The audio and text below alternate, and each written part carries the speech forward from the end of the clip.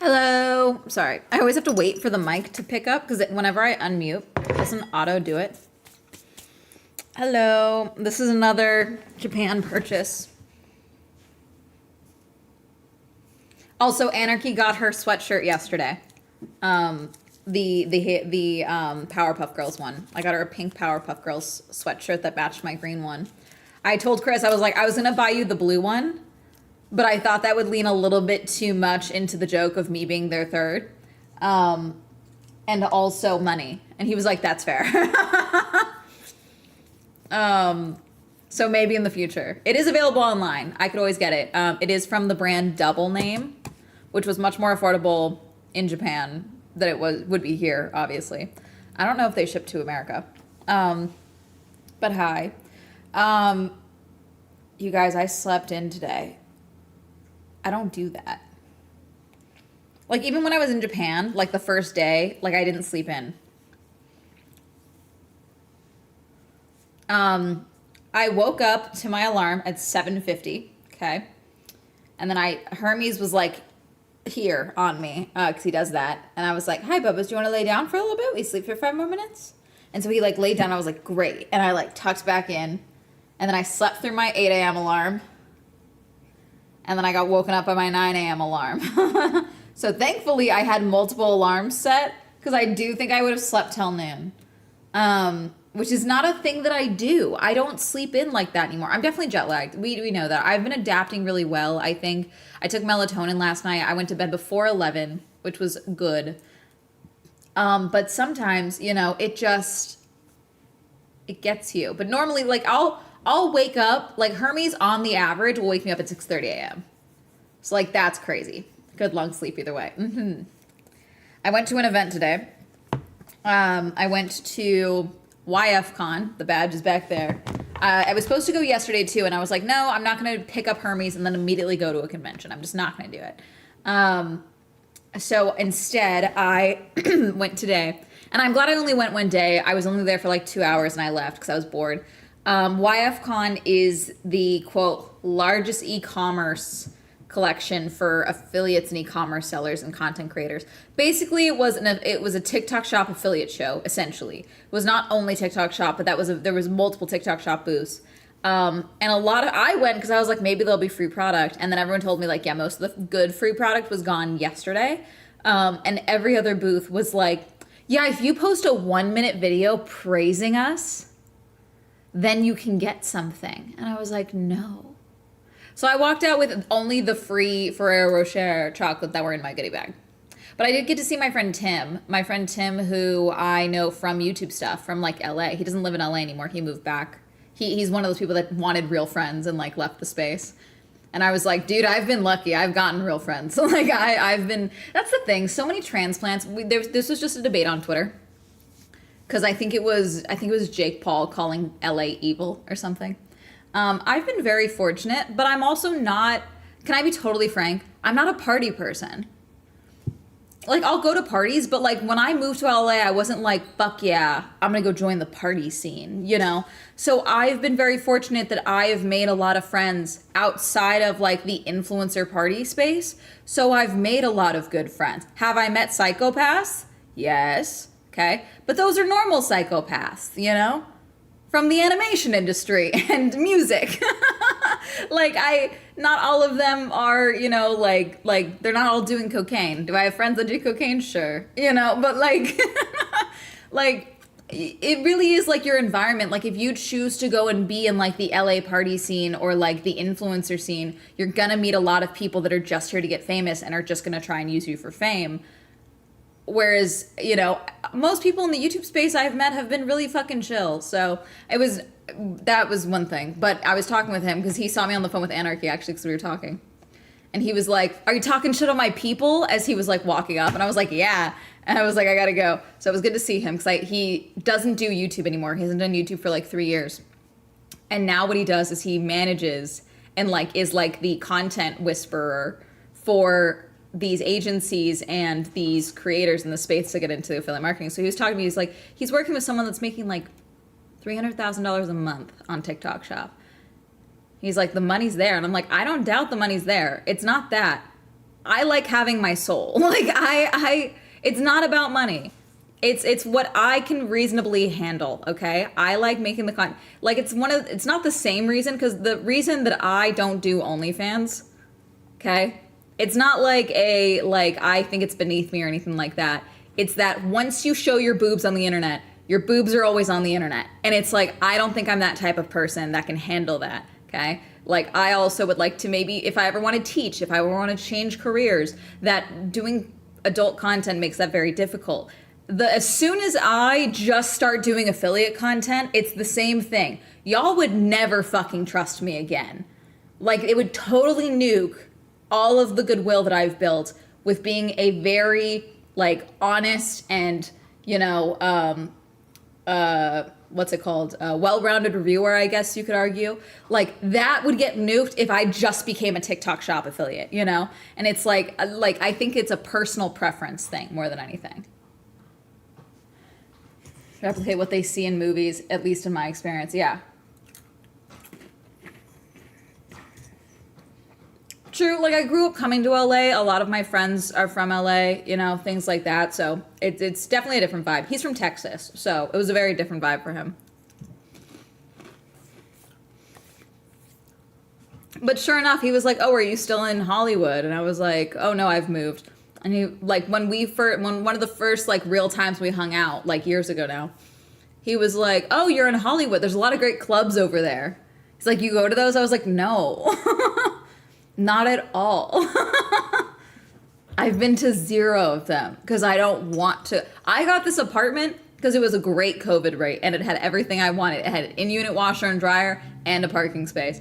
I don't give a shit about the neighborhood. Like,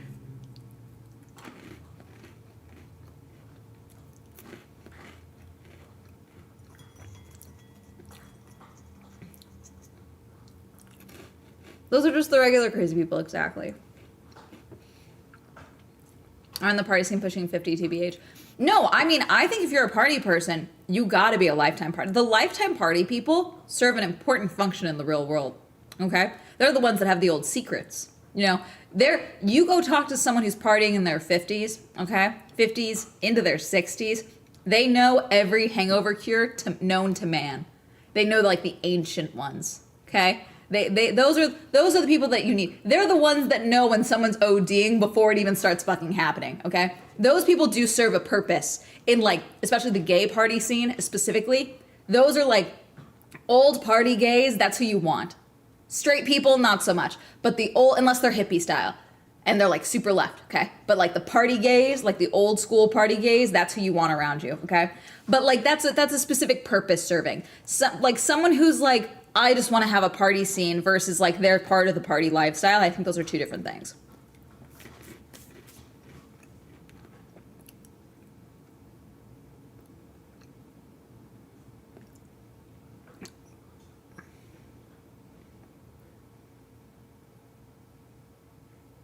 Yeah, silent discos are still a thing.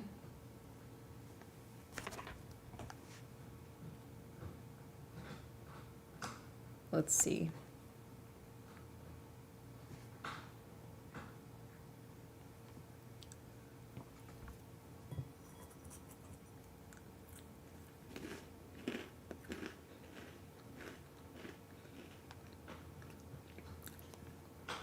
Everyone is mad about the Beach Read casting. Okay, do you guys know Beach Read by Emily Henry? I think I talked about this last night. I love Beach Read. It's one of my favorite books by Emily Henry. That and Book Lovers, okay? Two of my favorite books from her, okay? The casting for Gus Everett. I will not see that. I don't care that it's my favorite book from hers. I will not see this movie now. Like, I was already hesitant because they got Daphne Bridgerton, to play January, and I already was like, I don't see it. I really don't like Phoebe's American accent. I really don't.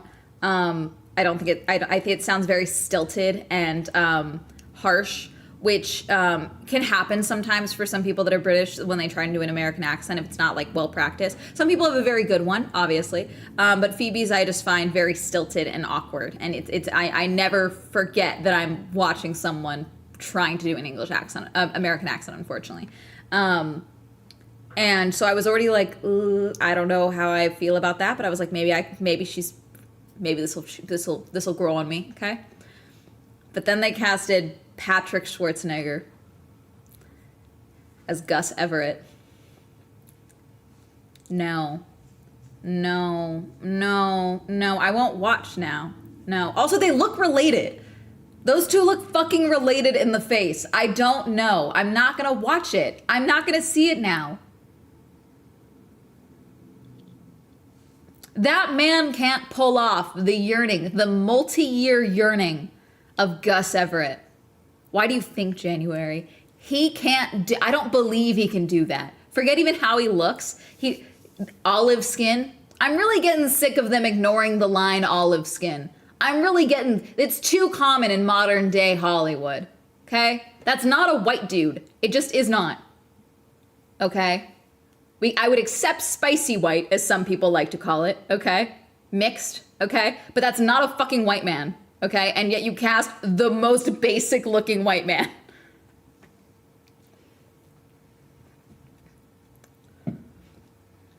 Yeah. I don't think he has the range. And even, okay, so Yulin Han, who is the director, literally posted in the announcement, after his first audition, I wrote, Patrick is a slow burn. Because I wasn't certain we had found our Gus. Why would you tell us that? The whole post is like, we tried everyone, but we just kept coming back to Patrick. And then we realized we weren't casting a character, we were casting a relationship. Bullshit. No, that's not what modern romance readers want. You're casting the relationship works because we like these characters. We're seeing people come together with their bullshit, so we have to like the characters. Apparently the chemistry read or whatever, his chemistry with Phoebe was really good. But then even then it's like we needed to find a Gus that would work with our January, which tells me that they realized while looking for Gus that they casted the wrong January, which means we should have started from scratch. Stop announcing things. Stop it. Because I was already hesitant on Phoebe, but I was like, I can see it. I do think she's a talented actress. I just don't like her American accent. And then I was like, okay. But then they clearly realized, okay, so this isn't working. Phoebe might not be the good January. But then they got them together and they were like, oh, these two work together. Doesn't mean they work together as January and Gus. That's not the same thing. Anarchy was laughing as I was explaining this to her. And she was like, okay, well, who else was an option? I was like, Logan Lerman. And she was like, oh, shit, now I'm mad. Because she would have seen the movie with me. If she doesn't care about Beach Read. She doesn't give a shit. But she would have seen that movie with me if fucking Logan Lerman was Gus. Dev Patel, literally fucking anyone. Obviously, Logan Lerman, again, ignores the olive skin thing. But still, he can pull off all this shit. Dev Patel, a lot of people were floating around Dev Patel. I kind of got sold on Dev. I brought up Logan Lerman because a lot of people, I was like, every whole house is mad. Book Twitter's mad. Book Talk is mad. People are commenting on, I don't necessarily request this. I don't think this is smart. Okay. I did make public posts about this, which is dangerous as someone who wants to act. This little rant. Me making movie review content, though, is dangerous as someone who wants to act, though. So it is what it is. I won't see this movie now. As someone who loves this book, I won't go and see this movie. I'll reread the book, and I'll call it a day.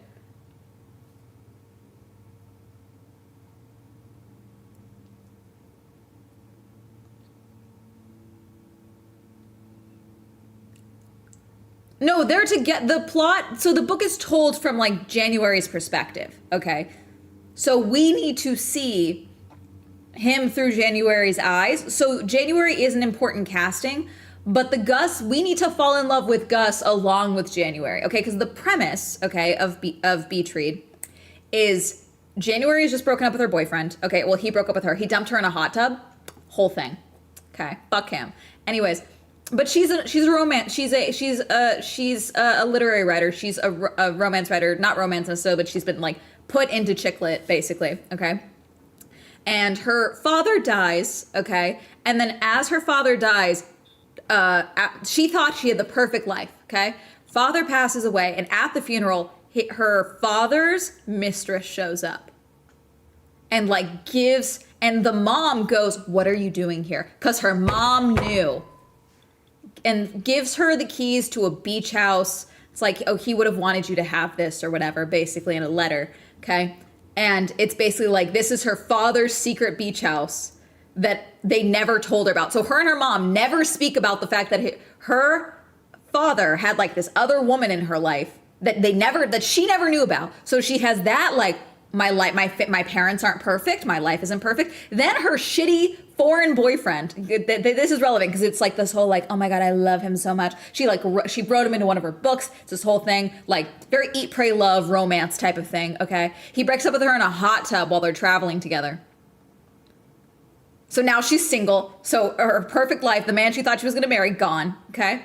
So she's like, and now she's on deadline for her next book and she's written nothing. Okay?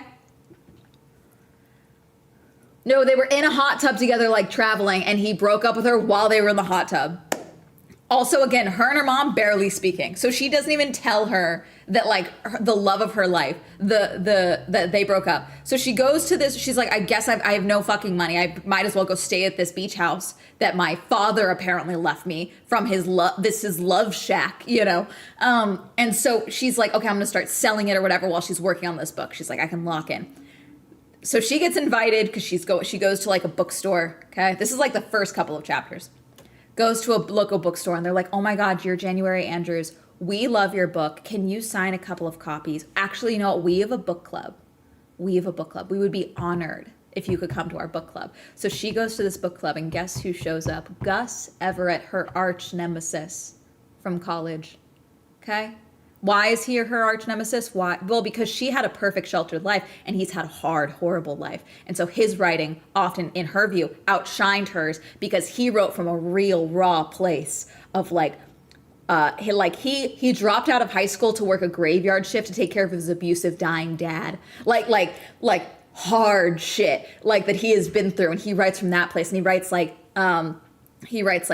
gritty literary novels where there's no happy endings. All of her novels have a happy ending. So it's like, she's like, I hate him. He clearly, he's hated me too, is what she believes. Okay? And so she's like, oh, I see. I was invited to this and they're going to compare our works because we've always been compared or whatever because they went to the same school. Okay? And so she's like, this fucking asshole. Turns out, by the way,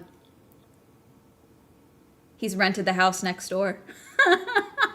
The house next door to the beach house, that's the house that he's been living in. I can't remember if he rented or bought it. It's been a minute, okay? But that's his house next door. So they end up, anyways, the book club thing is funny because it's neither of their books. They both thought that they were invited to discuss their books. And what it was like a spy novel book club. Neither of them write spy novels. So it was like, they just were like, oh, you're authors, come to our book club. Well, they just started deep diving. So like they both think it's funny. So like that's like this little mini truce thing. Anyways, they both decide to make a bet at some point that, because they're both working on novels, okay? So she has to write a novel that is not a happily ever after, and then he has to write a novel that does have a happy ending. So that's like the literary format of the book. It's very good, okay? But anyways, I don't know if you've guessed this. Spoiler alert for Beach Read. Jump ahead, exit the stream, mute me. I will do this when I'm done talking about it, okay? Mute me if you don't want spoilers. There you go, okay? Ready? 3, 2, 1. Anyways, she's always like, he hated me, but when they were in college at one point, there was one party where they like made out or something, okay? And she was, but then never spoke about it. So she was like, obviously he was drunk. There was this moment of weakness. Okay, whatever. She hates him, okay? She still thinks he hates her. She still thinks they're in literary competition together, even though they're literally not, okay? And then even though they're literally not. And so finally, there's like this big moment where they like,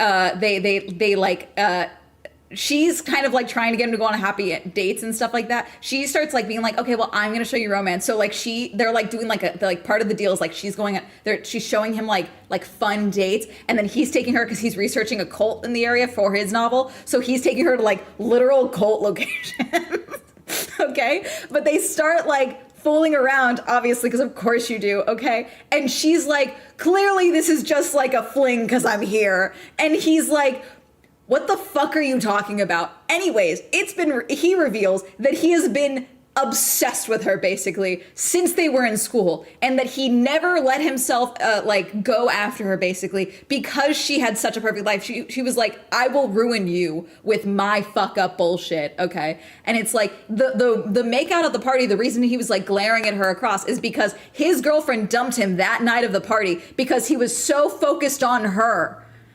So he goes like, why do you think, January? Why do you think not everything is about you? Sometimes people have fucked up shit in their lives. Dude, the book is so, you gotta read it. It's like, Emily Henry has such a way of writing. Like this, it's like, it's romantic high art. Like it's so good. It's such a great way of writing modern romance, modern men. I also highly recommend Book Lovers. If you're like a type A, stuck up bitch like me, you know, like you love Book Lovers, okay? But there's a level of pain and multiple years of yearning. Imagine from Gus's point of view. We never get Gus's point of view. It's all from January's view, okay? But imagine Gus's point of view of, holy fucking shit, I thought I put this behind me. He married another woman. They are separate. His wife like walked out, like not a part of the story, getting a divorce, okay? And so like, oh, okay, I thought I put this past me. Now she's staying next door in this random beach town that he thought he was safe. And now they're doing a literary bet. Like, come on. Come on. Come on. And you think Patrick Schwarzenegger can do this? Okay, hang on. No more spoilers. It's done. Unmuting. Like, I don't think it can do it. I don't think he can do it. There's such a good, there's such a good, God. I don't think he can do it. I don't think he can do it. There's so many. If I go on Twitter, I sent Anarchy a message because I literally, people are so pissed. Like here's a tweet. Logan Lerman just out and walking around yesterday like we didn't just lose him as Gus Everett. Like this is real. People are upset.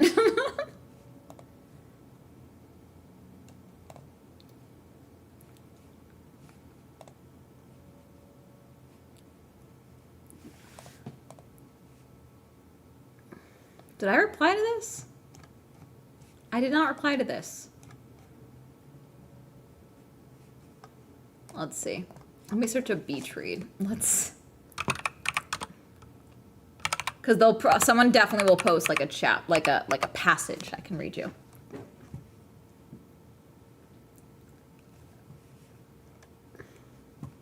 Someone commented on on Patrick Schwarzenegger's post. Break a leg, literally, drop the roll, quit, decline, in parentheses.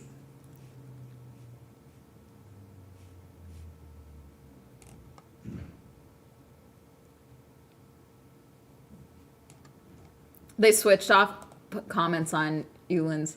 Patrick is a slow burn is what I wrote in my notes after Yulin Kwan. In my notes after meeting him for the first time. There was something about the way he talked about his feelings of love and romance that I couldn't forget. That's not acting. I'm so sorry. There's something about the way that he talked about his feelings and love. I can do that. I've never had a legitimate relationship. I can manipulate you. Easy. And I don't even use water like ChatGPT. Like what are we talking about? What do you mean?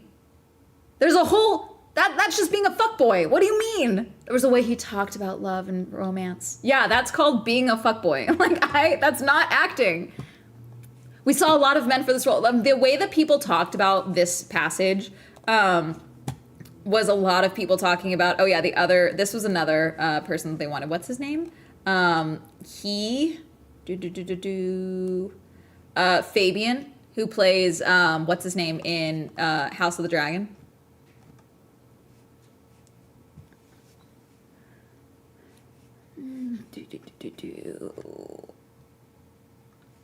Can someone explain to me why everyone is so upset? Did Patrick do something? Or that's someone on Twitter being like, I think this is fine. Because the bells over the bookshop door tinkled, and when I looked up, there he was, olive skin, cheekbones that could cut you, crooked mouth and a huskied voice I'd never forget, messy dark hair I could immediately picture haloed in fluorescent light. Augustus Everett, Gus, as I'd known him back in college.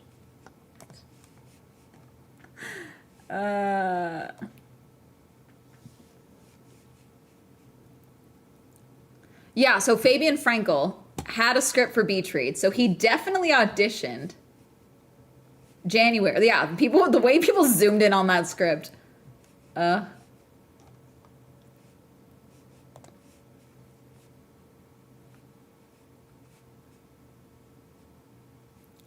Patrick Schwarzenegger, by the way, for those of you who don't know, Austin Butler was star in Luca Guadagnino's American Psycho. Patrick Schwarzenegger quote tweeted that on Twitter and said, I love Austin Butler, but he's already a star. I feel like Luca movies are perfect gateway for a newish actor to have a breakout performance.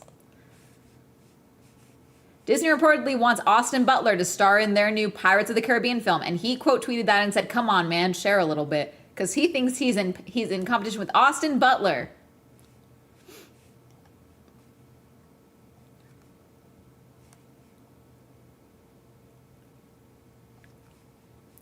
The search for Gus was an extensive process that took place over many months, and while initially he was a dark horse candidate, and an unexpected point, Schwarzenegger's tape and chemistry read with Divanor blew away filmmakers and the studio. Someone said, you can tell they low-key gave up. Well, it's definitely not the guy they cast. Well, no. So what it was is they probably had a bunch of people doing reads and things like that. They casted Patrick. Hey, can you decline the role, bestie? As someone who has read the book, nope, I don't like this. Just fell to my knees at work. They cast Patrick Schwarzenegger as Gus Everett, so I changed my rating to a 1 star. You don't drink water. It's a joke. I do drink water. This is empty-ish. In Chile, we're having El Nino Godzilla because of a rise in storms for this upcoming winter. I did hear about that. There's a lot of, like, I just saw something as well that, like, it's just a crazy storm year. Like, I saw something that there's going to be, like, a lot of storms with, what's it called?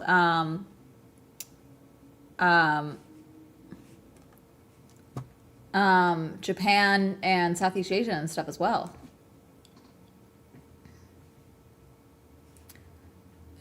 I mean, who knows? Because it's probably the studio forcing it because they're like, oh, he was just in, what's it called? He was just on, you know, White Lotus. Like, this is great. We get the Schwarzenegger name. He wants a bigger role. This will be a big deal for him. Who knows? I won't see it. So, like, they're not getting my dollars now.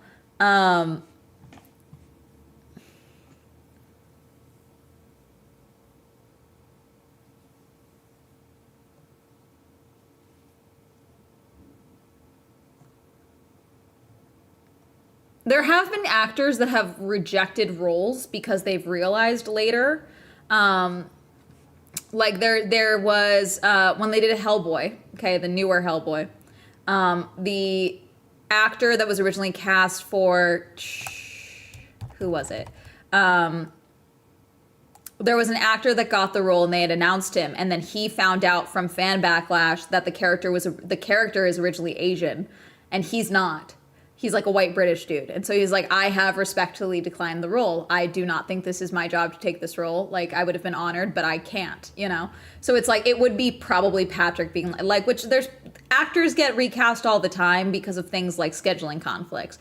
Patrick does not have a scheduling conflict, you know?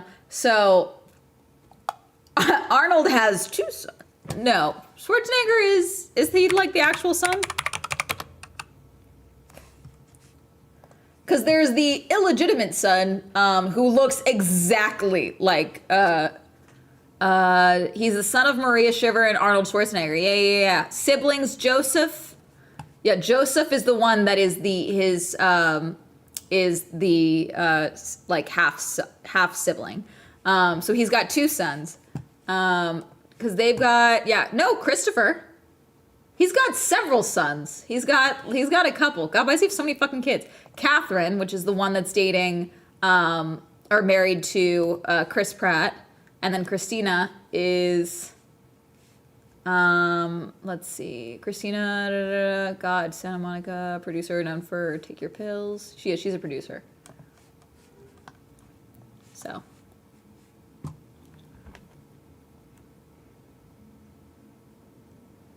I mean, he went to his lifting event. He's his only child that I think got into like professional bodybuilding.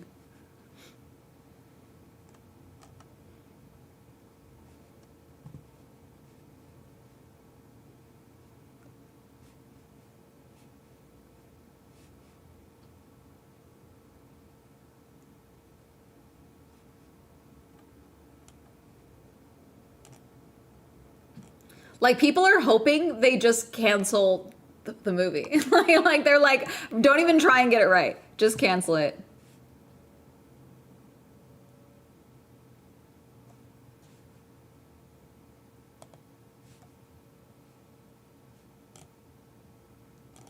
Let's see.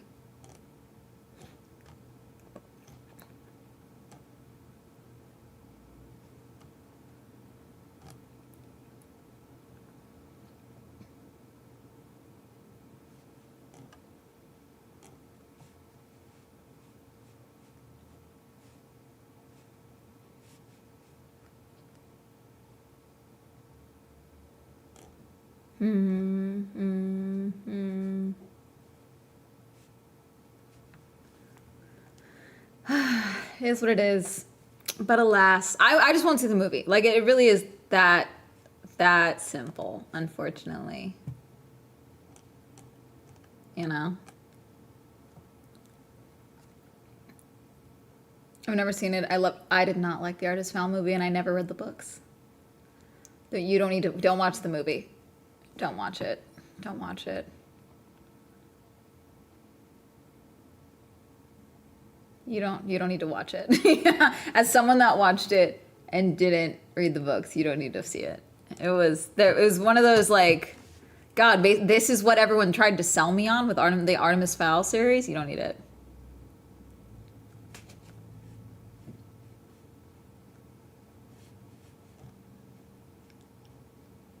Someone said this man looks like he has never read or written a book in his life.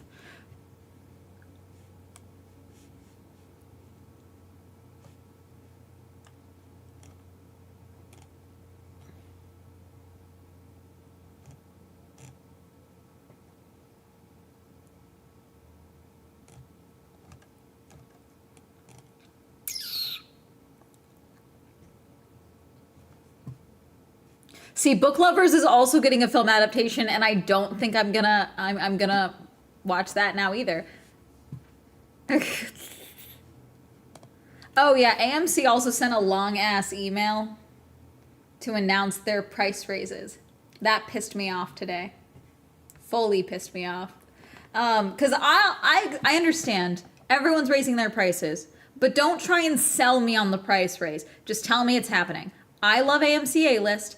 I technically barely use it anymore because I'm closer to a Regal and I'm closer to another, like, smaller theater. So, like, I still make the drive because of the deals and it's easy to book and things like that. And, like, every city I go to for events, there's usually an AMC. So it's easy for me to be like, oh, if I have a night to kill, I can go and see a movie, which I like.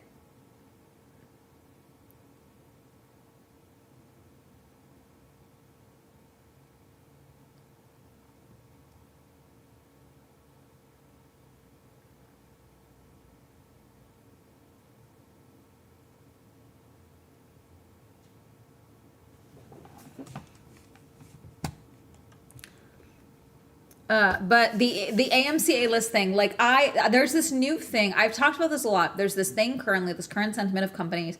There's a lack of respect for the consumer, which is dumb because you need the consumer to function as a company. You wouldn't be a company if you didn't have the consumer. The same way that I wouldn't be a creator if you guys weren't watching the content. Same thing. I'd still be a creator, but I wouldn't be like a full-time YouTuber. You get my point, okay?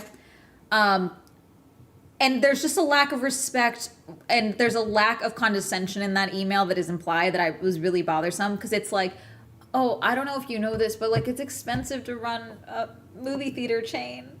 It's so expensive. It's so expensive. Here's all these movies coming out. Don't you want to watch them with us? You get 4 movies with us a week. Don't you want that? Don't you want to watch all of these sequels? Don't you want to watch all these remakes and reboots? Adaptations? Don't you want to watch? And so it was just annoying. And then it was like, now for the price. A modest increase is coming of $2. This is necessary. We haven't raised our prices in a year, in over a year. It was exactly a fucking year, okay? Exactly a year since the price increase. And you know what? At least last time you upped it to 4 movies a week. There's not even a fucking bonus for a $2 increase further. Fuck you.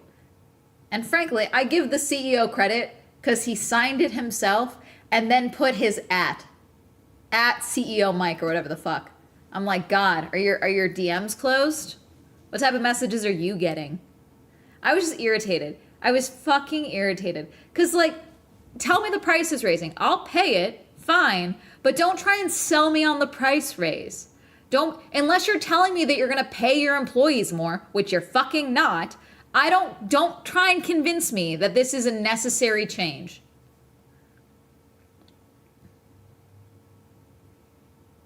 For the past 2 weeks, oh God. The function name for their customers is Frog and Pot. It's irritating. A year is nothing. That's so little time when the price changes. Yeah, and everyone's raising their prices, and it's like you're a service.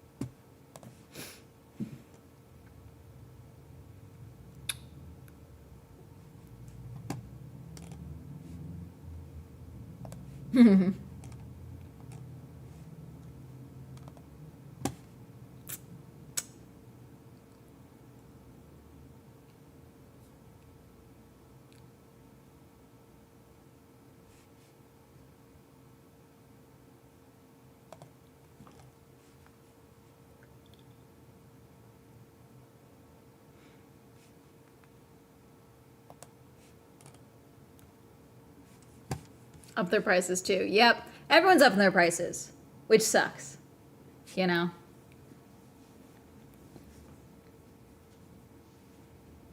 Like, I saw a video, speaking of the Ren Fair, I'm going to the Ren Fair this week and I'm very excited. But I saw someone sneak into the Ren Fair. They were like, the Ren Fair is $54. And so she posted a video of her sneaking in through one of the back gates and climbing a fence. She's like, success. Fucking power to you. They'll patch whatever the fuck you did as soon as they find that video. I wouldn't post that. I would just be like, so-and-so got it for free. But, like, I don't blame her. Fucking yeah.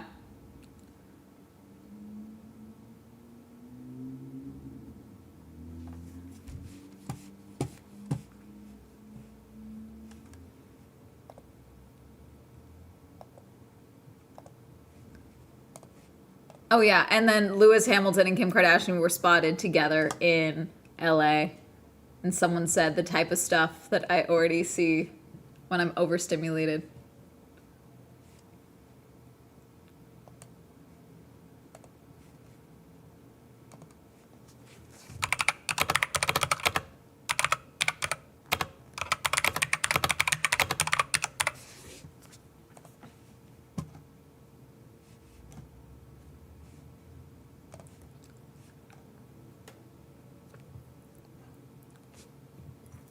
Ugh. Anyways.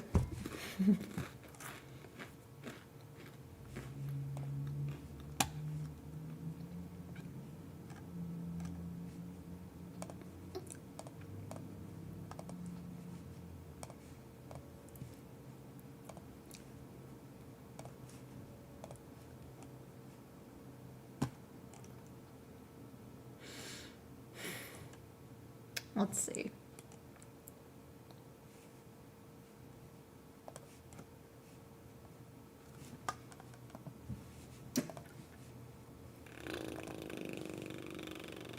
God, 40. How long was I ranting about beach read? How long was I yelling?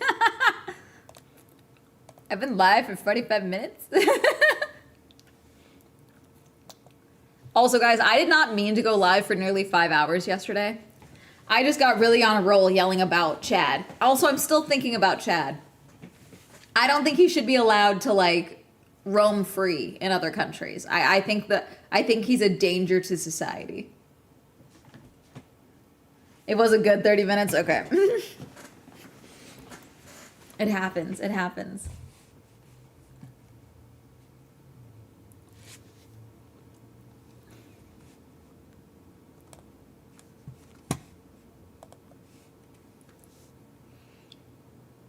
You haven't read the news today, have you?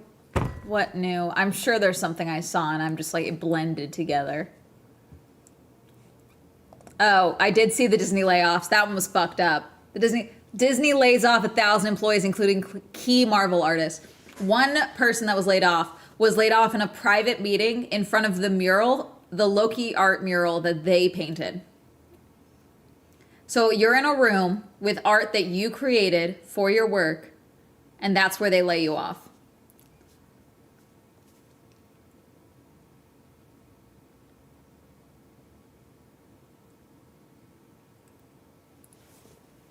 There was that one. Everyone's saying buy physical media, which, yeah.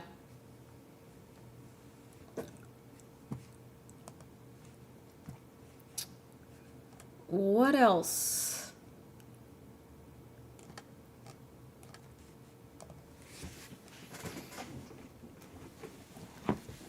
What do you mean 61 million Chads? Are you talking about the men that were practicing to stab women if they said no?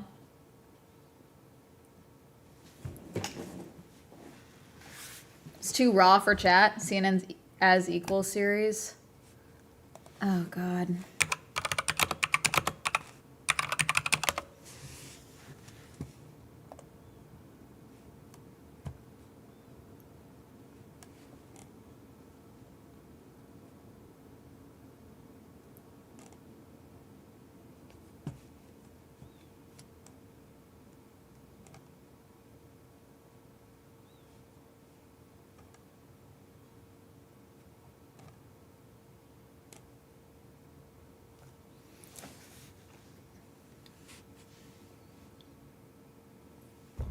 Who worked at Disneyland, who posted on Facebook very vaguely. I do not know if he still has a job. It's horrifying. It's every day. It's really awful. Oh, January 6th pardoned riot participant pleads guilty to child exploitation. What is that? 7 of them now?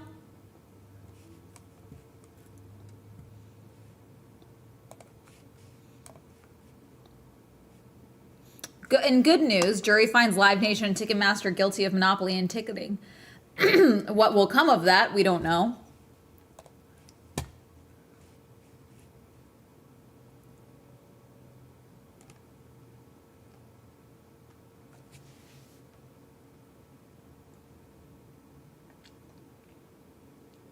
Hi everyone, what's up? Pain. We're talking bad shit now. If we want something non-awful, nice PBS channel just posted a documentary about returning to the moon. That's very fun. We're gonna watch scary wilderness videos in a second.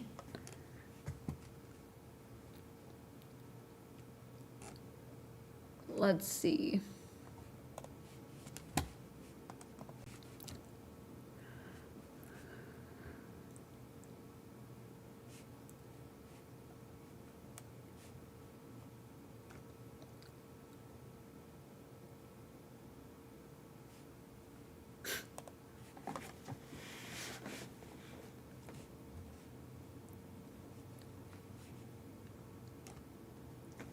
Let's see.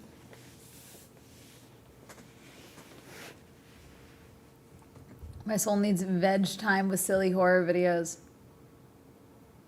Oh, so you can chat about men being dumb again? Yeah, obviously. We need the comfort of people thinking a guy with a backpack is Bigfoot. You're so right. The bread in circuses. The bread in circuses cost a fuckload of money, and the bread also costs a fuckload of money and is horrible quality. The circuses make you pay for VIP to be able to see the dancing monkeys. Like, it's really fucked up. Hermes, be nice. Okay, let me go flip on the AC for 2 seconds, and then I'm gonna get apple juice, and I'll be back. Hold on. I also want more goldfish.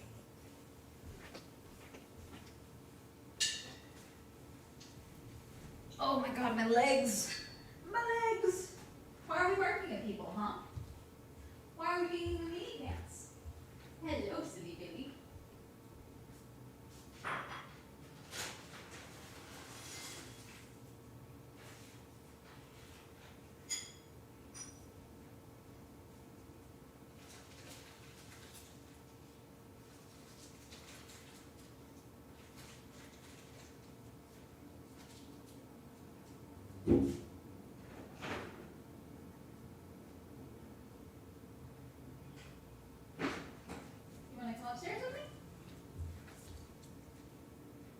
Warm up there, so I'm flipping on the AC, but come on, let's go.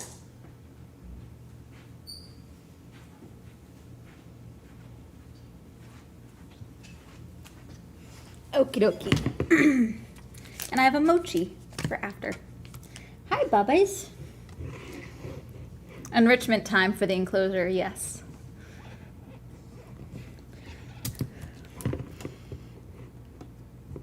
The Iran War is the circus. The circus is not supposed to have a death count.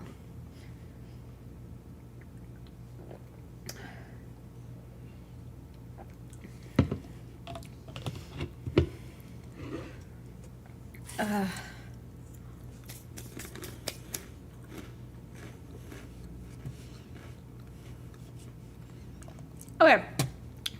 Screen share.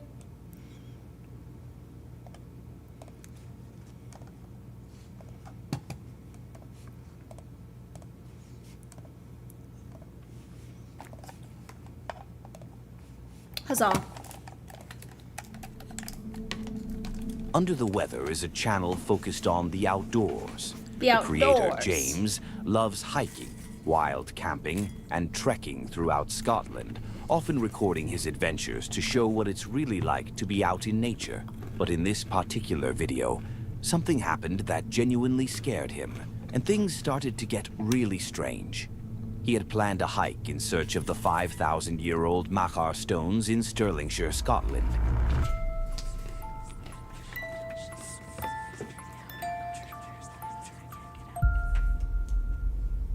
Welcome back. On our way to find some 5,000-year-old standing stones. They were placed there by Druids. Many moons ago. I've tried to find this place a few times. And, many moons ago. I love this accent. So let's hope we've got a chance today. I think you need to cross the river. This is what I've been told. Cross the river, then take a right and a right again. And we'll see how we get on. Onward, Christian soldier. He started his hike, and the place was absolutely gorgeous. The kind of view that makes the whole journey worth it. The only problem was that he didn't exactly know where he needed to go to reach his destination, but somehow he managed to find them. After such a long hike, he decided it was time to find a place to camp for the night, so that's exactly what he did. He looked around and eventually found a small spot tucked between some trees near the stones, which seemed like the perfect place to set up. That is a good spot. Is that like a... Look at that. What is this? A perfect space for a tent, isn't it? Where am I going to have my fire, though? Also looks like bait. Tent. Well, maybe I've... Yeah, I think I'm just going to set up right here with the fire here as well. Yeah, sounds like a plan. Night started to fall, so he lit a fire and sat beside it, just relaxing and enjoying the moment. Everything felt calm, peaceful even. Elevated But that fire didn't pits like that last are always long. so fascinating Out of to me. nowhere, something unexpected broke the silence. A helicopter flying low and circling around his camp. Oh, you did some fuck shit?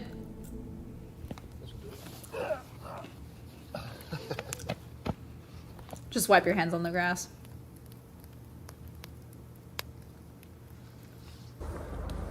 Can you hear the helicopter? I'm curious if elevated fire pits are safer than some other fire pits, because it is off the ground, but I'm worried about embers, looking for you know? someone, and I've got a fire going, and I cannot get rescued, if you know what I mean, because I don't need rescued yet. Yet. It's like the fat that's starting to come out the chicken, which is setting the fire alight. All good news.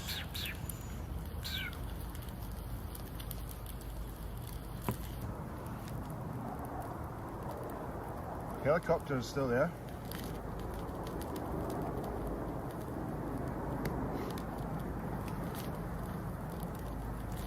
A bit ominous if you ask me. Wow. We can go away. There it is.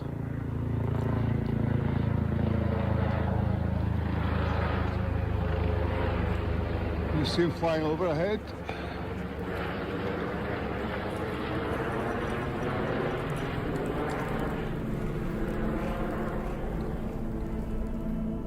It looked like the chopper was searching for something, flying low with a searchlight scanning the forest, and that alone made the whole situation feel weird. It could have been checking out the fire in the middle of the woods, or maybe it was actually looking for some... Sorry, hang on.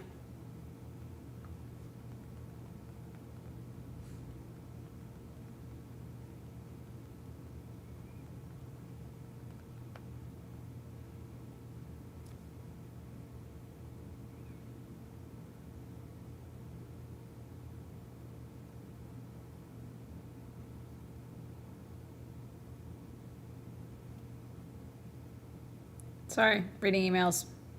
It is a work day.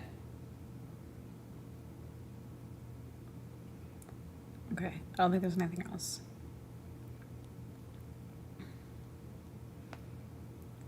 God, they're giving us a discount for a house cleaner to like come in and do like a one cleaning. Low-key might be worth it. Just to have someone come in and like deep clean. I do know some people that do that like once or twice a year. They like hire someone to come in and clean. Someone, possibly a dangerous person hiding somewhere in the forest. James didn't really mind it though. I mean, yeah, he was a bit confused, but not enough to make him pack up and leave. So he stayed by the fire and continued as usual. But that's when something even creepier happened. Take a look. Should have brought more water. There is water around about, obviously, but I don't know. It's quite treacherous. You saw what the ground is like. I think I'm going to have the chicken wings without the mashed potato. What the hell is that? That sounded like an added audio. Hello?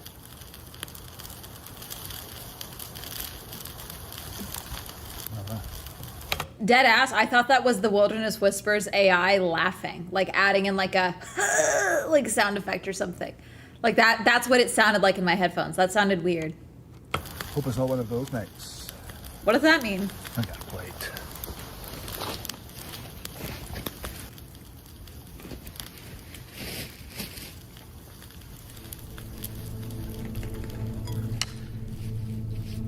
He heard a weird sound right next to him in the darkness behind the trees. And honestly, it sounded like... I don't even know what it sounded like, but it was creepy. He got up and called out, trying to see if anyone would respond. For a moment, he even considered heading back home, but quickly realized that wouldn't be the safest move either, especially in the dark, where things could get... I don't think, as a man, hi, I'm gonna put my mind in the view of a man for a second. I don't think enough stuff has happened for you to be like, it's unsafe for me to stay. You know? Like, cause also that could have been like a branch that was loose or something falling and sliding down the side of the tent. Like that could have been a million things. Other than the helicopter, there's no indication to really show that there's someone out there with you. You know, like I don't think this is enough to be like, God, is it safe to leave? I don't think that's enough. You know? Even more dangerous. So he decided to stay at camp, relying on the firelight to give him some visibility. After spending a bit of time talking to the camera, he eventually got into his tent and went to sleep. But then, again, he was woken up by strange noises right outside his tent. Nope, nope, nope, nope, nope, nope, nope, nope. Nope, nope, nope, nope, nope. Nope, nope, nope, nope, nope, nope, nope, nope. Shit.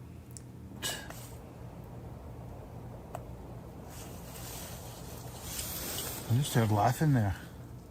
Oh, that would fuck me up. That would fuck me up. No. No way. I feel like the hyper-rational part of my brain would be like, no, I didn't. But then I'd hear it again. I'd be like, get me the fuck out of here. I would leave my shit. I would grab my pack that had like my important shit in it, and I'd get out. Look at the baby. Hold on. Look at him. Look at the producer. Owl. Yeah, it's also an owl, a fox. It could be anything. You know, it's not a bear. You guys don't have bears in your woods. You're probably fine.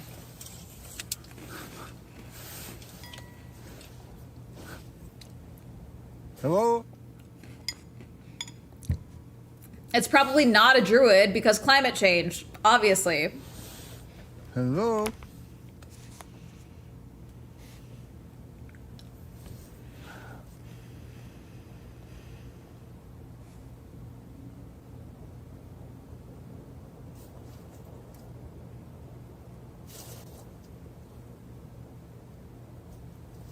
I think that's a road in the distance, maybe. Yeah, it can't be. It can't be. Right. Bro scared. I can't hear anything, so let's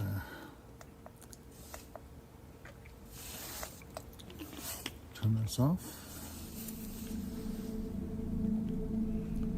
Right. Good night. He heard something, but the camera wasn't really able to capture it clearly. Still, nothing else happened that night, and he eventually managed to fall back asleep. In the morning, after waking up, he decided to make himself some breakfast and just take it easy for a bit. But while he was eating, he noticed something extremely unsettling, something that might explain what he had heard outside his tent during the night. Take a look. How's the spot? Well, one thing I didn't really check last night was tree fall. That was dumb. And look at that, those two big bad boys behind me. That would kill you. There's fallen trees everywhere, but the wind's not being as bad as it has. They call them widowmakers because a lot of times trees can still be really tall but be dead. So they get really weak in the roots. So if wind picks up or anything like that, it doesn't even take a lot. They can fall, and if it falls on your tent, it will kill you. They call them widowmakers because they often kill, husbands out camping alone. Okay. You should always check for tree fall. You should always check for that. Has been in the recent weeks. Oh. But everywhere you look, there's fallen trees. Ooh, yum, yum, yum.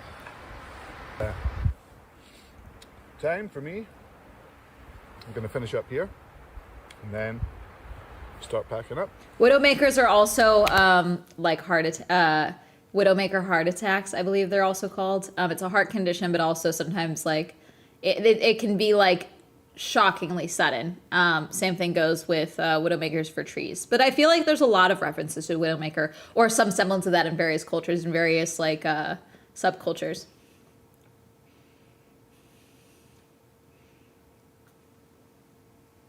And make it.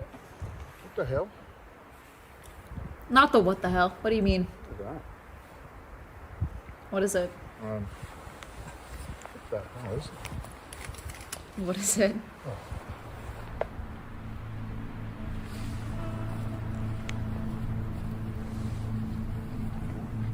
What is it? I think they're in the trees. Is it a witchy thing?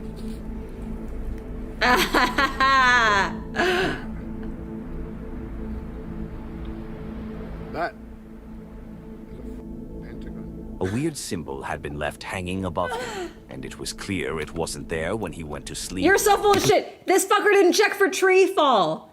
This fucker didn't check the trees. He didn't see that before he went to bed. Please. Don't piss me off. No, this fucker, you included the clip of him acknowledging that he could have been hit by a tree, that there was these big trees behind him and he didn't even see that. He definitely wasn't checking the trees. We definitely didn't know if that was there before or after, please. Because he had already checked that exact Please. spot. He got out of there in seconds. At that point, You're at a circle, okay? You're going to the Druid Stones, okay? You 100%, one, didn't check that shit. And two, you're in a spot where clearly people have done something, whether it's another camping or they created that to prevent any fire burning or anything like that. That's a man-made setup that you are in. They maybe put up a star somewhere for whimsy or other purposes. Who cares? This is not scary. it felt obvious. He was being watched, and probably No, had been watched this is not throughout obvious. the entire Wilderness, night don't piss by me someone off. very unsettling. It also makes you wonder about that helicopter. Was it just trying to investigate the light in the forest, or was it actually searching for someone dangerous? Because if that's the case, James Dangerous, may have yeah, the unknowingly witches. been right near them the whole Please. time. Maybe even interacted with them without realizing it. You're so In God. the end, it was never clear Pissing who me was off. responsible or We're why writing this fan happened. fiction. But one thing was certain. The situation didn't feel normal at all.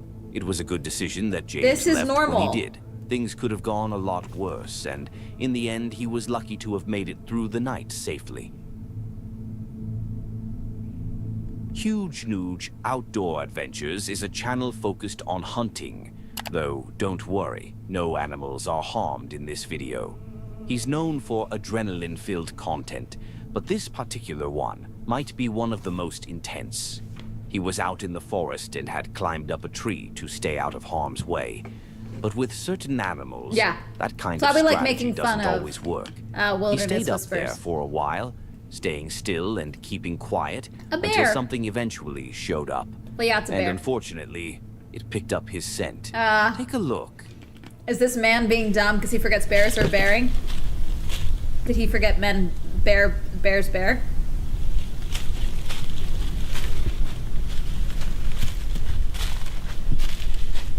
Oh, is this the one where the bear comes up and looks at him? Well, you left that there. That was dumb. You should have put that somewhere else. That's a dog. That's basically a dog. Bears are basically dogs when you think about it. Is it going to use the ladder? That'd be so funny. I don't believe he would have seen that star. Were he not looking for it's because he put up a light near it. Yeah. This is so funny.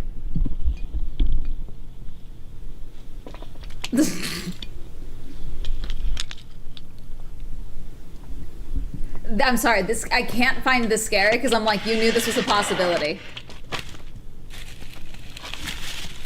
Oh, bro, you're not even that high up. I thought you were higher. That bear did what? 2 climbs? Yeah, this is on you, bro. You're not high enough. That's on you. Of course he smelt you. You're what? 2 meters off the ground? That's it?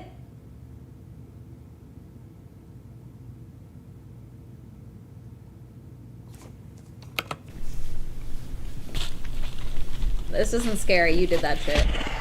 Uh-oh. Okay, maybe 3 meters.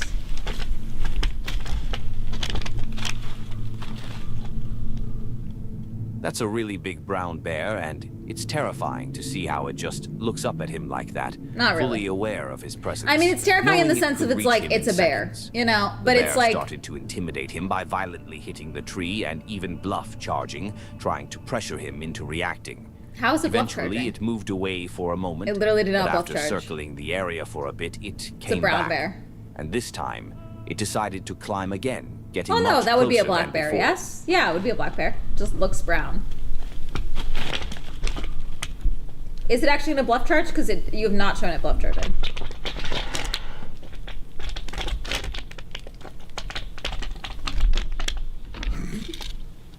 Sorry, this is funny to me. Because it's like, yeah, you fucked up.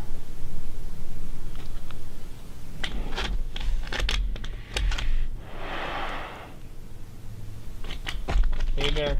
Hey, bear. Hey, Yeah. bear. You should have been doing that the whole fucking time. So, hi. Make noises for bears. Okay?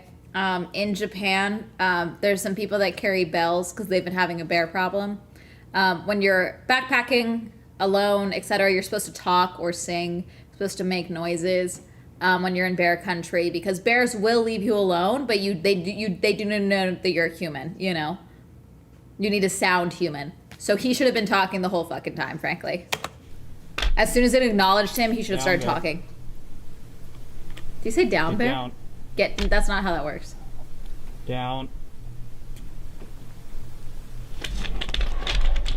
Did it go? That's funny.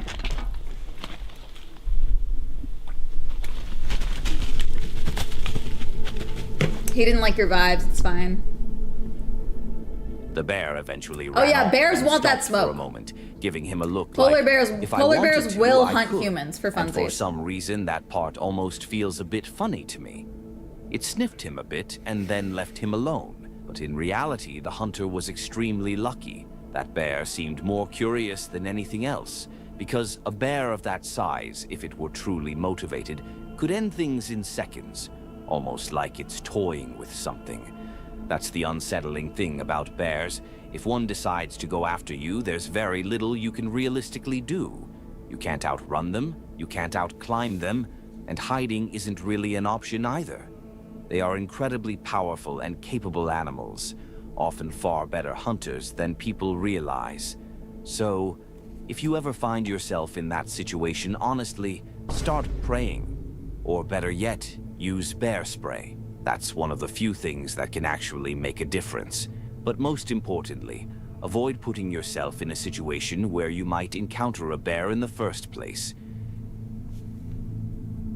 Kenny is a guy that lives in Minnesota and consistently posts videos about the outdoors, exploring the wilderness in his camper van, and having one of the greatest times while filming.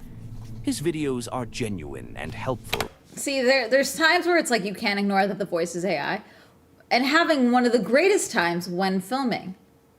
What? What the fuck does that mean? Which makes watching them really relaxing. But on his channel, there are also moments where things didn't go as planned. Even if it's rare, it happens.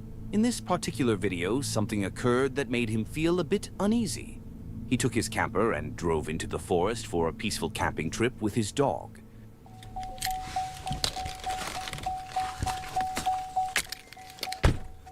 You gotta stay, okay? I first found this spot probably 10 years ago, and that summer there was a car up here for a couple of months straight. I think it probably broke down or they were just squatting up here. We're not too far out of town, so sometimes the people that come out here, they're not out here to camp, they're looking for a place to stay. I found a couple of different trash sites in this woods. It doesn't look like there's gonna be anybody here. Oh, there's some trash. They found a camping spot and set up there, building a fire and cooking something. Everything felt perfect. Just a simple, peaceful time in the woods with his dog. Nothing seemed like it could ruin the moment. Or at least that's what it looked like at first. After chilling for a while, he decided to go for a hike. But this is where things started to feel a bit strange. No, I know someone writes it, but it's not good writing. I figured we could check out the lake across the road. The lake.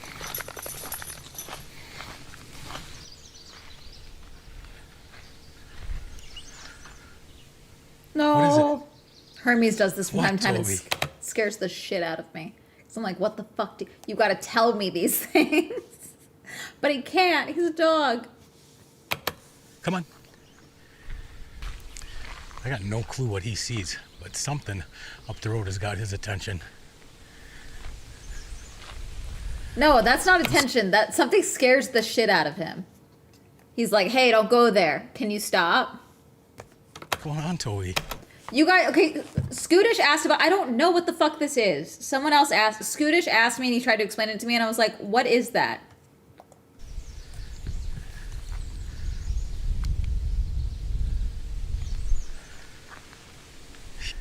He always sticks by my side. I have no idea what he sees up there, but maybe we won't go that way.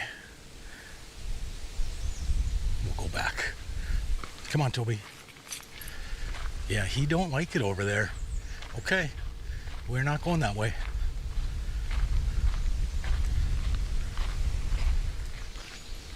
I have no clue what's got him freaked out.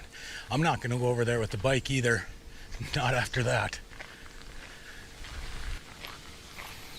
Oh, this is 2027. Guys, I don't have fucking time to think about this right now. Don't. We're in the he wants shit to for go right back to the 2026. camper. We're not doing that. It said March. That was weird. Want to get up in your chair? Come on. Weird. I've never had him act like that before. You go down? There you go. You'll have to let me know down in the comments. What do you think is over there? I've smelled bear before. I know it sounds weird, but you can smell bear when they're in the area. I have no idea why he freaked out like that. Weird. Toby dogs suddenly and bears don't like stopped, dogs. Bears don't like hesitating to go dogs. any further. Doggy. And usually when a dog acts like that Doggy. and refuses to keep walking, it's something worth paying attention to. Dogs can pick up on things long before we do. There was a good chance that something was ahead. Maybe a bear, maybe another animal. And Kenny understood exactly what Toby was reacting to. So instead of pushing the Northern forward, Lion they turned Cruise. back toward the camper. To be extra sure, he even launched a drone to get a better view of the area. But with how dense the trees were, visibility was limited. And if there was any animal around, the sound of the drone likely scared it off anyway. This situation really shows how important it can be to listen to your dog's instincts. Nothing ended up happening to Kenny, but if he had kept walking and ended up face to face with a bear, the outcome could have been very different. I've shared a similar video before, and many of you told your own stories about moments where your dogs warned or even protected you.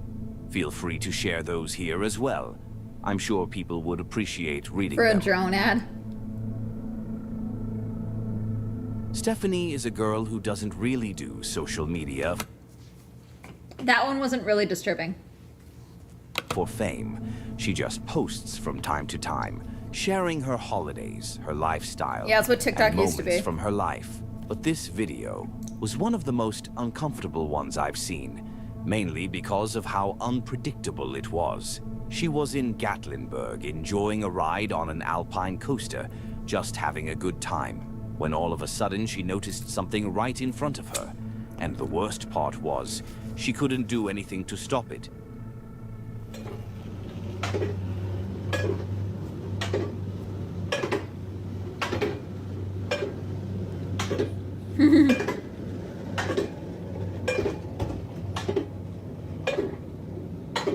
Don't stop. Just keep going.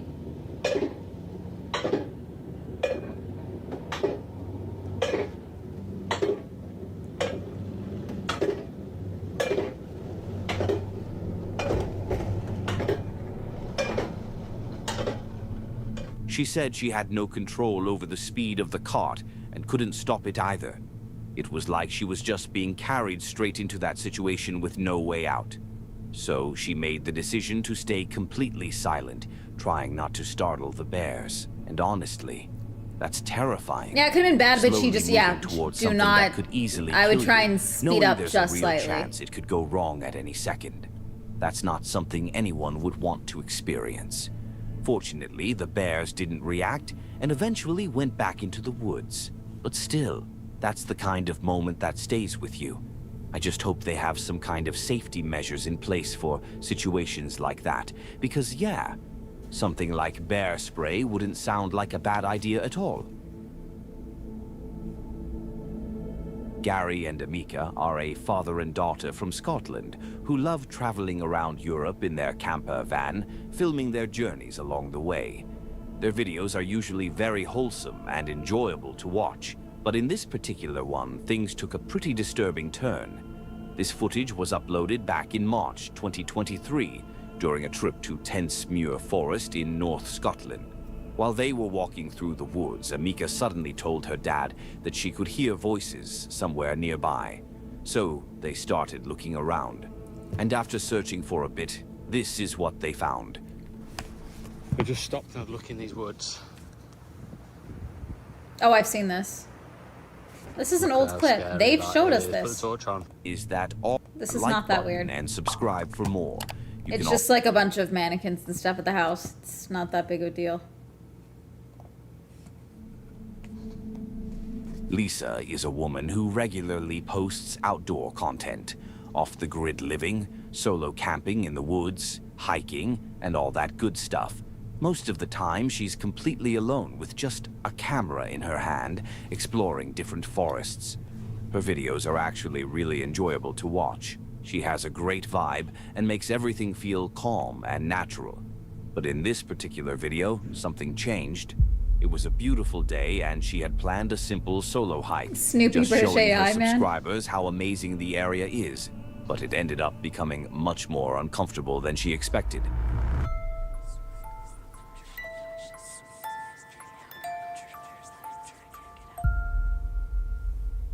Hey y'all, welcome to Lisa's Escapades. Me Today filming I'm on out in a events. different Hey, area. I y'all. had to go north, so it wasn't flooded.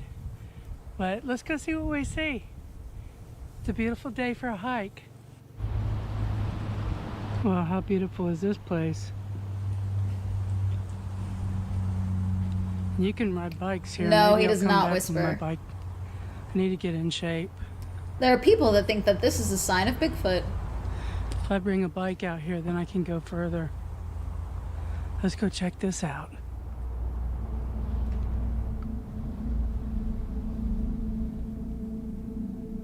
A beautiful hike indeed. The location was stunning, and it felt like nothing could possibly go wrong. But then, she noticed something. Something that instantly made her uneasy and sent her stress levels through the roof.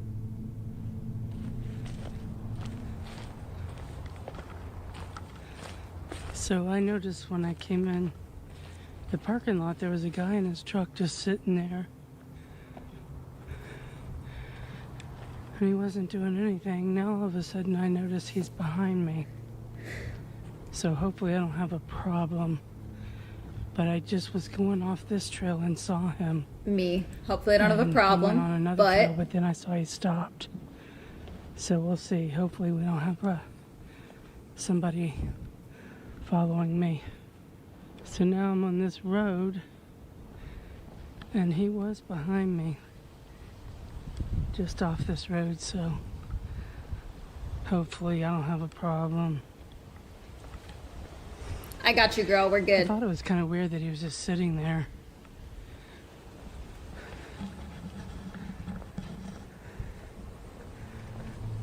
Yes, I have protection. She's strapped, baby. I'm assuming it's probably pepper spray. Or a gun. Might be a gun. If this is Florida, First, it's a it could have gun. seemed like a coincidence. After Yeah, is this all, Ocala? That kind of looks like Ocala. It might be Florida. maybe he was just there enjoying the area, and she happened to pass by him. But the moment she entered the woods, he started walking too, right behind a woman who was alone. Yeah, that's weird. She mentioned she had some form of protection with her just in case, and decided to continue the hike, but she kept looking over her shoulder to make sure no one was following her. And the problem was, he was. At one point, she even stopped after hearing knocking sounds deeper in the woods, and considering everything Everyone thinks that also means, oops. Everyone also thinks that's also a sign of Bigfoot. that had already happened, it really makes you think it could have been that same Well, the guy horrors were human staying after hidden all. while watching her. So I just heard some banging noises coming from over here. Banging and knocking are two different things. Let's see Don't if I piss can me off, capture it Wilderness on the Whispers. camera. I'm just gonna walk and be real quiet.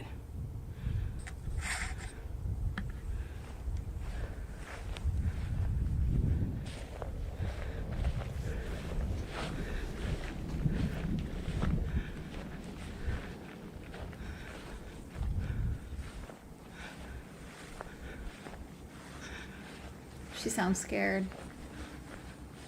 Girl, if you're strapped, pull that thing out. Get your pocket.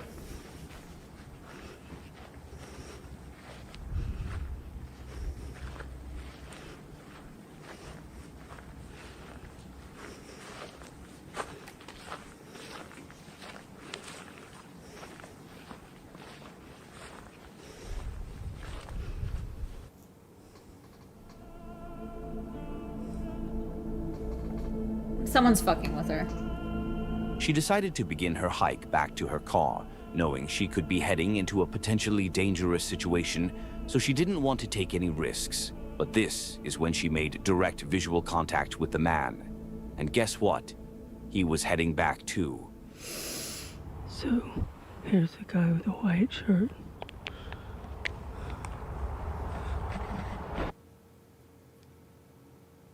No, he definitely looked back at her.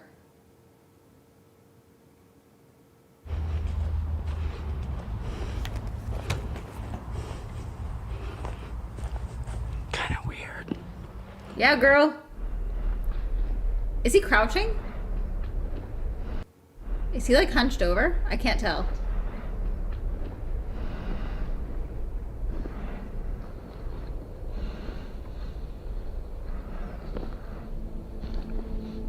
There's another one?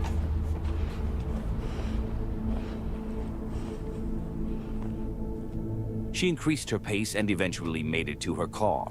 At that point, the man turned back into the woods.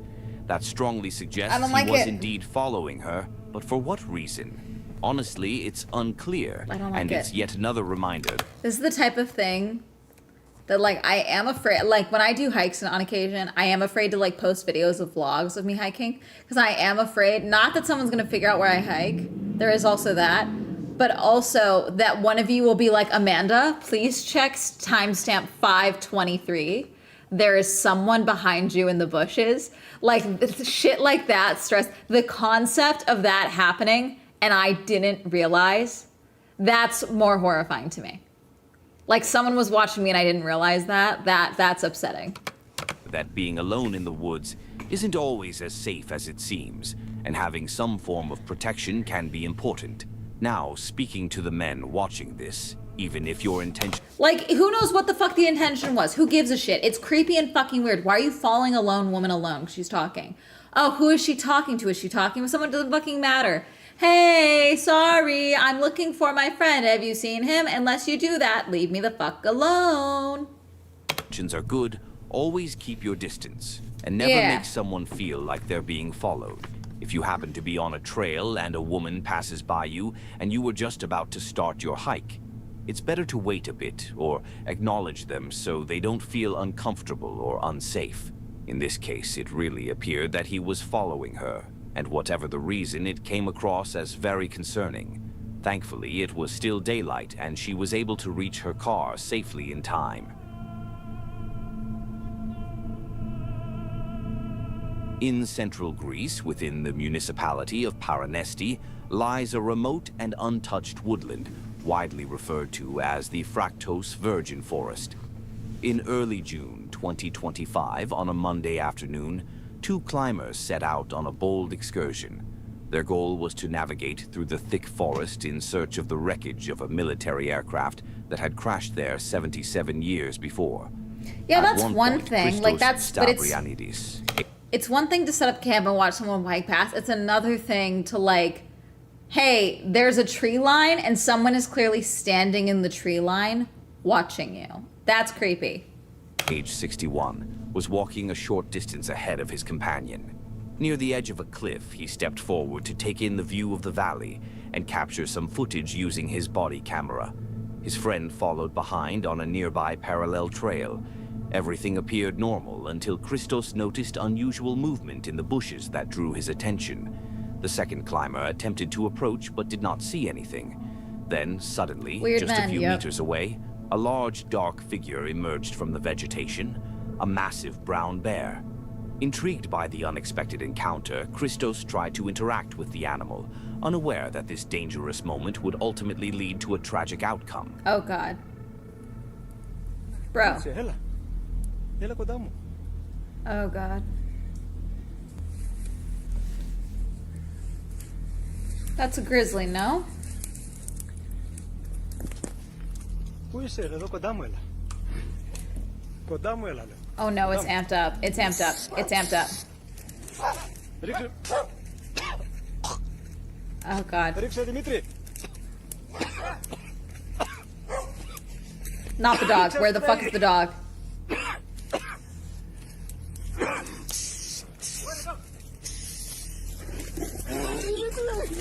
Oh, Jesus. He fell? The footage shows a bear described as a large adult male moving quickly toward the second climber, who was accompanied by his dog. Defensive barking can be heard as the man manages to gain only a few seconds to use the pepper spray he was carrying. Meanwhile, Christos, on the other side, was affected by the spray's odor and began to react just before being fatally attacked by the bear. Immediately after being exposed to the pepper spray, the bear turned and ran toward Christos, who was standing at the edge of the cliff. The attack caused a fall of more than 800 meters. The friend, in a panic, instinctively climbed a tree to protect himself. Holding his mobile phone, he called emergency services, fully aware that the area was extremely difficult to access. Hours later, a large-scale rescue operation was organized. Firefighters, rescue teams, and even a helicopter were deployed in an attempt to reach the location. Oh, God. The forest was so dense that rescuers had to proceed on foot, making their way through trees and rocky terrain. When they finally located the body, Christos was motionless. The fall had been fatal, and he did not survive. Images of his final moments quickly gained attention and made headlines in several countries. Despite was a their crazy experience, experts stated that the climbers did not react in the most appropriate way, No. and that the bear's behavior was likely defensive, typical of situations in which the animal feels threatened or cornered.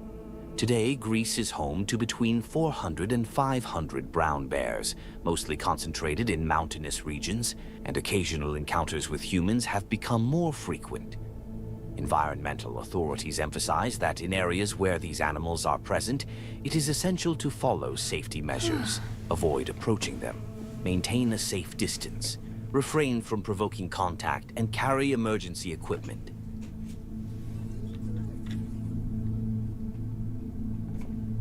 Lady Bugout is a channel run by a woman named Dee, who loves sharing tips, hacks, and the best gadgets that make life on the road easier and more comfortable. Her videos feel very genuine, often showing her camping in her van and enjoying how relaxing that kind of lifestyle can be, not counting the times when the van engine decides it needs some attention. But that's another topic. However, in this particular video, things took a different turn. It shows that danger in the wild doesn't always come from human or animal encounters, but sometimes from things that are truly unexpected. Is it a man? Awesome night.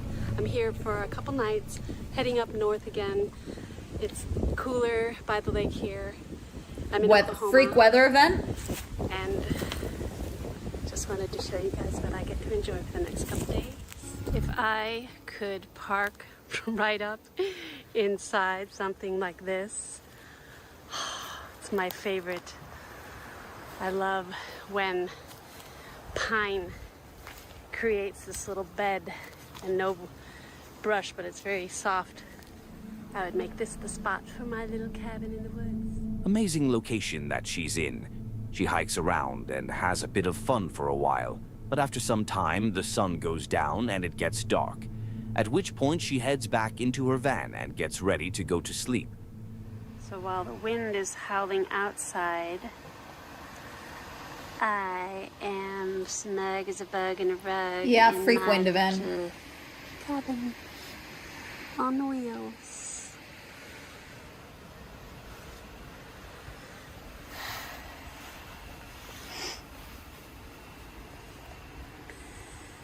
There's another camper right over there. It's a tent. They came in today. Can't believe that they are camping in this weather in a tent. I'm surprised that their tent is still up. Actually, I don't know if it's still up.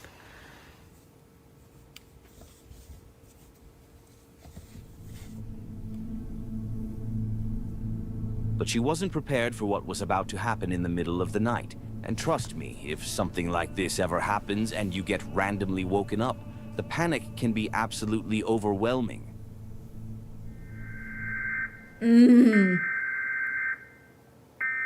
Girl, move.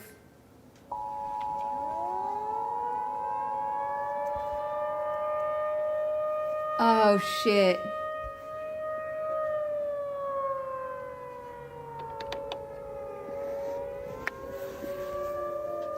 what to do. Leave. There's a tornado warning.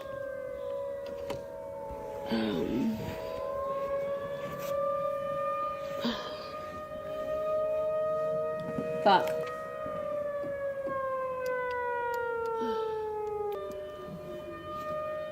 You need to leave. You need to find out where it is and get on the road.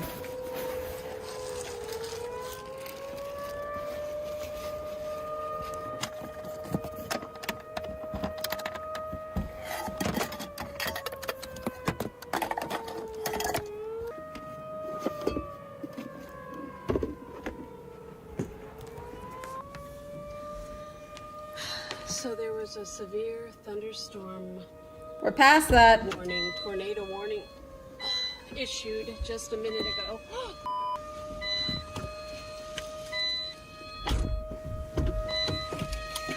And so I am not sure what to do in this situation. Actually. Girl. I thought that somebody would come around. Why would someone come The around? campers hightailed it out of here Of course they did. in the motorcycle. And so I am just going to go. Unfortunately, in current day in the United States, if you have never lived through a disaster, I have. It's usually fires. There's no help coming. No one's coming around. As I've talked about with the Eaton fires, most of the death happened east of Lake. And most of those people, I think 40% of them were disabled in some way. And they couldn't get out on their own. And they had hoped, or they'd told someone, I'm waiting for the transport vehicle. And nothing came. There was never going to be a transport vehicle. Even transport that there was, it was simply, let's get you from one location to another. That was it. It was not getting you to safety. A lot of the people that died in those areas as well is because the alerts did not go out east of Lake properly. So a lot of people either lost their homes and lost all their belongings because they didn't realize a fire was coming for them until it was right on top of them. So there was a lot of people that either had to leave with 5 minutes warning, and that was it. Not nearly enough time to grab anything of value or their personal items. Some people grabbed a passport and that's it.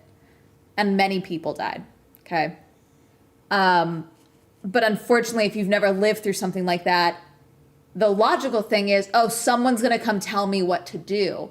Because if you've only experienced things in school, like fire drills, earthquake drills, tornado drills, okay, we get earthquake and tornado and fire drills in California school systems. We don't really get tornadoes because of our mountains. There's only been like 1 or 2 tornado warnings in the entire time that I've lived my whole life, okay? And when you're in school, you are taught shelter in place until someone gives you the coast is clear or tells you what to do next. So in adulthood, you subconsciously, I think, maintain that. And so the logical part, if you've never actually lived through something where it's like, no, this is the real world, unfortunately. No one's coming to help you. You got to figure it out yourself. The logical thing is to stay in place. But that's not the smart thing to do in instances like this. Like a shuttle bus. They believed that a lot of people believed that there was going to be evacuation buses and things like that. That's a criticism that happens a lot, especially with tornado and hurricane warnings. I don't know if you guys remember, it was 2 years ago now. There was a really bad hurricane going towards Florida. And they said, you have to evacuate. And there were people that said, I either can't evacuate or I won't evacuate. And so then the response was, then you need to put your name and date of birth and your social security number in Sharpie on your arm so we can identify your bodies and notify your families. Because there is no money set aside for evacuations. Anytime there is like an evacuation here in the United States where they're like, we are actively going to spend the money to get buses to go and evacuate people, that is done usually by charities and volunteers. It is never done by like the government, typically. And it's extremely, if I have pets, for example, when I evacuated from the Eaton fire, okay, when I evacuated here, I have Hermes. I would have had to have been separated from Hermes if I went to my local shelter option. The closest shelter to me, pets had to go into kennels. He would have not done well, and I would have not done well. And so we wouldn't have been able to go there. I would have probably had to go somewhere and sleep in my car with him, would have been our option if we didn't have my dad's place to go to. A lot of people, no one has money. No one has the funds to evacuate. No one has a second home to go to. Some people live away from their family. So like, that's the real reality. This is someone traveling who has not learned of the risks of tornadoes and what to do in those instances. When you're in a mobile home like this, because that's what it is, it's a mobile home, it's a van, but still, you need to know, honestly, if you're traveling across the country, you should know every type of weather thing that could happen while you're in that van, and options, frankly. Via text, and not long after we got an oops, sorry, you don't actually have to evacuate. Yeah, no, we all got one. I was in OC when that one came through. It went to the entirety of like North Hollywood, I think, or like a whole district county.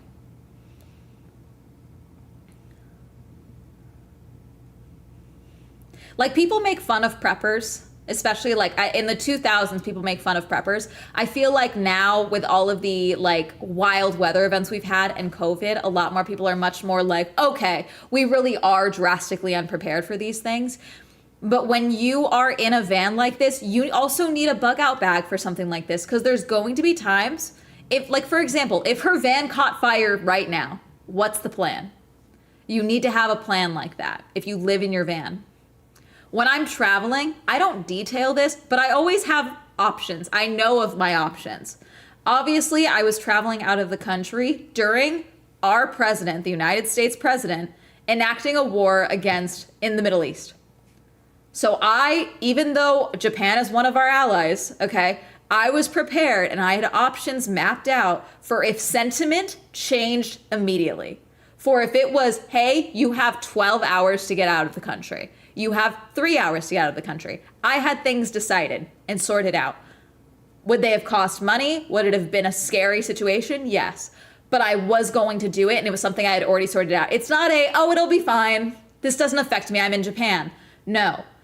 You have to be on top of these things. If you travel internationally outside of your country, whether you're American or otherwise, for the rest of it, until this conflict, this dumb fucking idiotic useless fucking let's murder children for oil war that our president is doing, you need to have, every time you leave the country, you are taking your own safety into your hands. Our government, the United States, I think there's still people fucking stuck in Qatar, Dubai, and other places because they have not evacuated fucking anyone. There was one presidential aide, a family member of Trump, that got a handful of like influencers out of the country. That was it, on a private jet. That was it. Everyone else, they're like, you do need to find your own way out of the country. The US government's not coming to help you. It's not happening. So if you leave, you have to make sure you have your options and your funds to come back if that is your plan.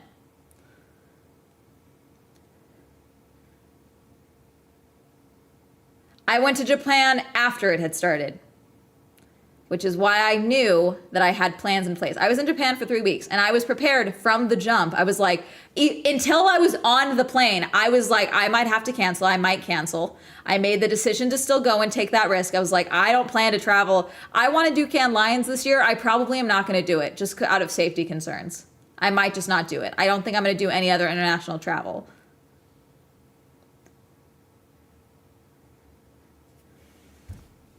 Push educating yourself when traveling more. I was in Tennessee State Park on a cross-country road trip when we heard a weird siren, and after finishing exploring the outdoor exhibits, went over to the ranger station where we learned that was a tornado siren. Yeah. No, the amount of people that hike in Colorado and other places in national parks and don't realize, because they hear like, oh, there's rain in the forecast, and yet they don't realize how quickly flash flooding can happen in a desert. Like, oh, you're like, oh, it's just sprinkling. That sprinkle can turn into flooded waterways that you just hiked through, totally bone dry. You don't realize how quickly that happens. And so many people, that's how people end up on the fucking news or dead. Like, there's a reason there's death counts in these. Like, people forget being outdoorsy is fucking dangerous. People forget that because they think they can live forever, and it's psychotic. The most likely thing that's going to happen is, unfortunately, shithead of humans, and then the weather, and you not being prepared. Even something as simple as, hey, there's rain in the forecast, or it's possible that it'll rain. Certain states, it can rain at any time. Florida is one of those states. Florida, a storm can roll in extremely quickly. When I was in Japan, in their springtime, it can rain on a dime. If you're hiking and you have a waterproof jacket, but you don't have hiking waterproof windbreaker pants or anything like that, you easily can get hypothermia without realizing how quickly you can get hypothermia.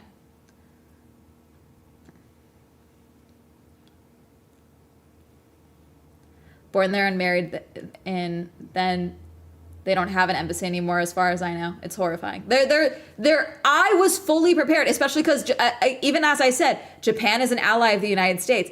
I was prepared. I had options in case Iran or Israel, anyone, decided that it was a time to hit them. I was prepared for my options. In case South Korea, China, anything.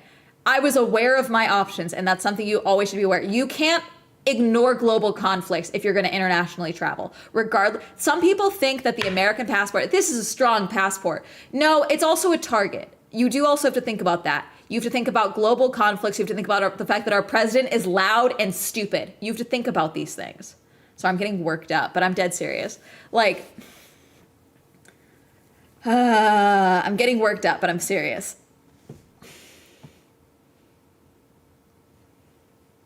In like a second.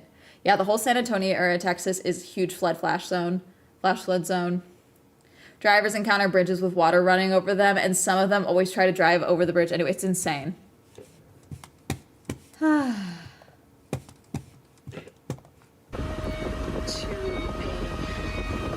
spot that I'm not so open with. I'm very much in the open. You need to get out of there. It's not about being in the open. You need to leave the location. You need to get on a highway and get the fuck out of there.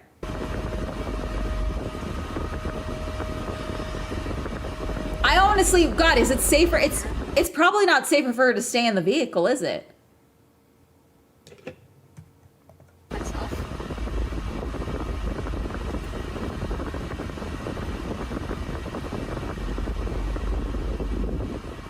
See, that's the other thing, because she mentioned I was thinking someone would come by. In a situation where you have assessed immediately, oh, something is wrong, this is an emergency, you cannot rely on other people to do their jobs in place of their own personal safety. I don't care how much money I'm being paid. Unless I know there's children in the area, I'm getting myself the fuck out of there. Okay? If, for example, like, let's say I lived across the street from a school and something happened immediately, I'd probably beeline over there to be like, do you need help getting kids out of here? That's probably my first fucking thought. Other than that, I know which of my neighbors have children. I know whose doors I'm banging on immediately if there's a fire in the middle of the night, okay? That's what I'm starting with. Starting on the people beside me and then the people I know on this floor that have kids. You can't rely, and that's not even my fucking job, okay? Let's say I worked as a park ranger. They do their best to get people out of there, but at a certain point, they're going to put their safety in priority because that's the human thing to do.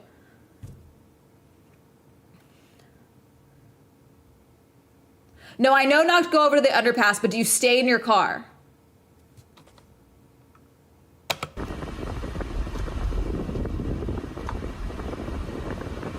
So there's little lights that you see in the distance there. That is the bathroom shelter.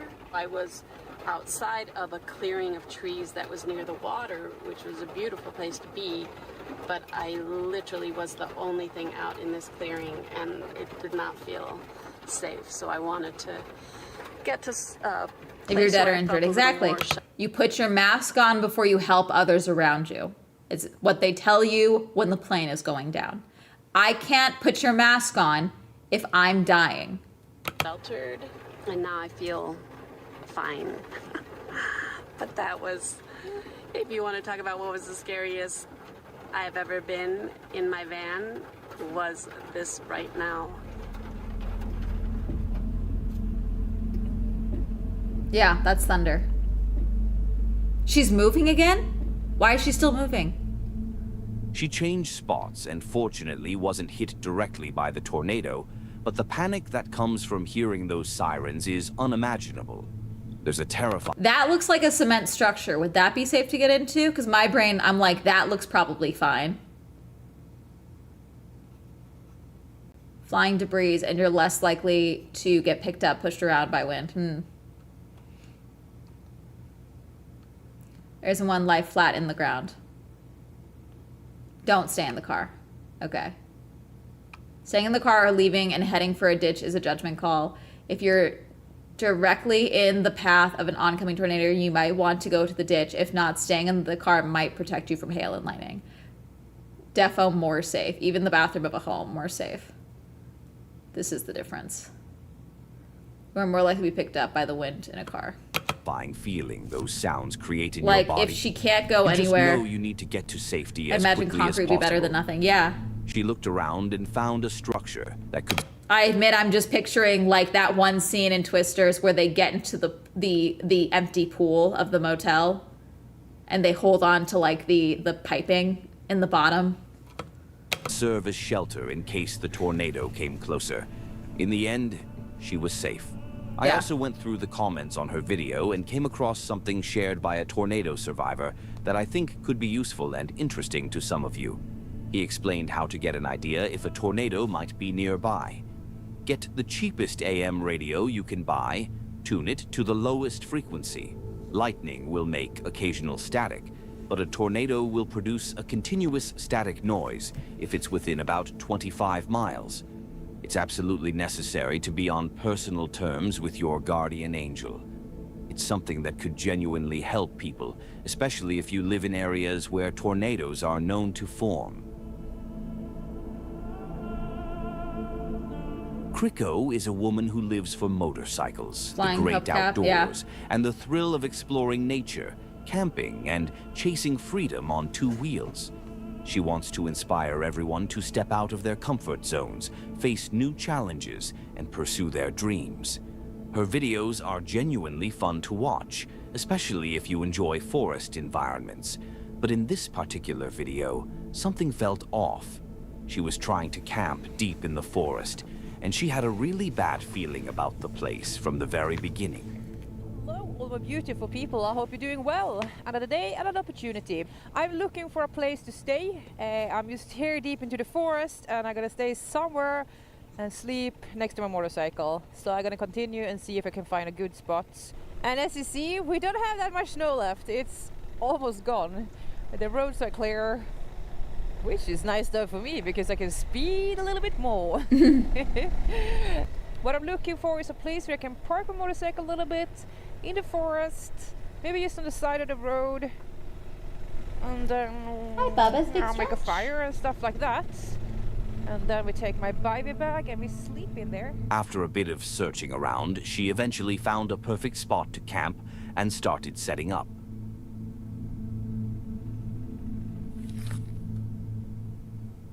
I'm pretty happy. I think we're gonna stay here. And Ada comes here. I will lay next to Ada. We have a fire somewhere here. That's it. But first of all, we're gonna go and collect some spruce branches because I'm gonna lay on those ones because they're really wet on the ground. So I don't get cold. It's funny how my survival instinct So I don't get kicking cold. in so quickly when you're out here. Like every sound, I'm like, ooh, ooh, ooh. Compared when I'm on a lake or an open field or something, it's not the same feeling there. I feel more safe. She found her spot, but now it was time to go and gather a few things to make the ground more comfortable to sleep on. So that's exactly what she did. This is the bag where I will sleep tonight. It's a bivy cover for sleeping bag. So if it starts raining, this is great for that. But how on earth do you do this? Sleeping bag, this sleeping bag. The winter sleeping bag is okay. It's not as comfortable as this one with the feathers. I'm gonna let it get some air.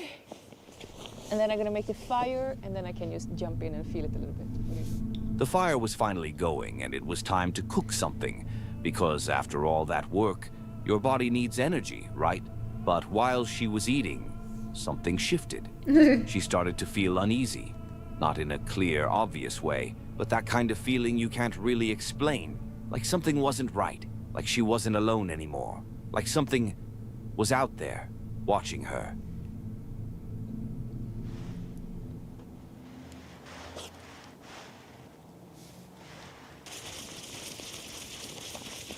Oh, it's so good.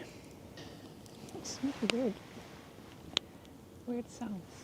I thought it was the wind first, but there's barely no wind here. Let's eat this.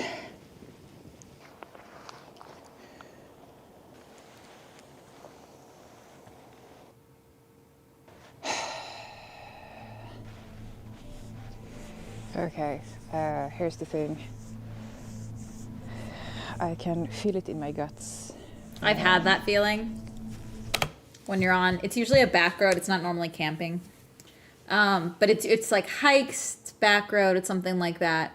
But it's like that feeling of, okay, I'm definitely not alone, and I can't settle down. Like I can't relax. I can't let my guard down, and it's an uncomfortable feeling because you literally can't relax. There's no shaking it off because you're like, something is wrong. I don't have proof, so I can't leave. Like, I can't justify leaving yet, but something is wrong. There's something with this place that doesn't feel right. And there's something is off here, so I'm gonna pack all my stuff and I'm gonna go back. And I will talk about it later.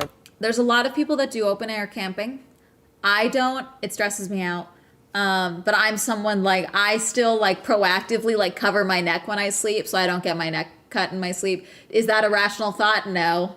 No one's coming to slit my throat in my sleep, but it's an irrational thing from when I was a kid and I watched like a true crime documentary accidentally on TV of like a guy breaking into houses to kill children. So that's stuck in my brain. So I don't like it, but there's plenty of people that do like open air camping and they love it. I don't want to talk about it right now. I'm just gonna pack everything and go back. Smart. Once that said, you can never relax once it hits. All right, let's do it.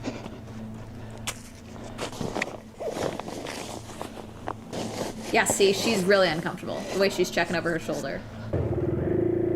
Smart. For the best. There were far too many noises around her camp, and it could have been either an animal stalking her, something else, or simply nothing at all. But that's something neither she nor we can know for sure. In situations like this, the safest choice is often to leave. As I've mentioned before, when you're an experienced camper and have spent she years looks in really the stressed outdoors, out. your body can give you a strong gut feeling when something doesn't feel right. It's important to listen to that instinct. After all, it's what helped our ancestors stay alive by staying aware of their surroundings and reacting to potential danger. It's always better to be safe than sorry, and in many cases, that's the right decision. Let's be honest. You'd rather leave early than stay and risk a dangerous encounter, right? Always trust your instincts. I still cover the neck when I sleep, at least partially. Yeah, I accidentally... Content warning, but we're watching scary camping things. So, when I was a kid that I used to make like a cocoon with all my stuffed animals. Like to the point that if I like went to go sleep in my parents' bed because I was afraid, my dad once told me that he got jump scared because he didn't realize I'd come into bed with them, and he woke up and there was just a pile of stuffed animals and my hand flopped out from like the hole. Like I literally would make like a cavern of stuffed animals around me for safety. But when I was like, God, I don't remember how old I was, but there was a documentary of one of the survivors. Like this girl got her neck cut and she was now like 30 years old. Okay, telling the story. Basically, this man, because he had been so abused as a child, he thought that he was saving children by killing them when they were young, so they never went through what he went through. And so this girl woke up. He had already like slit, like it was like a slumber party that he had broken into or something. He had already killed 2 of the other kids, and she woke up and she didn't say anything because she was so scared. And she like went like this, and he was like, "It's okay, move your hands." And so she did, and he slit her throat. And because she was awake, she was able to like react in time and get help. Cause like the way that she had scrunched up, it had cut her like not actually across the throat. But she was like 8 when it happened, and she still had the scar. It was so fucked up. I'm a side sleeper, and I cover my neck. If I have to sleep in an airport, I put a blanket, I put my jacket over my neck. Like, I'll never sleep with my neck exposed. It stresses me out so fucking badly. I just can't do it. I did not think you were believed in vampires, don't worry. But like, vampires are totally real. I packed a camp and hiked out of the backwoods at night due to an extreme feeling like this. Only happened once, and it was not a nice night. Yeah. Especially if you're alone. If you're with a group of people, there have been times where I've been with other people and I'm the only one that feels it. And so I'm just on red alert. And then like we weren't camping, we were stargazing for a meteor shower on a back roads. And it was an area that like had a lot of like ritual accusations. There were deaths in the area and things like that. So I was like, I'm not fucking settling down. They were like laid out on a blanket, and they were like, come like sit with us so you can see it. And I was like, no, it's not fucking happening. Someone needs to be ready to like react so you can get up. I would make a shield around the perimeter of my beds and stuffed animals. Yeah. Yeah, so anyways. That's it for today. Thank you so much for watching. If you enjoyed these kind... All right. Caught on camera. That looks like the same fishing video we've seen. Eva is in it. I love Eva. Have you guys ever seen Eva? I love her stuff. She does stuff with National Geographic. She's currently like overlanding by herself with her and her dog through Africa, I believe. It's sick as fuck. I love her stuff. Adventure YouTuber, host and director of the show, super skilled on National Geographic, and a self-proclaimed feral woman. She absolutely loves the wilderness and is always chasing that feeling of being truly alive in everything she does. Her content usually focuses on camping in remote locations and showing off her survival skills. But in this particular video, something extremely unexpected happened. And honestly, being in her position would make your skin crawl. You see, she often goes alone into these remote places, building her camp and staying out there by herself. And if you've been watching me for a while, you already know. Going alone, especially in isolated areas like that, is almost never a great idea, and you'll see exactly why in a second.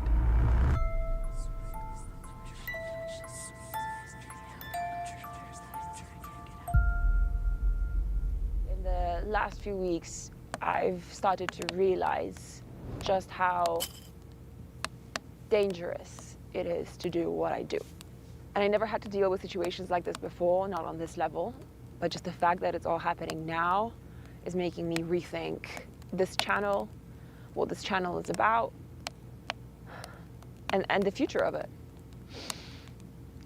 A few minutes ago, a man that I don't know appeared on my property. And he turned to me and he said, "Oh, finally I found you. I've been looking for you." This is a man that I don't know, that I didn't invite here. Like, what the fuck? No, get up. Who the fuck? No! Absolutely not! No! I didn't want here, who came here all on his own to my private property in the mountains, where there is no obvious path that leads here. He made his way up the hills and through the fricking forest to find me, uninvited. To find a woman who's camping on her own, on her private property. To find her and do what exactly? I was shocked.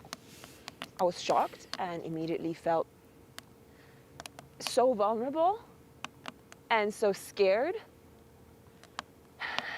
I immediately told him that this is my private property. Girl, get away from him. For guests. Sick your dog on him. And I went inside my tent with Vyok. This is not the first time that something like this has happened. Fuck off! Fuck off! Because Fuck off! a few weeks ago, something even worse happened. Now, imagine being on your own property, completely alone, and a man just... Hate men. Hate men. God. Because what the fuck do you mean? What the fuck do you mean? Oh, I found you. I've been looking for you. Listen, guys, it's one thing when I'm at a convention, okay? Oh my God, I saw you were here. I was so excited. I was hoping I would run into you. Oh, I admit I was looking around to see if you were here. Like, that's one thing. If you guys ever find out what neighborhood I live in, if I ever buy land and you try and find it, I have a bat. Maybe one day I'll get a gun, but at the very least I have a bat and I have no problem. I will swing first, because what the fuck is wrong with you? shows up, trespassing, and says, "Here you are, I finally found you." That's absolutely terrifying. That's horrifying. Especially in a place that remote, where even if something went wrong, it could take hours for anyone to reach you. Because does that mean that he was on a one long hike looking for her, or does he regularly do hikes trying to find her location? And that man, what was he even thinking? Just look at how he keeps trying to follow her. I don't like even that. after she clearly tells him she's not looking for guests. That's not normal. That's straight up creepy, and it raises a lot of red flags about his intentions. But what makes this even worse is the fact that this wasn't the first time.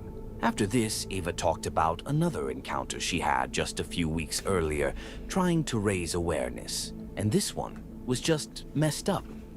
I'm gonna get a gun, I'm gonna put purple stickers on it. I was filming with National Geographic for my new show when I found out that another guy that I didn't know, that I had zero contact with ever, had been looking for me on my land in Poland. I wasn't there at the time, of course. I was She's not with American. Nat Geo on a different continent. But the next thing I know, this man found out where we were filming. Ugh. And he flew from Europe to Africa to chase me down, convinced that we were supposed to get married and that we're supposed to be together, that destiny is bringing us together. And so this man is looking for me all around the world. Hi, if you see this, there is no secret messages. I do not want... Hold on. I am not your soulmate. I don't want to sleep with you. I don't want to marry you. I am not your wife. I'm not going to have your babies. You're not going to have my babies. It's not going to happen. I'm making this very clear. Hello. I don't know if you are anyone. The answer is go fuck yourself. Stay away from me and my dog. Okay.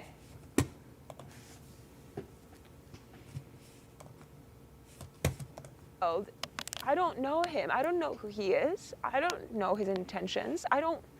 Like, I've talked about this. We talked about this yesterday. I have a list of people, okay? I have screenshots. I have profile names.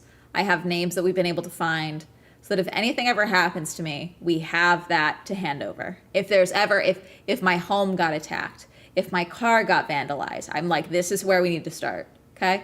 But the scary thing is guys like this, where she's like, I've never interacted with him. He's probably commented on one Instagram post, if that. Like, because guys like this, there's that level of delusion where they don't even interact with your stuff because it's like, well, that's my girlfriend. I don't need to comment on her stuff. We're meant to be together. We're cosmically meant to be together. And so it's someone that may not even end up on your radar of creepy people. And that's also a real risk of you may not know the person that's going to be the real problem.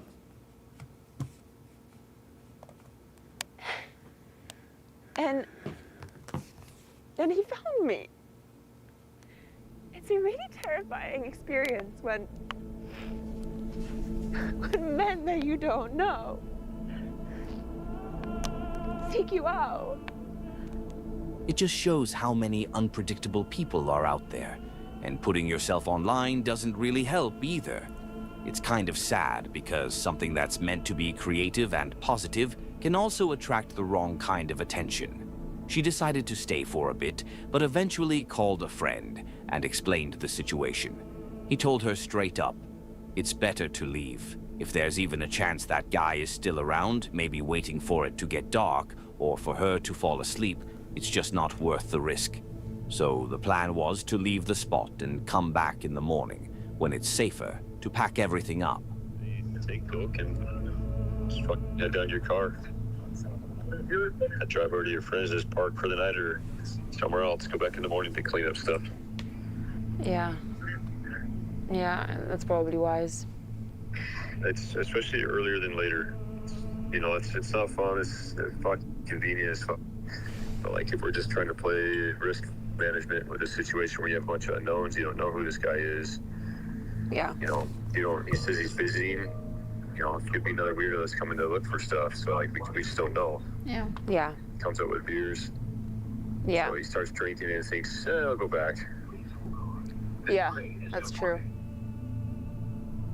That's exactly what she did. She left and came back the next morning with someone to help her pack up Good. her camp. But even then, the danger she had been exposed to was still there. And it made her realize just how risky it is to always go alone into places like that. It also shows that when you reach a certain level online, like she has with nearly 2 million subscribers, you can start attracting the wrong kind of attention. There are people out there who become obsessed, who try to figure out where you are, where you go, and what you do. And that can get dangerous really fast. She was lucky. Maybe that man backed off because he realized he was being filmed. But what if that wasn't the case? No, I don't think what so. If she was I don't think he had any idea that she had security cameras up. Especially with her type of setup, unless she's shown this type of footage before, which I don't think she has on her private channels. There's no reason. He knows he's on her property, but I don't think there's any reason for him to know that they had security cameras there. was in a slightly different situation. I'm really glad she chose to leave when she did. Yeah. Scrawny Mountain Man is a channel dedicated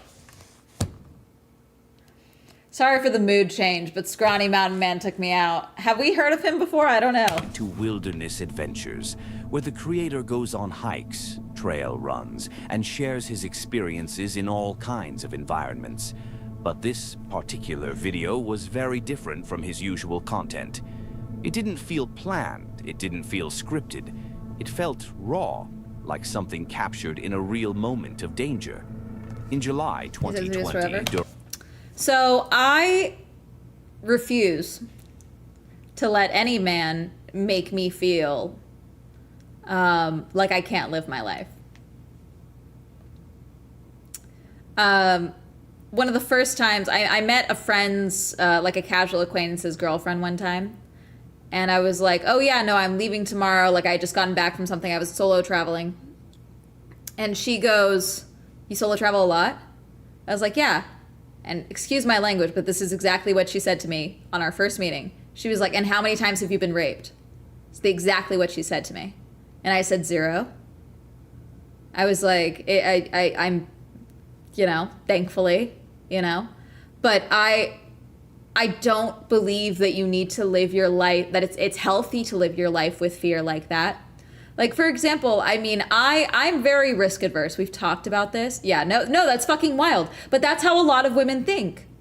And I don't know her history. I don't know if she has been through something like that and that has, you know, shaped her worldview of traveling. I have no way of knowing that. But that's unfortunately how a lot of people think. I mean, just this week, there was a woman on Twitter, fucking strongest fucking woman of the week award, okay, if not the world. She solo hikes every year on the anniversary because she was out hiking one day and was abducted and assaulted, sexually assaulted while hiking. And so now every year she refuses to let that define her, and she goes out and she tackles various hikes on this anniversary to reclaim her life. And you would think the comments were women being like, I'm so sorry you're dealing with these comments. Thank you so much for sharing. This is incredibly brave. And men being the most vitriolic pieces of shit you've ever found in your life. In those comments. Like, take a girl, like comments like, take a girl on a date and she'll forget you in a night. Assault her, used another word, and she'll have an anniversary for you.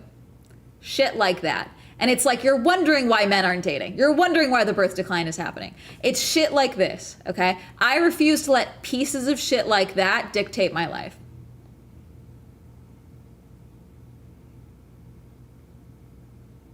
I refuse to let stories like, will I go back and stay in Shinjuku again because of the stories I've now heard? No. But was I going to change how my trip was laid out and change my bookings that were already made for that trip? I was like, nope, I can handle this. If something happens, I will deal with it accordingly. And I would have fucking told, Hermes is tiny. Hermes is a toddler size, okay? I know he would take out that dude's ankles at the very least, okay? Long enough for me to get a stick and whack him upside the head, you know? Is that the answer to everything? No. But I'm not going to sit here and live my life in fear of, horrible things happening. Now, does behaviors change? Yes. My team gets very stressed with how public I am about traveling alone and how some of you guys are with me. My audience is very parasocial with me, unfortunately, and there's a subset of men who believe they have a chance with me and get very angry when they realize they don't. So the discussion of me having security at events has come up, and there will probably be a time where that does have to happen. There will probably be a time where I'm not able to travel alone anymore because I will become too known. But I refuse to operate under a fear of something that hasn't happened yet. I can prepare, as we've talked about. I can be prepared for situations to happen, and I can be comfortable in my decisions, and I can make decisions accordingly. But I'm not going to do the cost or the prep work or the stress of having a security guard following me around at events because something that I haven't been able to handle hasn't happened yet,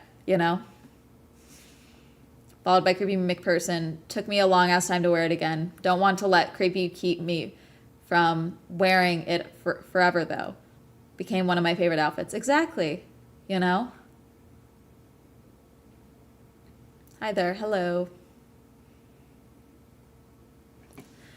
These things happen. And it's horrible. I'm not going to sit here and say like, oh, not all men, I'm not going to sit here and say that. I'm very fortunate that I have good men in my life, but like, I'm not going to sit here and be naive about what men are capable of and what women are capable of. But that also means that I'm not going to be, I'm not going to live in, I will never be happy and fulfilled if I live inside my apartment for the rest of my life. I just won't.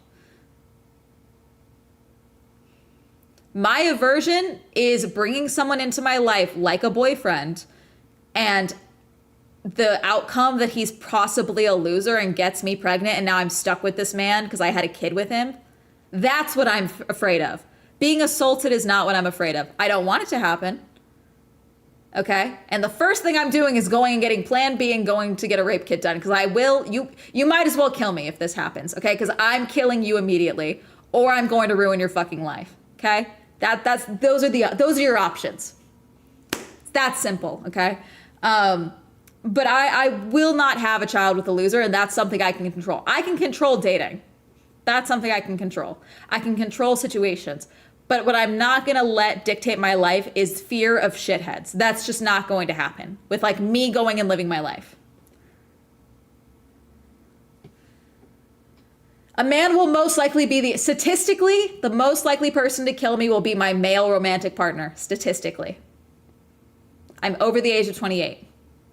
The most likely person to kill me, if it's another person, will be a man in my life, statistically. So that I avoid. The chances of random crime, like a violent crime happening by a stranger, is wildly improbable. You are statistically most likely to be attacked by someone you know. So I don't date. No, that's not why I don't date. I don't date because everyone's a fucking idiot right now. And frankly, a Nazi. And I just refuse to sleep with a Nazi. Or even a possible Nazi. I refuse, okay?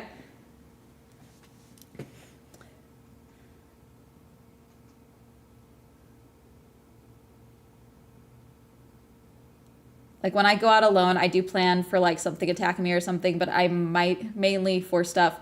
Like I said, I had a plan for if something went down in, you know, Japan. I had a plan for as soon as I was aware of like, hey, this is what can happen in Shinjuku.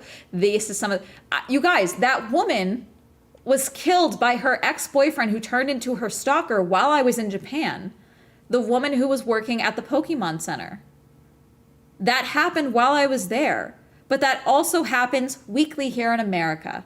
Okay, like that's a thing that happens, and it's horrible. I'm not negating that. I'm not diminishing that, but like I deal with the answers and the situations that I have shown. I deal with evidence. And the evidence in that case as well is that statistically the most likely person to harm you is going to be someone that is a man in your life, is a man that you've been with, is a man that you're married to. The girl that was murdered on the cruise, that was her stepbrother, that the parents knew he was obsessed with her. It's most likely going to be a man closest to you, statistically. It's horrible.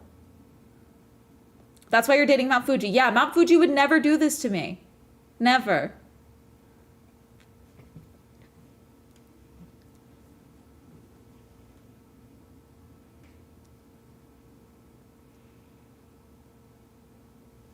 All right, I'm going to continue watching this video, but I just wanted to share the thought of, you know, I don't think you can live your life in fear. I think you can be pragmatic. I think you can be honest about the dangers of life. And I think you can be honest about the world you live in.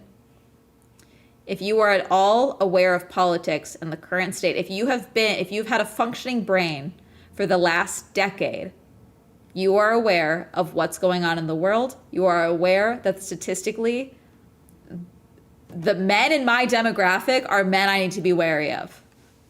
And that is just like a proven fact from what we've seen. At the very least, they don't think I deserve rights. So why would I think they would respect my body? Respect my personhood? Respect my boundaries, okay? Like, that's a reality, okay? And like, I'm not gonna sit here and tell you I haven't had scary situations happen when I'm traveling, but there's risks I take by being a public face like this, as we've said. I've gotten threatening emails. I've gotten emails from women that are scary as shit, you know? It's just a matter of being on the internet, but that's a choice that I'm making, and I take precautions. I deal with it accordingly, you know? Has a similar mindset and has traveled alone across the world, and I look up to her so much. I wish I was that brave.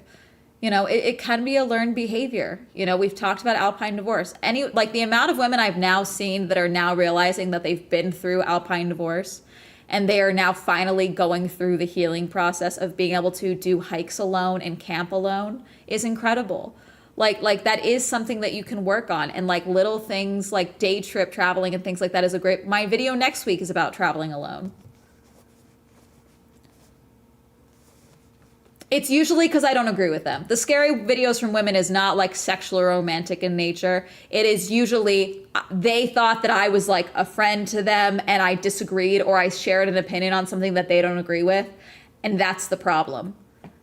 And it's like, well, no. You're me in YouTube form. Therefore you should agree with me. That's usually where the issue comes in with women, is trying to change my opinion and getting me to agree with them in a way that is very obsessive and scary.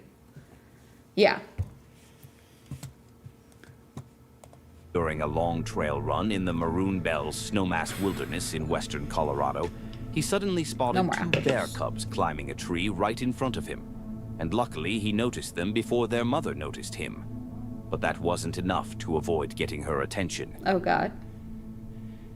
There's 2 more cubs. Can I make one comment based off his appearance? He looks like he knows which gas stations have the best snacks. You know what I'm saying? Like, he's the guy you want. You don't want him driving the car for the road trip. You kind of want him like behind the driver's side. So he can be like, wait, pull over here. They have the best Twinkies. I don't know what they do, but the Twinkies are the best. Like, you, right? Does that make sense? Does that mean? I can't tell. 20 yards away. The sow just charged up here, but she couldn't see me. Fuck.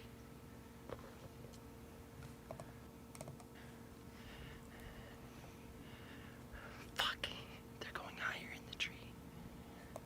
What? I'm trying. Oh shit! I didn't mean to do that. Sorry. I was trying to see what his head wrap said. Hey! It looks like a beef jerky thing, but not like a Slim Jim. Like, I can't tell. Hey! Hey! You should have been doing that the whole Hey! time, respectfully. Back up! Back up! Yeah, right? I'm gonna spray you, Mama. I'm gonna spray you. Back up! I'm leaving. I'm leaving. Mama, I'm leaving. So is she. She's like, okay, damn. Hey! Back up!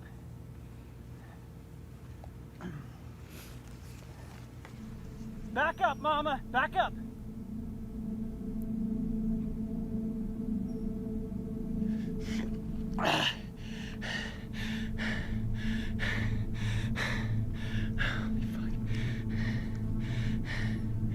Oh my god, I'm gonna have a heart attack.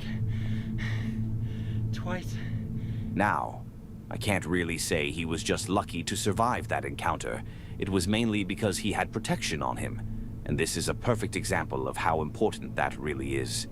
That bear spray made the bear turn back immediately. You can clearly see that throwing rocks didn't help at all. If anything, it only made the bear more determined. Now think about it. Do you really believe he would have stood a chance without that spray?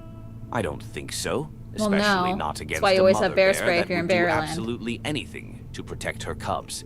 So the lesson here is simple. Always, and I mean always, have some kind of protection with you.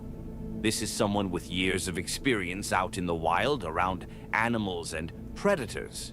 And even he ended up in that situation. So what makes anyone else think they'd be safer? Tate is a guy who loves Fishing with Tate. and from time to time hunting as well. Fishing with His Tate. videos have helped him grow a big audience, showing people how to fish proper. Respectfully, some of these videos, 20K, 32K, these are older videos, so maybe the newer videos make sense. But like some fishing channels, they're pulling in 500,000 views on average. Trying different challenges and just enjoying the outdoors. But in this particular video, something completely different happened. Something that left him on edge and genuinely fearing for his life after encountering someone with some very strange intentions. He went back to a fishing spot he had visited before, a place where something had already happened to him in the past. I'll let him explain. Last time we was out here, you guys didn't get to see the footage, but we actually had a guy with a machete come down here and he was like hacking stuff away. And Jesus. the one time we didn't have... Unrelated, I love this mismatched brick. That's really cool. It's very whimsical. This is like, if I had a home that led to a creek, I would make a path like this down to the water's edge. That was mismatched like this for funsies. Hello, Joseph. He wasn't very rude. We ended up having a conversation with him later, and he was a lot nicer than he was in the original conversation. But he basically just wanted us to make sure we took all our trash with us, which is fine. I completely respect that. What is this down here? There's something down here on a tree. I almost thought that was a dead body. I was like, Jesus. Oh, God. I know audio is terrible. It always is here, but you kind of have to take the good with the bad. Well, it didn't take long until that machete guy showed up But also again. my ankles. This time he seemed even more agitated, at least from what Tate described. Why is there They a kept guy with a their machete? distance at first, being cautious and hesitant, but eventually decided to approach a bit closer to figure out what was going on. You know our buddy come down through here, the guy that was wielding the machete that we talked about in the last video, I believe. Huh? No, I don't see him. Do you see him? Huh? He's down there? Yeah. Okay. Well, we're He's making down our there. way through Okay. there. How's it going, buddy? Some more nice little holes down in here.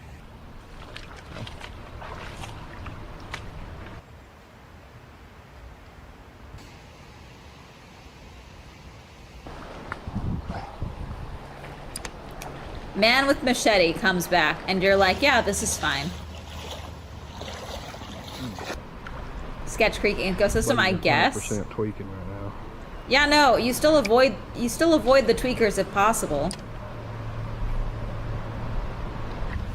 Especially because if he's also tweaking and you're fishing, something as simple as your hook going and landing in the water just a touch too close to him, he could think you're shooting at him or something fucking crazy. You never know. Ah, got one. Here we go. Fishing in his direction is risky as shit. Yeah. He sees you, bro. What's that? As far as I need to go? Yeah, don't come near here. Something wrong? What's that?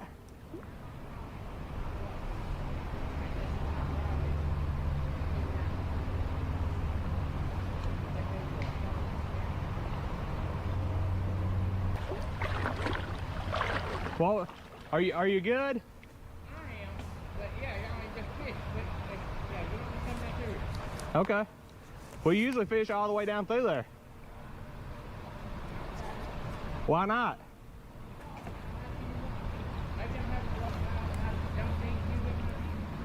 I mean,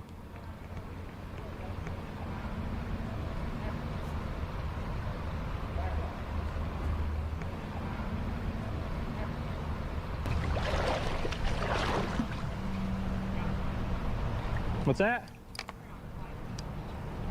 No. You're joking.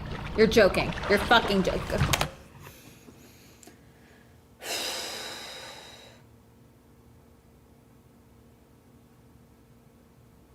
No, buddy, it's okay. I totally understand. We'll just keep our way over here.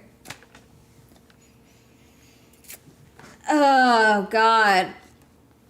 No, man, I totally get it. Have a good one.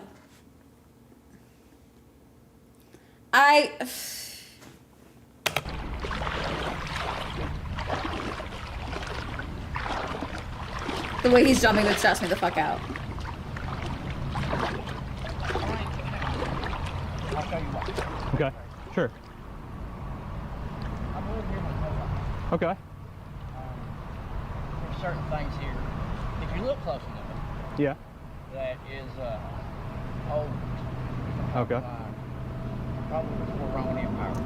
Okay, yeah. Dude, you're... You're not going to find nothing like fancy gold or anything like it. It's just, it's got my name on it. Okay. Etched in the rock. Okay. But anyway, it's mine. Okay. And something else. I have discovered a hidden way, a city right up there. Yeah. All I'm saying is, I ain't trying to be a dick. I got you. Yeah. I got you. We've fished down through there several times. Don't tell him that. If we were to...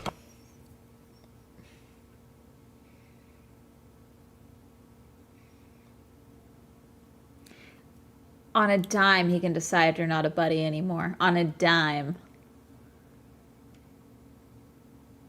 It's like, okay, have you guys seen those videos of people trespassing on private land because new owners bought the land? And they were like, well, we used to walk through here to go to our fishing hole. It's like, okay, well, you can't anymore. Oh, okay. And then they do it anyway. Someone's going to get shot.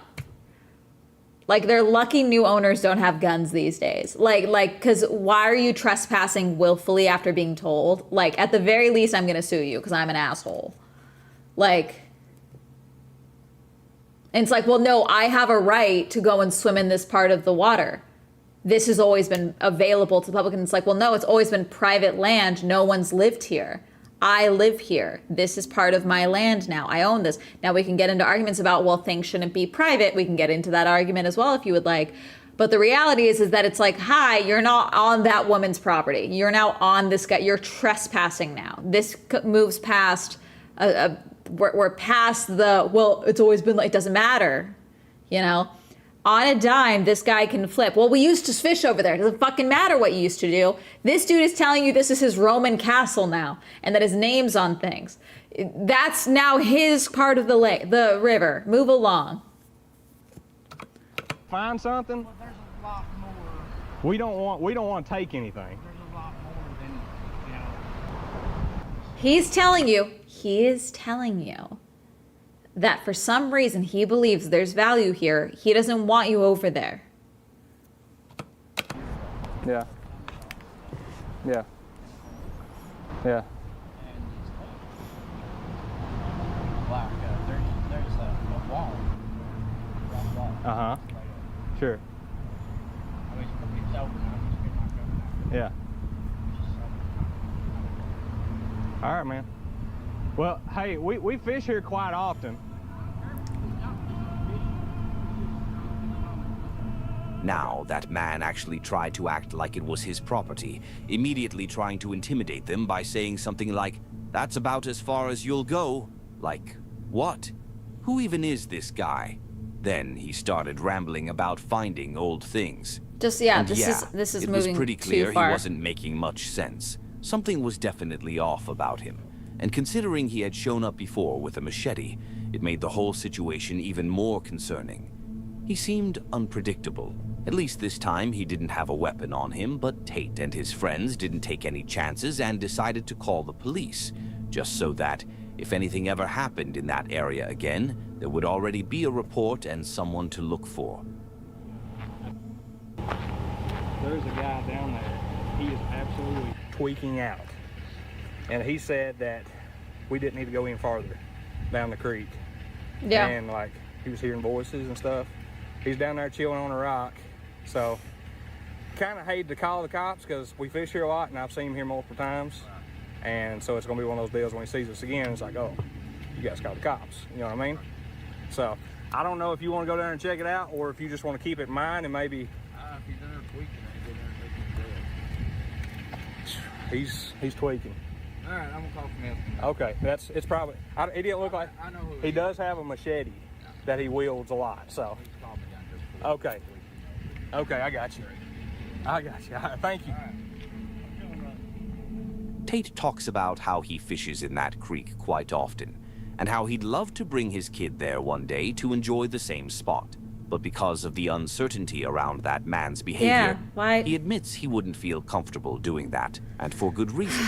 Someone who speaks in a strange, disconnected way and mentions hearing voices clearly isn't in a stable state of mind. Put a machete in a situation like that, and it becomes a potentially very dangerous combination. It doesn't take much for things to escalate, and in cases like this, it could easily turn into Maybe something should have led tragic. with he had a machete. He's talking about finding some Roman Empire city and had a set of voice told him about just it. in case something ever happens in that area again. There's already a... Hey, I'm worried that if kids come out here exploring, he's gonna attack them with a machete. The end. End of sentence. awareness and a record of it. Let me know if you've ever had a similar experience or something even worse. It's always interesting to hear your stories. In 2015, a massive bushfire known as the Pinery Fire broke out in South Australia. Driven by strong winds, extremely dry conditions, and abundant fuel across farmland and scrub, the fire spread rapidly across the landscape, eventually becoming one of the most dangerous and fast-moving fires in the region. Damn. As the fire expanded, it generated its own intense weather conditions, with shifting winds pushing the flames forward. Yeah, people don't at realize high how quickly one natural disaster can turn into another very quickly. Cause, oh god, it's just crazy. Like the storms that come with tornadoes. I mean, not tornadoes, volcanic eruptions and things like that. Like a volcano erupted while I was in Japan.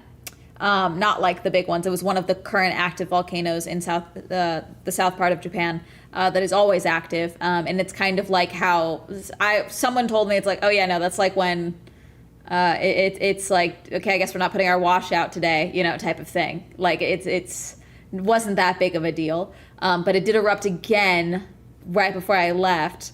And I was monitoring it just in case it was like a, hey, yeah, you can't fly out of, you know, Tokyo, because that's in the center of the country. It was like, you can't fly out of Tokyo because of that or something like that. So I was monitoring that situation. But it was they started getting volcanic lightning because of the eruption as well. Same thing with this, like fires, you can get fire cyclones. We had quite a few of those, I think, in the Palisades fire, I believe. Fire crews Evening, working Amanda. in the Hi. area had to remain mobile and constantly reassess their positions to avoid being trapped by the advancing fire front.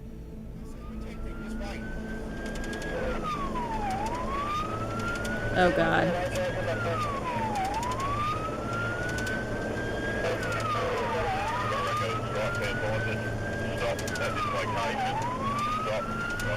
Stop. Oh, is this a cyclone? Yeah, fire cyclone.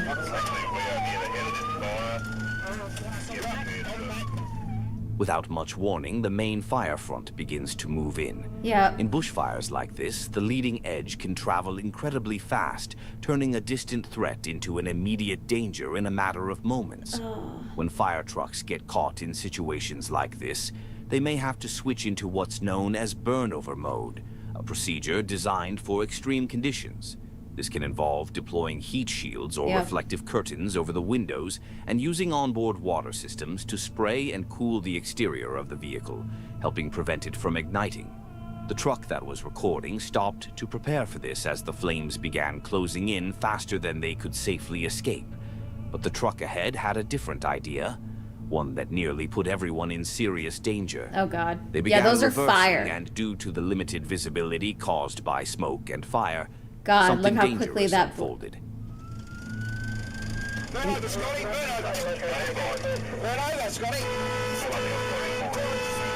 Oh, God.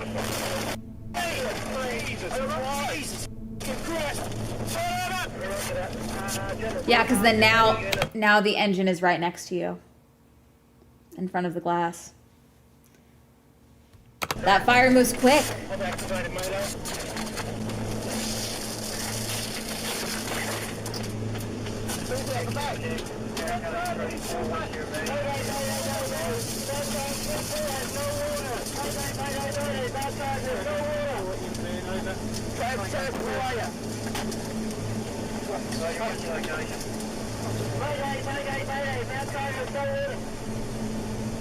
God. After the collision, the situation escalated very quickly because the main fire front had already reached them. Yeah. The trucks That's that what were that stopped is. on the road were overtaken by the flames in what's known as a burnover. During this, the firefighters remained inside their vehicles. Winds? How, even if it's not that windy, do you guys understand why the Palisades and the Eaton fires burned so quickly? And why they had such a trouble containing them? Because we had insane Santa Ana winds. It's a dry, hot wind when those fires were happening. And everyone was aware of it because we had had a very dry winter. Now, thankfully, we've gotten more rain this time around, but we are still going into our fire season. And Trump just got rid of a bunch of the National Forestry Services. So that's fucked. That's bad. Be prepared to hear a lot more of fires this fire season. I do think this year is going to be really bad because of the record heat we're expecting. We had the hot... I want you guys to understand. Before I left, March in California, we had our hottest day in March, temperature-wise, ever recorded. Okay? And then we broke that record 10 days later. The record we set, we broke it again by like 5 degrees 10 days later. Okay? That's how hot it got here in March. Okay? It's not going to be a good fire season. It's going to be real bad. Okay? So you got to be aware if you're ever out or if you're visiting California or any state with a fire, the wind gets worse with the fire because of the fire is looking for oxygen. Okay? I don't know how actually it works, but it creates that vacuum to continue to fuel the fire, which can make the winds worse, and that's why it burns this quickly, especially if shit's dry.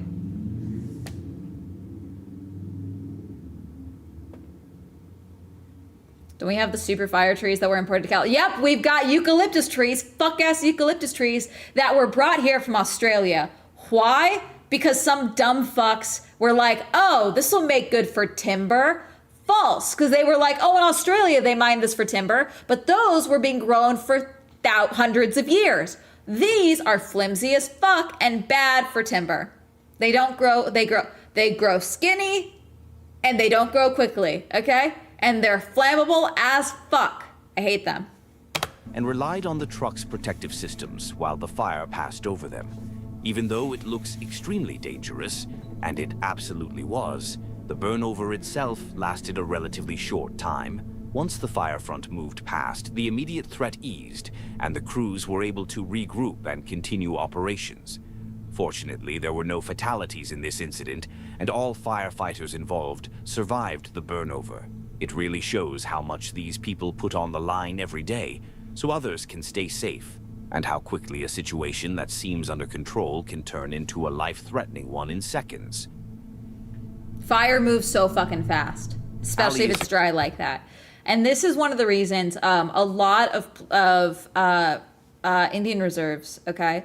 I think here in California, I think they finally agreed to let them start doing it because fires have obviously, there's always been fires here, but because of controlled burns that they have been doing culturally for, you know, their entire history, it mitigated a lot of damage. But then because of, I'm going to argue racism and lack of education on the subject of controlled burns from elders towards the white people, okay? They are like, oh, well, controlled burn, we can't let you do that. We need the firefighter professionals to do that. But then they weren't. So I believe after last year, I believe they finally agreed, like at least here in California, that they're going to allow them to continue to go back into doing their controlled burns on their land at the very least and helping with land surrounding. I don't know for certain, but that's something that I think could be allowed to happen that could help with mitigating some of the burn areas, because that would help with a lot of the slowing down of the spread of burns when it does start. The girl who shares her outdoor adventures on social media, posting videos to connect with people who hunt for their food, care about wildlife, and support public land conservation. Her channel is widely appreciated because of how genuine she is, but in this particular video, things took a turn when she and her partner, Nick, found themselves in a dangerous situation. They were out elk hunting, and while making their way down the mountain afterward, it started to feel like something was following them. And that feeling alone was enough to make the situation terrifying. Go.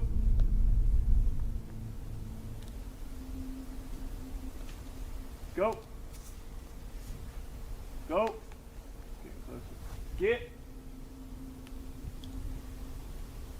I only saw one set of eyes and it didn't look.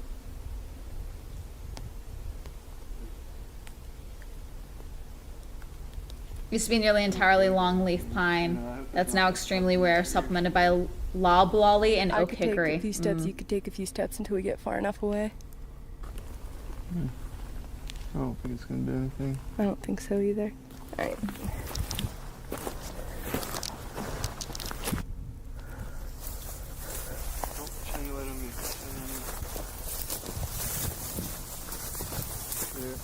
Oh, I see him, yeah. Oh, yeah, I see him. Well, they're just watching us now. Let's just get. I just don't want to be above me and behind me.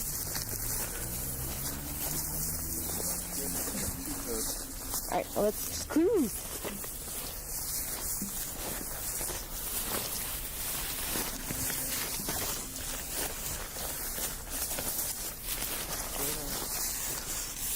Oh, yeah. Oh, look at her.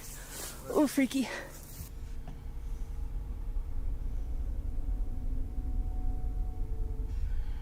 Oh, shit. I mean, they're staying in the same spot. Are they? I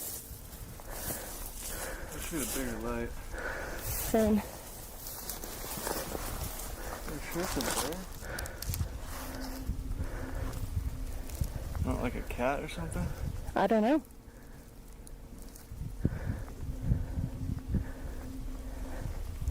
I could bang off a shot to get it to go away. Yeah, how many shots do you have? Like 14. Okay. I don't know, dude. I also don't want to be like obnoxious, but... Well, yes, go closer to the eyes in the darkness. Let's just keep walking. Okay. People are insane. I don't pretend to understand them. Okay. I'll shoot. Okay. I don't want to shoot with how dry it is right now. Oh, yeah. So, what actually happened there? When they were going down the mountain, she saw two lights at first. Initially, they thought they had reached their truck, even though it was way sooner than expected. After a while, they realized those weren't lights at all. It was a pair of eyes glowing in the dark. It didn't take long before they understood it was actually a mountain lion. They will with fuck you up, cubs but they'll like stalking leave your them head and alone. It's following fucked their up. every step, prepared to attack if they got too close. They were ready in case something happened, but fortunately it didn't come to that, and they slowly made their way out of the situation. It was a terrifying encounter. As with all mothers with cubs, they are very protective of their young and will do whatever it takes to keep them safe. So it's never a good idea to approach them. In a situation like that, you would likely need to act in self-defense, which could result in the cubs losing their mother, something no one would ever want. So they did the right thing by leaving the area. That's it for today. Thank you so much for watching. If you enjoyed these kinds of videos... All right. This one we haven't seen. Jessie Carr is a travel content creator who documents her journeys around the world, sharing her lifestyle, local food, and the unique things she encounters in different countries. She's known for being genuinely kind and open, but as you'll see in the video I'm about to feature, those qualities can sometimes put you in uncomfortable situations. In this particular video, she was in Samoa and planned to visit the Afu'au waterfall for a quick swim while filming. However, things quickly started to take a very uncomfortable turn.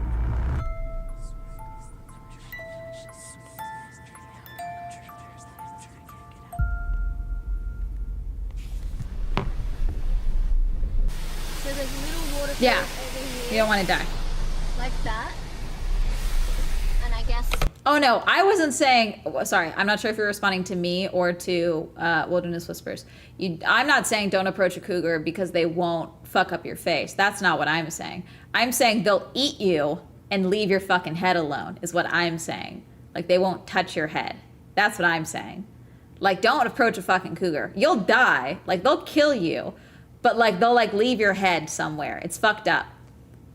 That was behind him. Yeah, no, I wanted to make, I figured you might be, but I was like, I was responding to a DM from a friend who saw Lewis Hamilton and Kim Kardashian in Vegas. So. As I keep driving up, the bigger one's gonna be up there. Okay, I don't know if I'm meant to park here. Probably not. But anywho, this is the spot. And I think it's just me. Ah! Wait, let's go check it out quickly. Oh my goodness. Wow.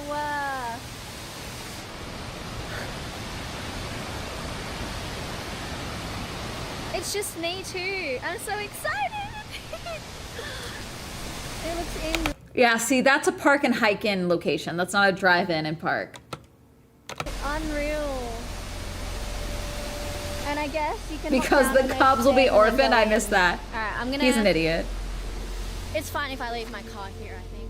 She arrived at the spot, and it was absolutely breathtaking. The best part was that she was completely alone, something that, in most cases, feels ideal, especially in a remote location. However, just as she was getting ready to undress, something happened that immediately made the situation feel off, and honestly, pretty creepy.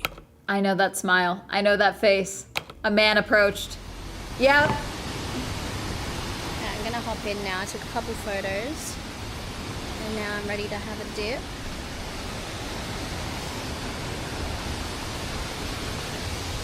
Are you okay? All good?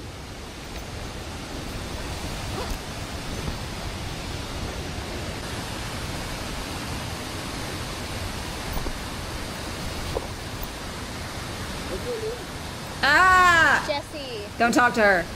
Leave her alone. I'm so sorry. I know I just said, in this instance, I would wait. I would wait. I wouldn't start getting undressed. Because now, if something shifts, it's going to take you a second to grab your clothes.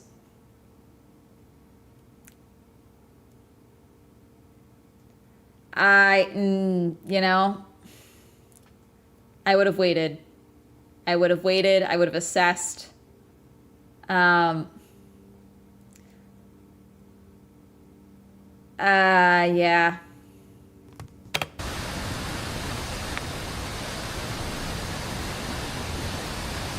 Is he between her and the car?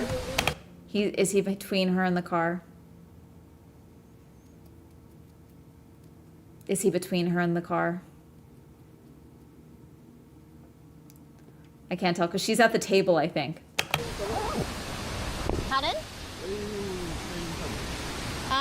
No, what the fuck? I hate men! God, I got mad. I didn't realize until the end of my trip how much this question bothered me. Some people would ask where I was from and I'd be like, oh, I'm from America. And then if they were American, I would say California. And they were like, oh, where in California? And I'd be like, LA. LA is made up of a bunch of different areas. It's LA County, but there is like Los Angeles and there's a bunch of different cities. They would always say where in LA. And you know what? I should have said that's not your business actually. Is what I should have said. Instead I told them where I live, okay? And I shouldn't have done that. I should have lied. But like that's one of those things where I'm like, we're getting too specific. You don't need to know which exact city I'm from. Now I get it. If you tell me you're from fucking, random place in Tennessee, I'm not going to know that. But there's a high likelihood that you're getting back to America by way of LA. And you know what? You don't need to know that. I'll tell you the state. I can't remember the name. Why does that matter? No, I'm so sorry. Why do you need to know that? See, there's two ways to play this. I usually play that's a weird question. Like it's like a joke. Okay? That's usually what I do. Okay? If it gets persistent, that's when I get more blunt and mean, okay? But I usually play it off of like, that's a crazy thing to ask me. Like I don't realize that they're being creepy and therefore they have an out to not escalate, okay?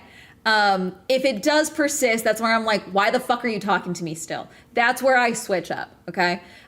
Because if you start with that, then we're escalating the situation already, and there's a chance they could get violent and aggressive because men don't like when you tell them when they're being creepy that they're being fucking creepy, okay?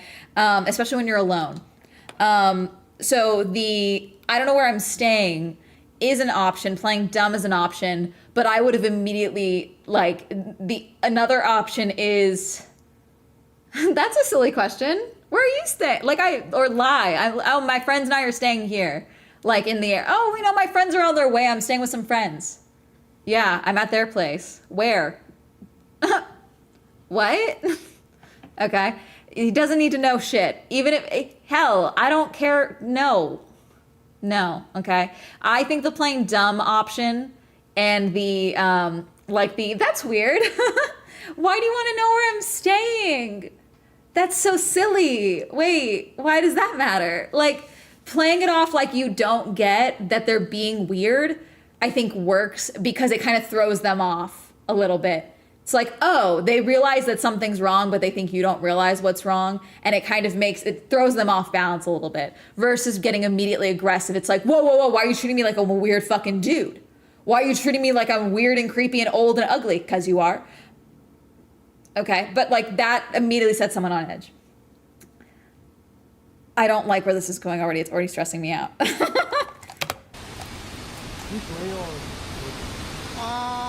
like... Nope, stop. I don't remember the name. Stop. Sorry. The end. There's a man and he's kind of just hanging around me. Anyway. Where's your stuff? I really don't like that you're leaving your stuff. I'm so sorry. I really don't like that you're leaving your stuff. I'm so sorry, honey. Oh God, you're definitely younger than me. You're 100% younger than me. I think she's like 20 something, okay? She's probably younger than me. I really don't like that you're leaving your stuff, that there's a man in your vicinity watching you. I don't like that you're getting in the water away from your vehicle. I don't like that you're getting away from the water, away from your stuff. Did you lock your stuff in the car? Do you have the keys on you? Do you have a key on you? Do you have anything on you other than the camera? I'm so sorry. I don't want to do this, but I have to.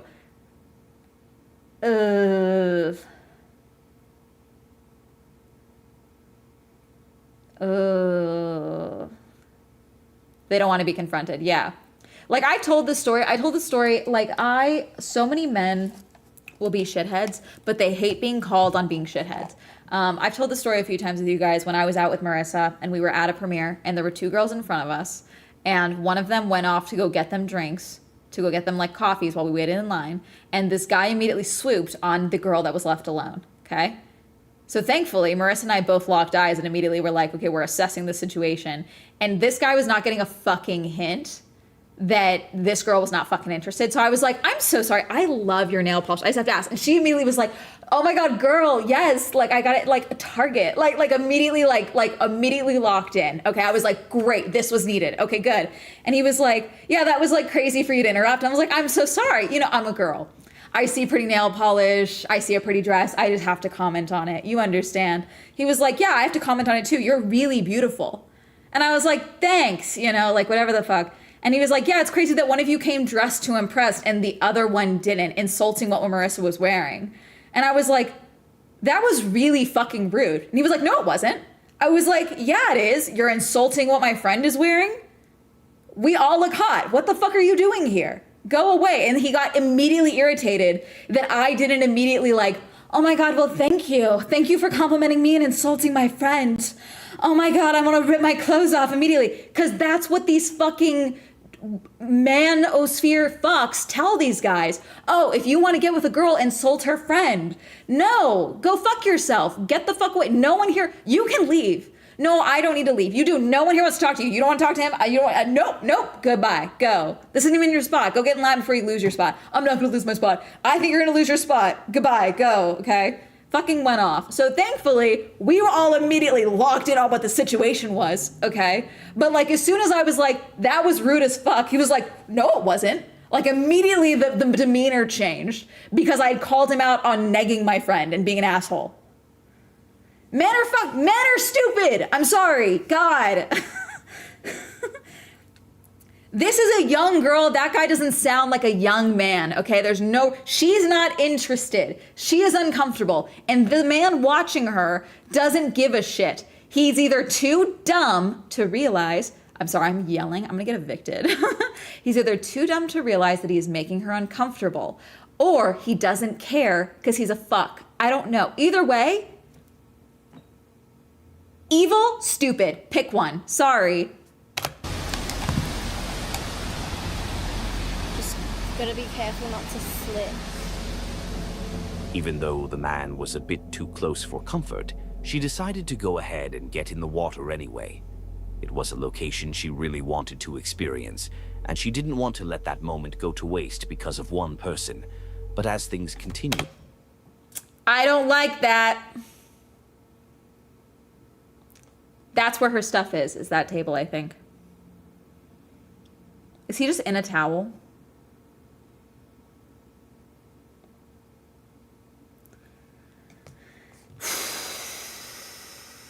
Honey, I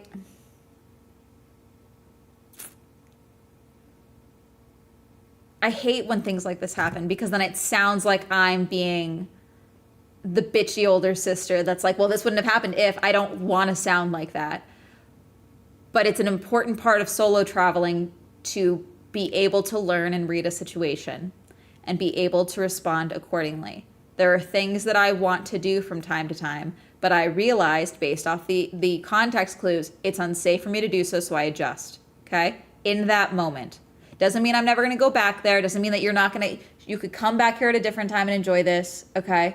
But this moment right now, this is an actively developing unsafe environment. You are away from your items. This man is now her vehicle is up that road. This man is now between you and your escape.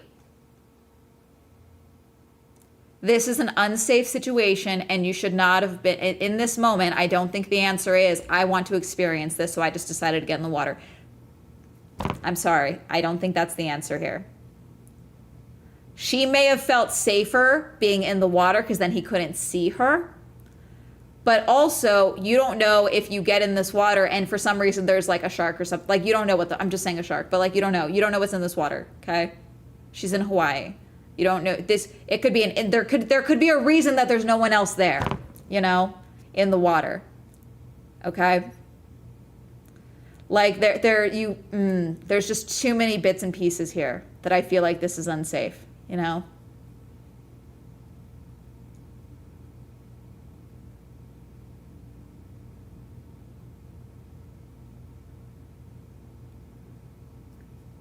I just remember one night I was walking my dog late in the college town I lived in, and a group of women asked if they could hang with me for a bit because a weird guy was following them. I felt awful that they felt the need to stay by me, but I did what I could to help them be safe.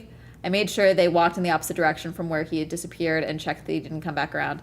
It happens, you know, like there was times I was in middle school, and after a play rehearsal, I was waiting for my dad or my mom to come pick me up, and it was me and another girl and one of the guys from the class, and a guy, like, because it was like a driveway, okay, and we were sitting on like the sign of the middle school, and we were sitting on the top, like just kicking our feet or whatever, like just waiting for our parents to come pick us up, and it was like dusk, okay, it was getting dark, but it was not dark yet, and someone was walking on like so there's the street, but he was on the sidewalk, but like there's like a row of cars from like probably faculty in the trees, and we saw him walking, and we had like stopped talking, but we saw him stop walking and just stand like just through where the cars were, and he was like watching us through the cars. And so we called over, let's say Will, we called Will over, we're like, hey Will, can you just come stand over here, you know, because we wanted him to see that there was like a boy with us, you know.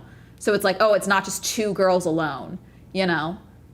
And like not long after our parents came. But like that guy stood there for like 30 minutes and just fucking watched us the entire time. It was fucking weird. I have never been catcalled more in my life than I was at 13, baby. Most women have that experience. It sucks. It became more uncomfortable. He kept staring at her nonstop. I don't like this. And the moment she entered the water, he followed and jumped in as well. Ah, get out of the water! I knew that was coming. I knew he was gonna follow her in. I knew it. I knew it. I knew it. I knew it. I hate it. I hate it. I hate it. I didn't even want to say it out loud because I knew it was coming. I didn't want to say it out loud. I knew it was coming. Oh, God. God, no. No. She looks so young, too. I'm guessing she's like 20-something. This girl could easily be fucking 16. He doesn't know. He doesn't give a shit. It'd be good to have rock shoes or something. Oh, God. Girl. I feel like that man was like waiting for me to hop in so he could hop in or something. Yeah, he is. I don't know why. Is that her towel? Is that her towel? Wow. Look at that. Girl. It's so beautiful. It's pretty deep here, I think. Girl. It's so deep. I can't even like touch my feet on the ground anymore. I don't like that he's blocking the stairs. I hate this. I hate this so much. I hate it. Oh, gosh. Oh, I'm glad you're enjoying yourself, but I need you to be aware of the living boogeyman behind you. I'm so sorry. God, my chest is so tight. You know that feeling when you watch like a video and you're like, this is the last video of so-and-so before this horrible thing happened to her. Like that's I know she posted this, so I know she's fine-ish, but like I feel, that's the feeling I have in my chest. Like I'm so fucking uncomfortable. That's a bit scary. I'm just gonna float. Oh, God! Oh, there's another person. That's another person. I'm gonna take a photo of you guys. Yeah? Are those two girls? Thank God. I hear a girl. That's okay. So the ladies. Thank God. I hear women. Pardon? No!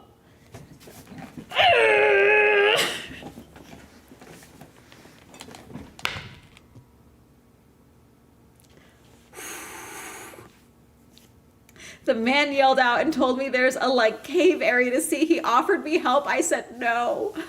Do not. Thank God. She's not going. Thank fuck. You don't need to see the cave, hun. Nope, you don't need that. We don't need that. No cave time. Nope, you're not going with the man. Absolutely the fuck not. No. Oh God, I'm gonna have a panic attack. Oh God. Like me being in the situation, I would deal with it. But this is like, I feel like I'm watching like a sister like go through. Oh God.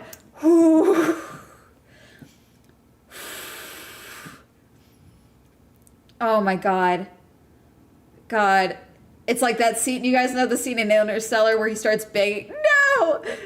It's like, oh God, that's the feeling I have. Oh God, I hate this so much. God.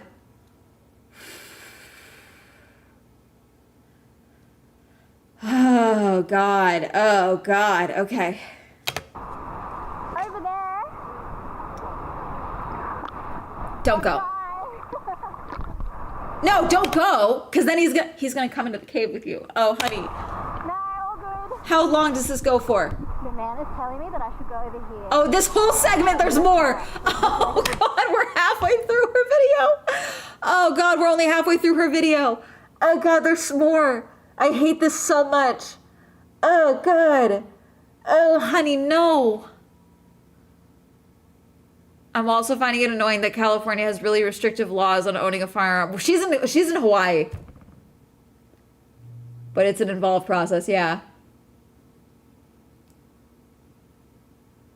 This is like one of those situations that like my friends and I would have when we were like 16, okay? When you like realize, wow, that could have been fucking bad, you know? Like, this is one of those things that you like have, like you wake up in the middle of the night when you're like 25 and you're like, wow, that actually could have been really, really bad. Like, I feel like every teenage girl's, I feel like guys have that, but it's like, yeah, I probably shouldn't have helped my friends rob that convenience store when we were 12, you know? Like with girls, it's like, oh, I almost could have been like raped and murdered, you know, by like a child predator when I was 14, you know? Like that, like, wow, that weird boyfriend I had was fucking, he was a creep. I wasn't sticking it to my parents, you know? Like I think that's a uniquely woman experience that you have later, you know? Like, it's one of those things. No, I did not have an old fucking boyfriend. That's not my point. Be nice to you. Fortunately, another couple was nearby. I did have a lot of friends that were bad at reading situations, though. I, unfortunately, dealt with parental trauma. Therefore, I could read, wow, this man is being fucking weird. That's weird. Which made her feel a bit more at ease. Even so, the man kept trying to engage with her, at one point pointing toward a cave. See, this is where I'm like, oh my God, wait, girl, hold on, your tag is sticking out. And I swim over and I'm like, do you fucking know him? That's what you do as a woman. I need these women to be on top of it. As if encouraging her to go explore it. She moved a bit further away to create some distance, and things seemed under control. But then something unexpected happened. While she was speaking to the camera about the situation, the man suddenly jumped into the water again, seemingly trying to quietly make his way closer to her. I was feeling a little bit uncomfortable. But he was like, do you need some help coming over here? And I was like, no, thank you. Because I just want to be like by myself. With no men around, preferably. I need emotional support. Oh my gosh! Oh Ah! I'm good, thanks. Oh, honey. Pardon? Cold, yeah.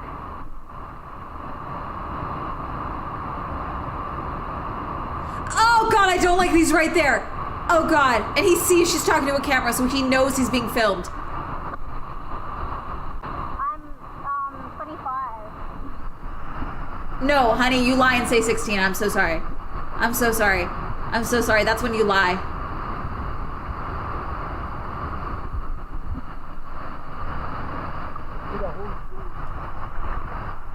Pardon? No, stop. Sorry? A hole. Oh, it's like a cave. Is it a cave? That's a grown man. Is that a shirt as trunks? Is that a shirt as no. Is that yeah, that's a shirt as trunks. Girl, get away from him. No. The man appeared out of nowhere, startling her, and continued insisting on showing her the cave. I'm so Jessie, fucking driven scared. by her kindness, decided to Oh, give honey, him the benefit she of the posted doubt this, and let so him guide she's- her around. she's physically Even though safe. She felt very uncomfortable. I hate this. As he led her through the area, No! there were Oh again. No, no, no, God.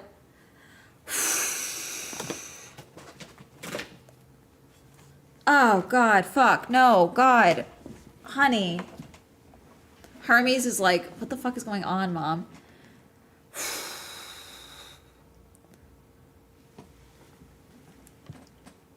Who hit on her while she was working as a cashier. I know a couple of those people too. They're not in my life.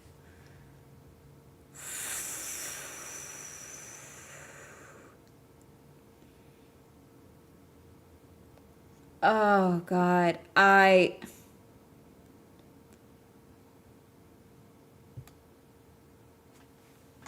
need a minute. Hold on. Give me a second.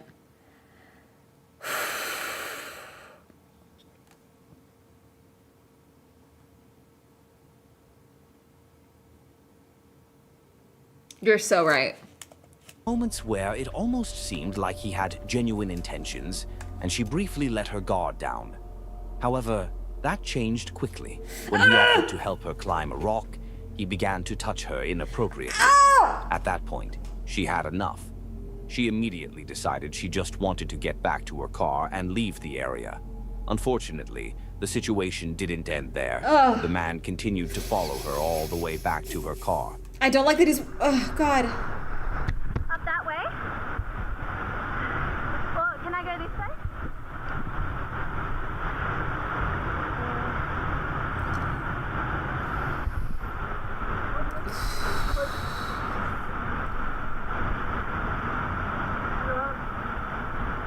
God, I feel like I'm watching a little sister make a tragic mistake. I hate this.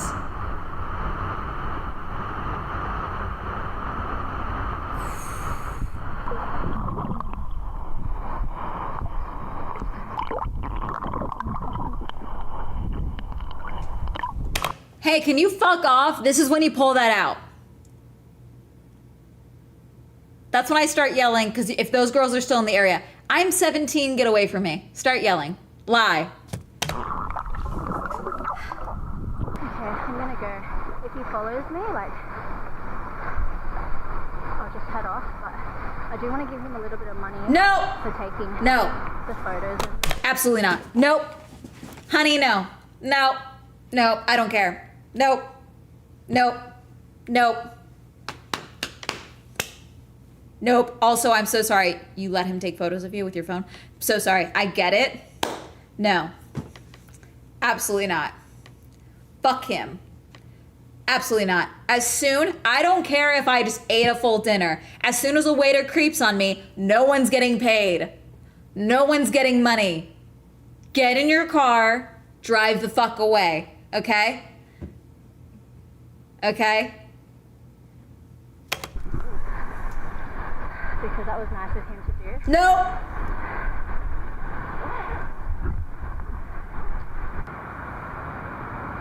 Girl, I don't like how close he is to her.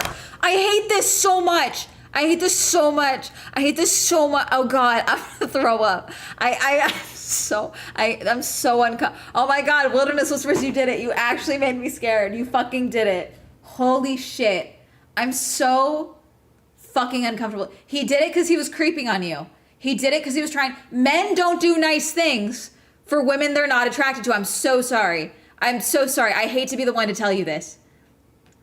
Very few men are just nice guys. And he proved to you he's not just doing it to be nice because he tried to touch you, okay? Multiple times. He's not taking a fucking hint, okay? It's not that you're being too polite. He is not reading the situation that this is fucking creepy. He's being creepy. Do not give him fucking money.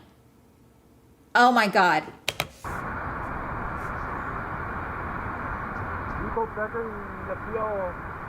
Pardon? I'm not too sure. Oh. You live here? Yeah. Oh, nice. Yeah. Oh, beautiful place to live.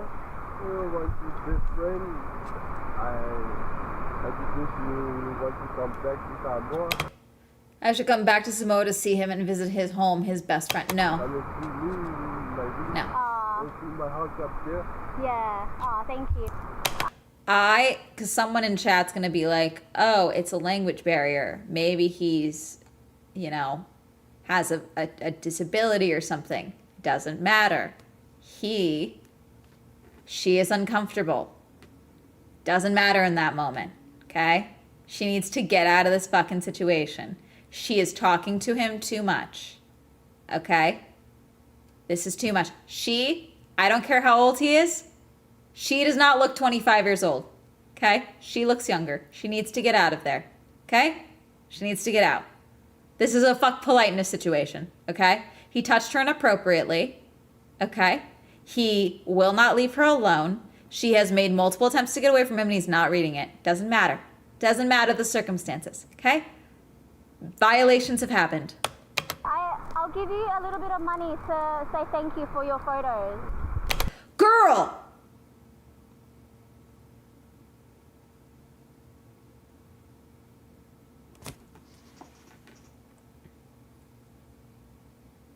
Okay, I'm gonna tell you guys of a situation, okay? I'm gonna tell you guys of a situation, okay? When, a few years ago, before YouTube took off, okay?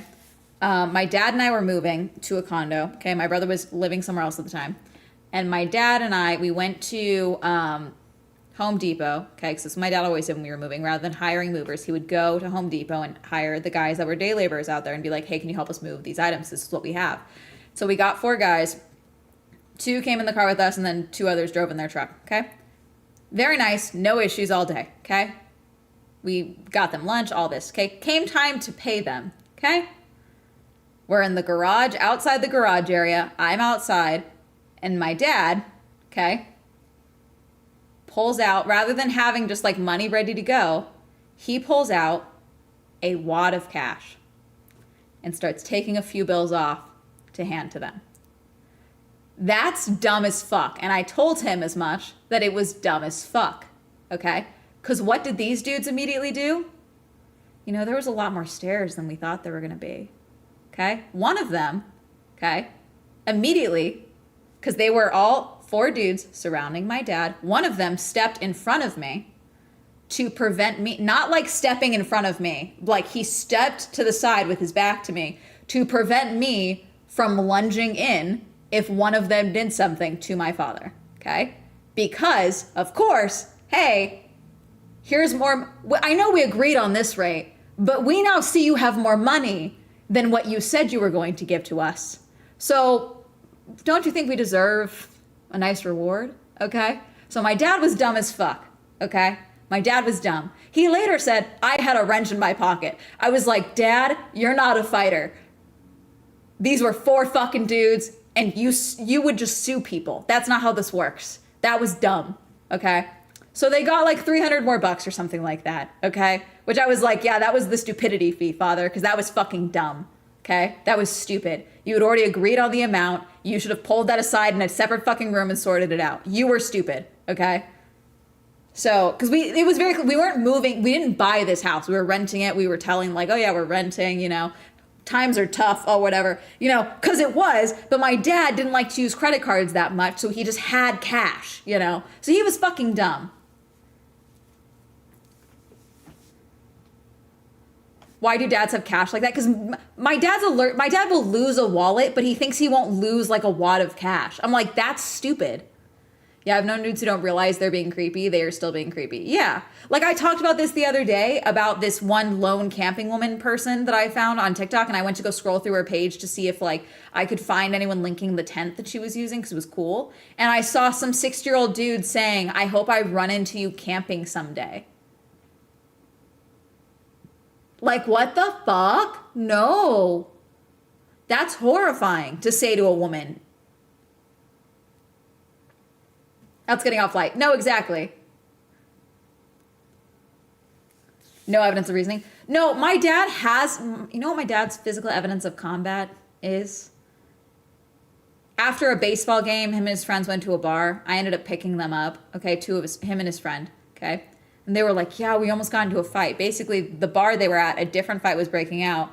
And one of them, like some dude laughed, but they thought it was my dad's friend. And so one guy like tried to take a swing at him, but missed and almost hit my dad. And my dad, again, drunk, fists are flying. Contact is being made. A fight is happening. Touch me, I'll sue you. I was like, you're not built for this. You're not built for in the moment action. You're just not. You're not that fucking dude. You're not built like that. I'm an on-site bitch. As soon as things are going down, at the very least, I'm grabbing a fucking chair. Because I may not be able to outpunch a knife, but no one's immune to a chair to the fucking head, okay? Not a single person, okay? So we're dealing with things as they come. My dad is no one's gonna fuck with me. I'm like, you're not that fucking tall. You're like 5'9". Back up, man, I'm so litigious. Exactly. I knew a dude in college, had to explain to him why it's okay to ask a girl, would you like me to walk to your car? But it's super weird to say, can I follow you to your car? Yeah. No, context matters also. Even that question, can I walk you to your car? Would you like me to walk you to your car? Are you cool? Do you want someone to join you on your walk to your car? Can I follow to your car? That also, regardless of statement, if you've been creepy with me earlier in the night and you weren't picking up on my hints, both are uncomfortable. And that's the problem, you know? First action, find weapon. Yeah.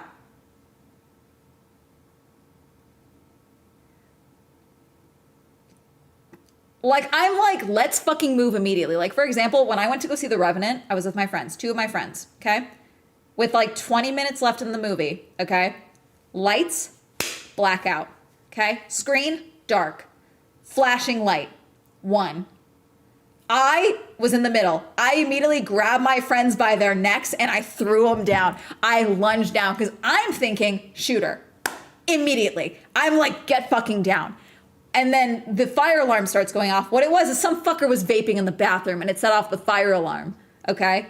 But it was scary as shit for those 3 fucking seconds where I was like, okay. But in that moment even, I was like, get down. Like we are acting accordingly. Okay?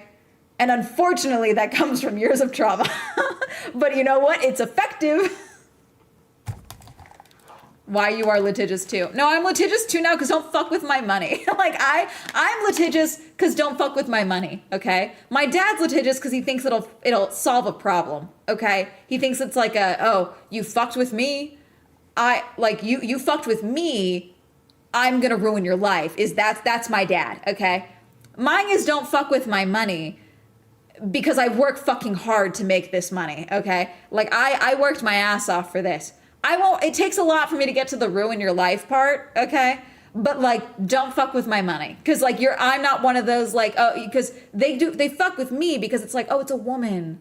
Women don't sue like that. Women aren't ruthless business people. No, I'm gonna be the example for you in your life. I'm gonna make you realize not to fuck with women in business. That's my goal with it. I'm gonna teach you a lesson because clearly no one told you not to be a fucking idiot. Okay, that's my goal. Okay, yeah, that's my thing. Okay.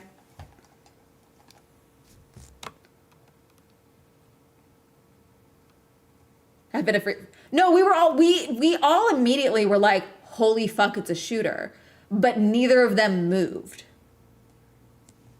Because you guys need to understand, I don't know if when The Revenant came out, this was 2017, right?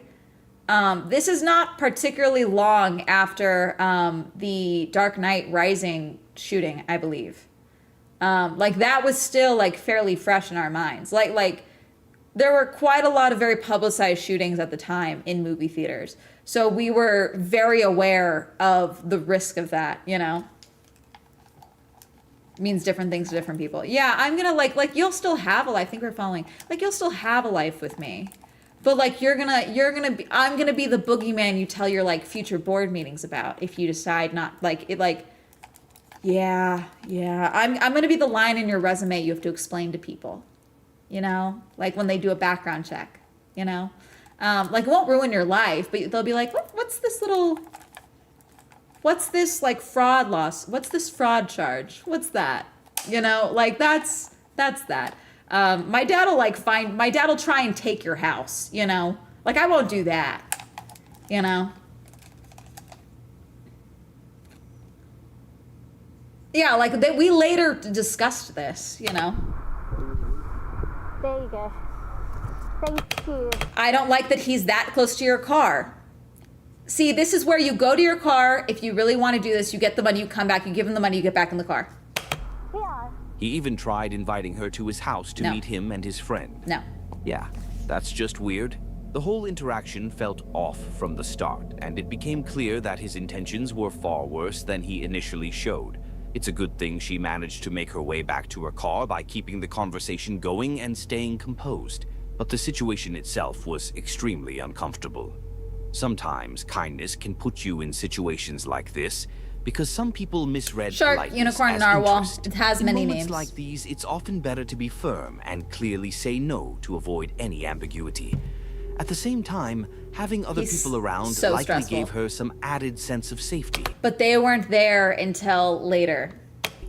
Still, the way he tried to touch her and continued following her were obvious red flags. Thankfully, nothing happened to her in the end, but it definitely gave her a serious scare. Grumpy MTB is a channel that consistently posts videos about mountain biking, I really like that logo. riding trails, tracks, mountains, and all sorts of adrenaline. No, she needs to drive away. She needs to leave. Filled locations, but unfortunately, this time he captured something extremely unexpected, and also something important to be aware of when you're out riding or hiking on trails, especially if you're smaller or a kid. He was riding his bike on a snowy trail on a cold, cloudy day when, out of nowhere, something happened. Tripwire? Bear? Person? That's a dude. Okay. Oh, fuck. Get your dogs off me. Get your dogs off me. Girl, you didn't fucking know. I'm so sorry. I'm so sorry. One, why your dog's off leash? I don't care. Why your dog's off leash on an open back road? Why did you take that fucking long to get to your dogs? No, absolutely the fuck not. Why is there no recall and they're off the fucking leash? Hermes has horrible recall. That's why he's never unleashed outside of this fucking apartment. Okay? What the no. Absolutely not.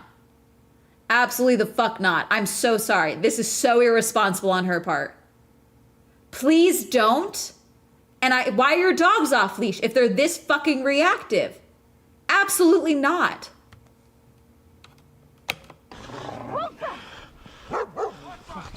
It's not them, it's the puppies!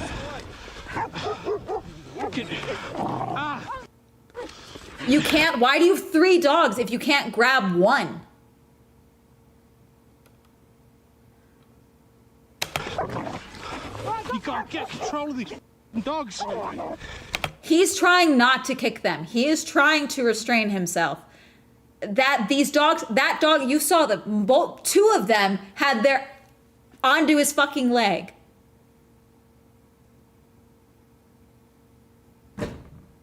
Like, what the fuck are we doing? He was saying, please stop to him to try and get him to not cross the path, which he did. He stopped, but the dogs ran up after him because they're off fucking leash. No, I think she was saying, please stop to him. I do.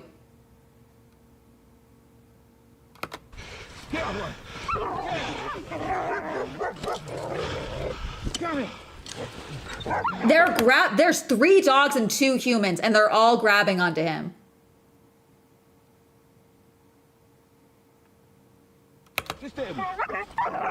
They're lunging at him. What are these trainers?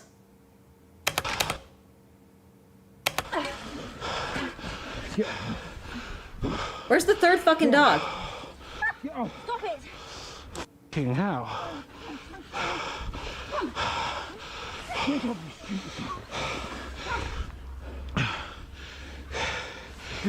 Is he still latched on him? Is that his leg? Is the dog still grabbing onto his fucking leg? No, stop, get. Go. Get off.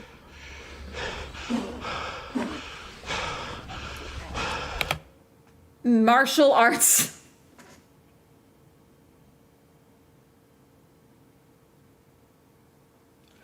I'm like, oh, maybe it's like a dog training facility.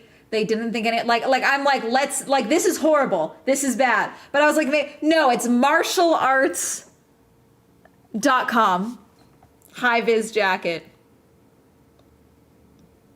No.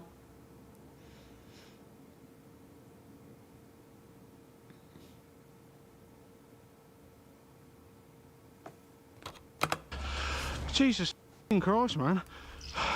You notice something? These two haven't said a fucking word to this man. Have you noticed that? This drives me insane. This always drives me insane.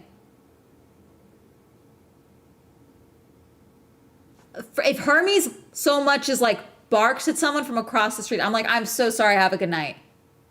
They are trying to, like, I get moving away from the situation. Their dog, hi, I'm so sorry. They're in training. This is all on fucking camera. There's no remorse. There's no I'm sorry. The stop was to the dogs. Okay? He could own the house and these dogs. Like I don't...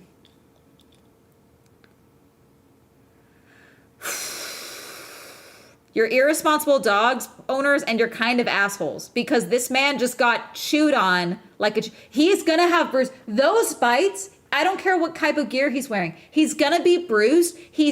Hopefully they didn't break skin. He's gonna have to get a rabies shot because he has no way of knowing where your dogs have been. He has to. He has to go get a rabies shot. He has to go make sure there's no open wounds on his legs because that dog was just gnawing on him like a chicken bone. Okay? And you don't say, I'm so fucking sorry. I'm so sorry. They're in training, let it out. Do you need help? Do you need me to call someone for you? What do you need me to do? Are you okay?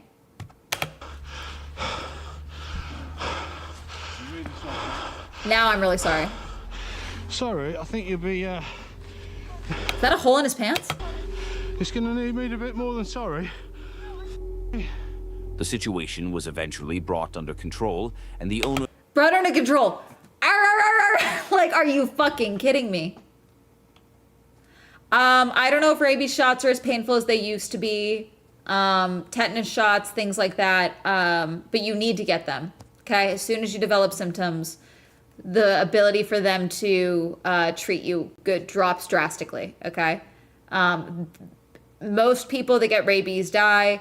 The only instance of like multiple, and they love being like a 13-year-old girl was cured. She had to be put into a medically induced coma for like months, if not longer, for her to regain brain function properly. Like you don't want fucking rabies. If there's ever an instance of something like this, if you ever think you've contacted with rabies, you need to go to a doctor. You need to get a rabies shot.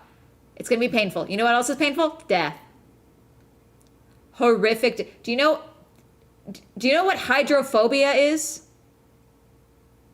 Do you want that? No.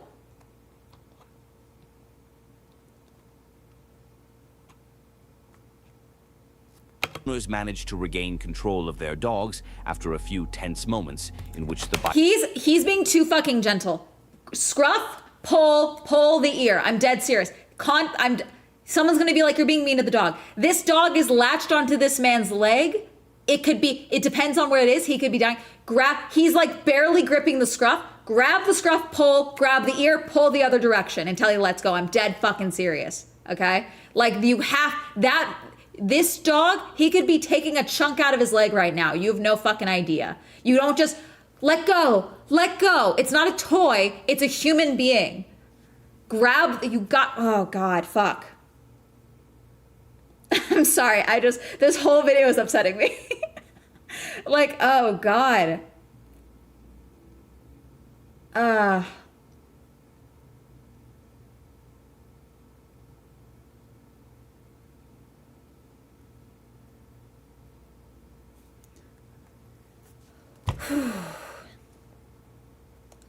If you don't want your dog put down in an instance like this, you need to end the contact as soon as fucking possible and hope this person is forgiving. Depending on the state, as soon as your dog is seen as aggressive like this, there's a reason I have to be so fucking hostile with Hermes, with his reactivity when we were out. I will scoop. I don't care if I make a big dog owner uncomfortable. As soon as I see someone crossing our path, I'm scooping up Hermes. Because if he goes, one, I know he'll fucking lose. He's tiny, okay? If a big dog decides to go for his head, I'm going to become a public safety risk if something happens to this dog, okay? But also, I don't want anything to happen to him if he were to bite someone. I would feel horrible for that person, but I know that he would be put down, even if he's a small dog, okay? But these are big dogs. They're even more likely to put down a big dog if they bite someone, if there's a bite history, okay? There were 3 pit bulls, I think it was 4 months ago now. A girl that had babysat them before came in to pet sit them. The 3 pit bulls killed her. She was 16. Because animals, especially big dogs like that, react differently. It doesn't matter that she had been around the dogs before, but the owners were not home. They killed her. Okay? You have a big dog like this, they are hunting dogs. These are personal protection dogs. That's why they went after this guy, because they heard you yell and they saw a foreign person. Like, oh God. Biker was bitten. About a year later, the uploader shared an update.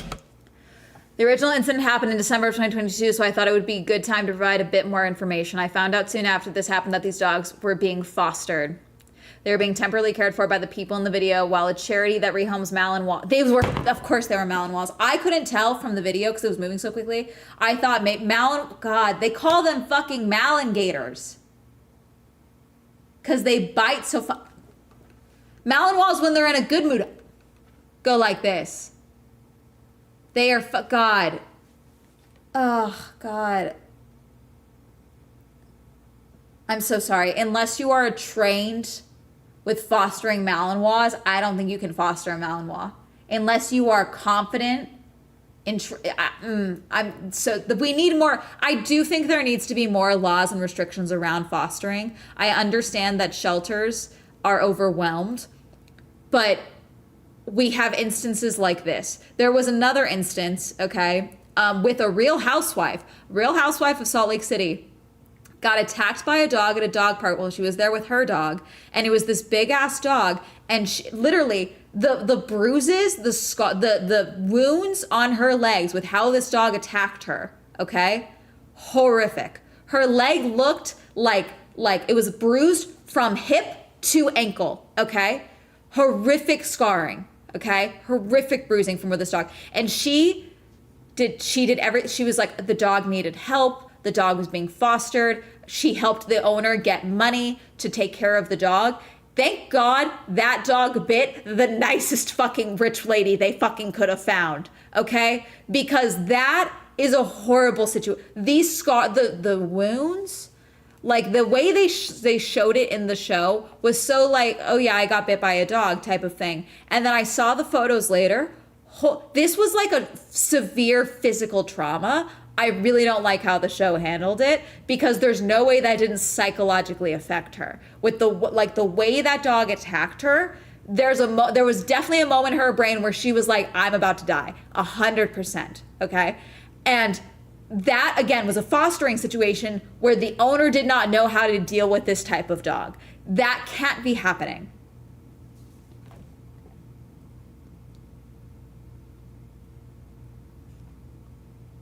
That was 80% on the humans. I understand, but that's 80% on the humans, and the humans should not have been watching those dogs. Those dogs should not have been off leash. There's some dog breeds that require real professionals to care for them. Malinois are awesome dogs. They need serious training and jobs. I imagine them being in foster care adds another level of difficulty. 100%. I hate bad owners.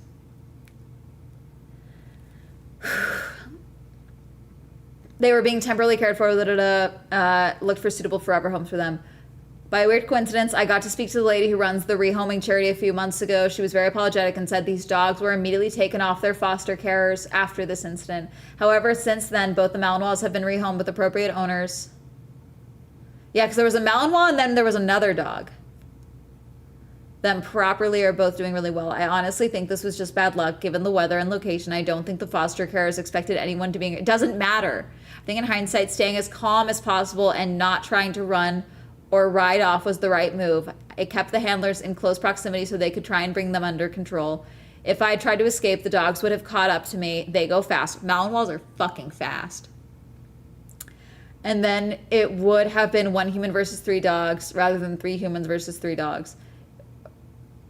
As I previously mentioned, the handlers in the video did apologize and exchange details with me after the video ends. They also quickly paid for my damaged gear and I made a full recovery.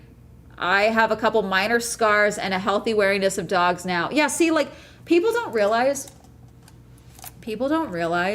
because it's like, oh, well, I love dogs, so therefore dogs aren't scary. You shouldn't be scared of a dog. You shouldn't be scared of dogs after a dog attack. This is a traumatic event. That's scary. Those dogs in a different situation could have killed him. That's why they are working dogs that have, like, they are dogs that need to be trained to not kill someone when they get them. Malinois have to be trained to not kill. Hermes, one of the reasons that another reason I go for him, Hermes he's a mini schnauzer. Mini schnauzers were trained as farming dogs, as ratters. So their bites have a hard fucking bite because they were bred to kill rats, okay? And also, he goes for the throat. I've seen him do it. On dogs, he tries to go for the throat, okay? I need to keep him away from a dog. I know that because I'm his owner. I know the type of dog he is, okay? The Malinois never should have been off fucking leash. But I'm assuming they thought, oh, our German Shepherd can be off leash, so these dogs should be off leash because they match the German Shepherd. Like, and as soon as this attack, this person is traumatized, whether he's going to admit to it or not, okay? Because this is a traumatic event. Now, traumatic events affect everyone differently, okay? But we need to acknowledge that this is fucking horrifying. Past the physical injuries, still having scars is crazy, okay? And a year later, that's a serious injury if he still has scars a year later, okay? That's broken skin, okay?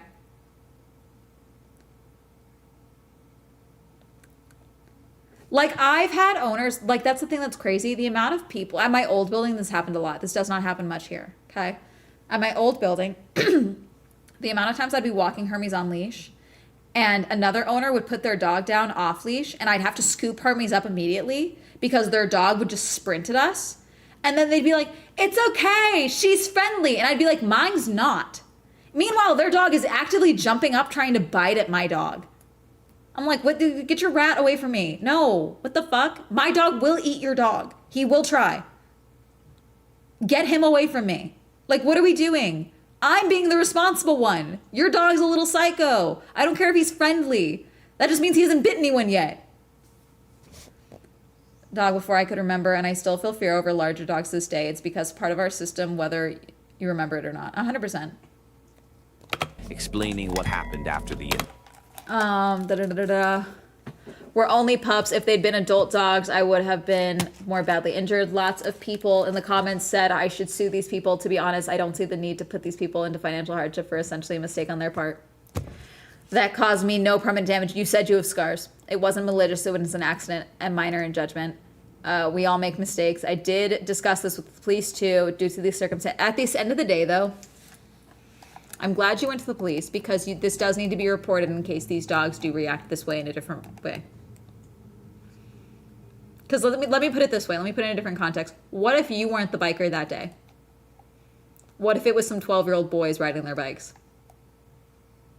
How do you think the dogs would have reacted? How do you think they would have handled that dog coming after them like that? The way that dog latched onto your leg, imagine that was like a 12-year-old kid. Not in, like just in their school gear or something. Out on a bike. Like, I do think, like, yeah, circumstances matter, and that's what the lawsuit would be. But, like, you as the person being like, okay, let me think through the situation. Because the answer of, well, it could have been worse. Okay, yeah, the answer, that unfortunately, yeah, it could have been worse. And you need to think about that could have been worse. Like, just because you're lucky this was you, you know? But he gets bullied by other dogs because he's honestly too submissive for his own good. They have to put Hermes with the big dogs because he bullies the other little dogs. He's a little asshole. elderly person, a small child. Like, these dogs should not have been off lead. This is insane. Like.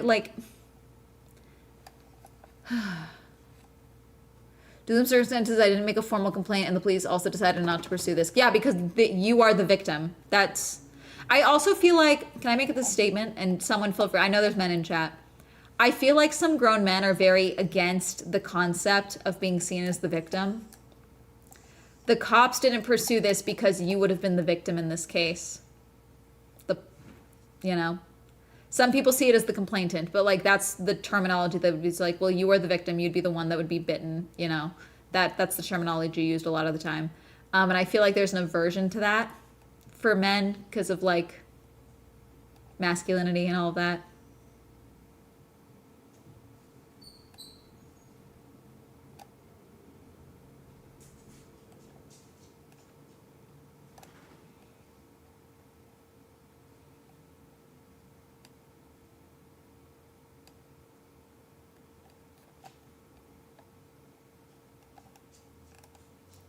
Yeah, I can see that. Absolutely. Mm-hmm.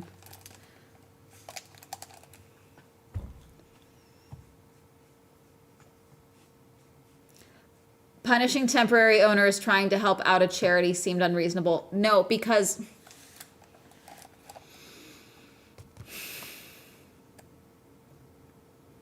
again, they could have killed you. You were able to stay on your feet. If you hadn't, this could have been a very different situation. You had a bike to block some of them at times. There were 2 other people there that were able to get to you in time. She did not run fast enough for me. I'm so sorry. They were not fit to be taking care of those dogs, either in experience or in physicality, helping out a charity or not.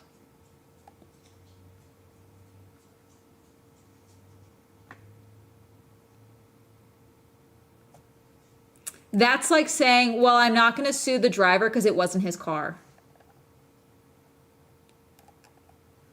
He was just like driving the car for a friend. I know we're talking about cars to animals, but like I'm serious. Like there's a responsibility that is taken when you are fostering an animal. And you should have followed this through at this point. Because frankly, also the charity also should have been liable for allowing these people to take these dogs. This could have been settled easier, but like I do think that a lot of people think that when you sue someone, it automatically means you're taking them to court. You can settle ahead of time, and I'm not even talking about settling for money. I'm not even saying you needed to get money. A decision, hey, I need to know, I'm suing you because I need to know that this isn't going to happen again. I'm suing you because you need to change your policies immediately. I don't care that you took these dogs out of these people's hand. I need to know how your process of placing fosters is changing because of this incident. And that can be something that is settled out of court for $0. Okay? But that's something that I think a lawsuit would have determined. Because you just have to take their word for it that this won't happen again.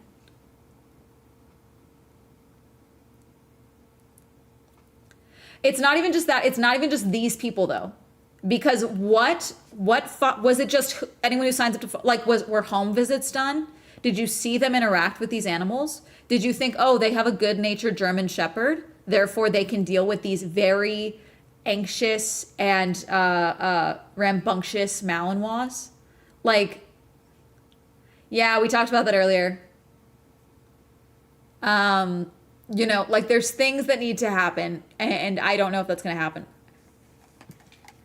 All right. Incident. The dogs had been temporarily cared for by the There's people still like in the 2 video, minutes in this section while of the a video. charity specializing in rehoming Malinois looked for suitable permanent homes for them. Interestingly, the biker even had he's and just covered reading. the cost. The biker was fortunate that these were younger dogs. Had they been fully grown and more powerful, the injuries could have been far Dang, worse. I missed it. Yeah. It's a strong reminder to Are linked to this charity that went unpublicized. Yeah, like that's the other thing as well. If you don't, let me put it this way, okay?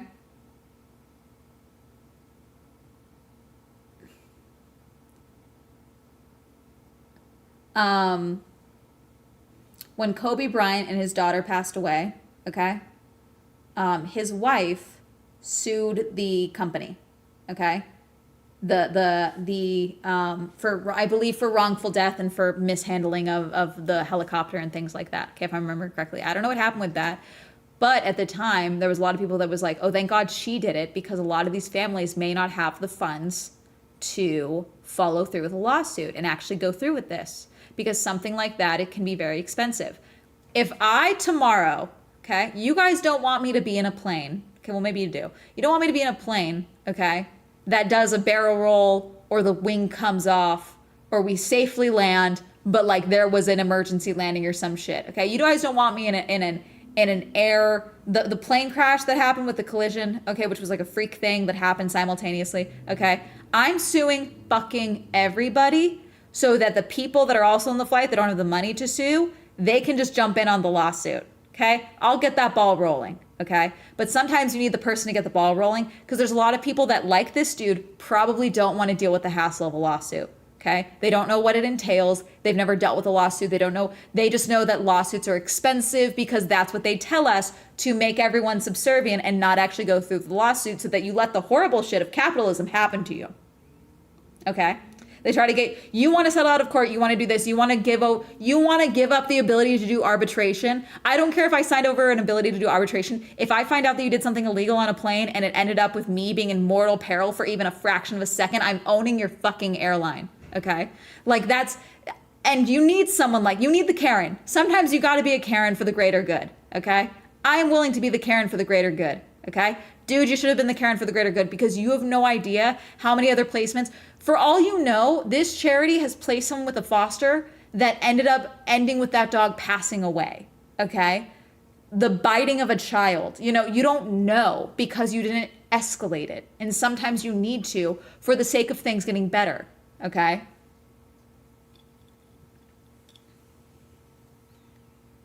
Thousands of dollars minimum. Exactly.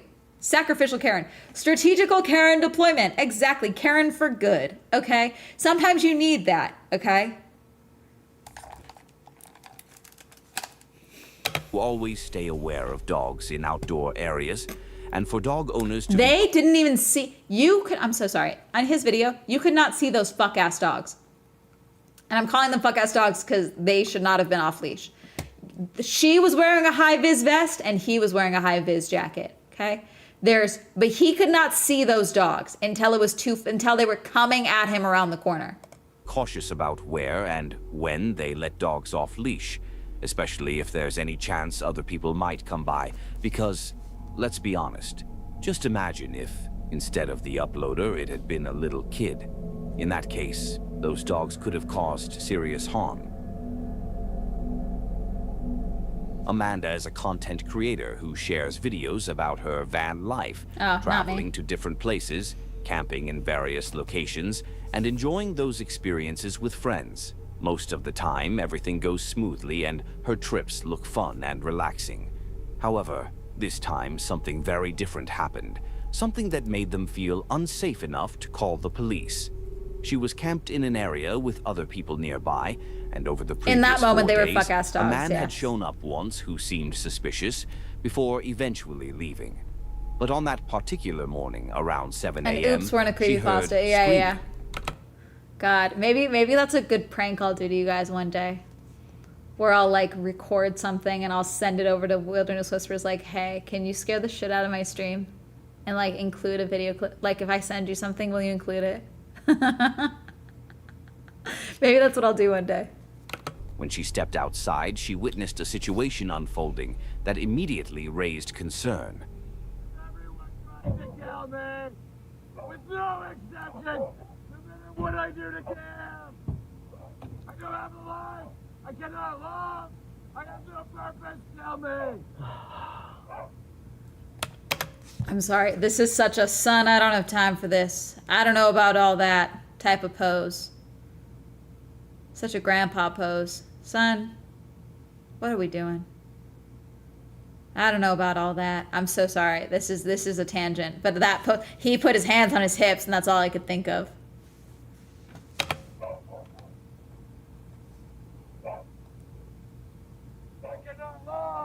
Okay.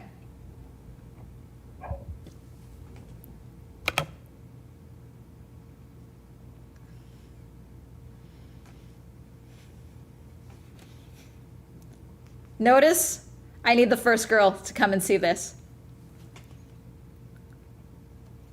No need to be polite, just go. Did you make the call, Dan? Did you make a call? Oh, I thought he said you were calling. Here. Hey, can you you need to, one, you're being too loud, hon. I'm so sorry. This could escalate in a second. You need to call 911 immediately. I've got him. I can't call because I got him on here. Can you call? Girl,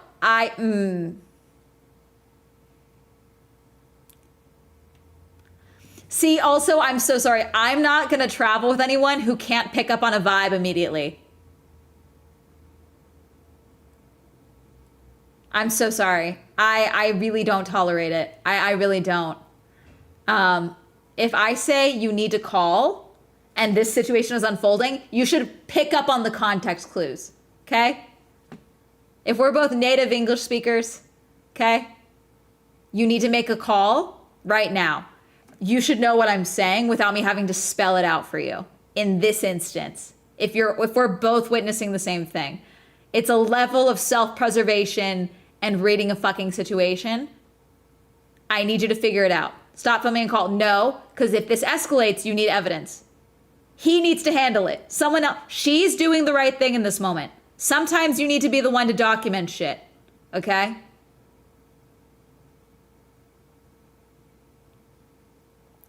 She's not alone. If she's alone, then you make the call. She's not alone. She needs to film and document this shit as well for his safety. I wouldn't put this on the video. I wouldn't put a video like this in a video, but there have been instances where I have not called because I've been documenting a situation and I see someone else is making the call off to the side, okay? Sometimes you got to be the one to document. This isn't someone, she's not sitting there yelling world star, okay? She's documenting the situation while her partner, she thought, was calling the police, and he didn't. The authorities.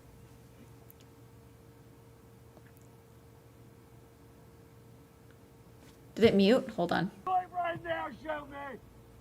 He must have said swears. Is that a... You said I'm Oh shit, he's got a tire iron. Show me. Help! Help! Help! Help! Help! Help! See, because she needs to also be filming. Hi. She needs to be filming for their protection as well. Because if this changes on a dime and he has to use that, he can say, he came and attacked me. We don't know what the situation is. Something is going on. Something is unfolding. Something is unwell. Filming is also for the protection of everyone involved to make sure that no one says he attacked me first.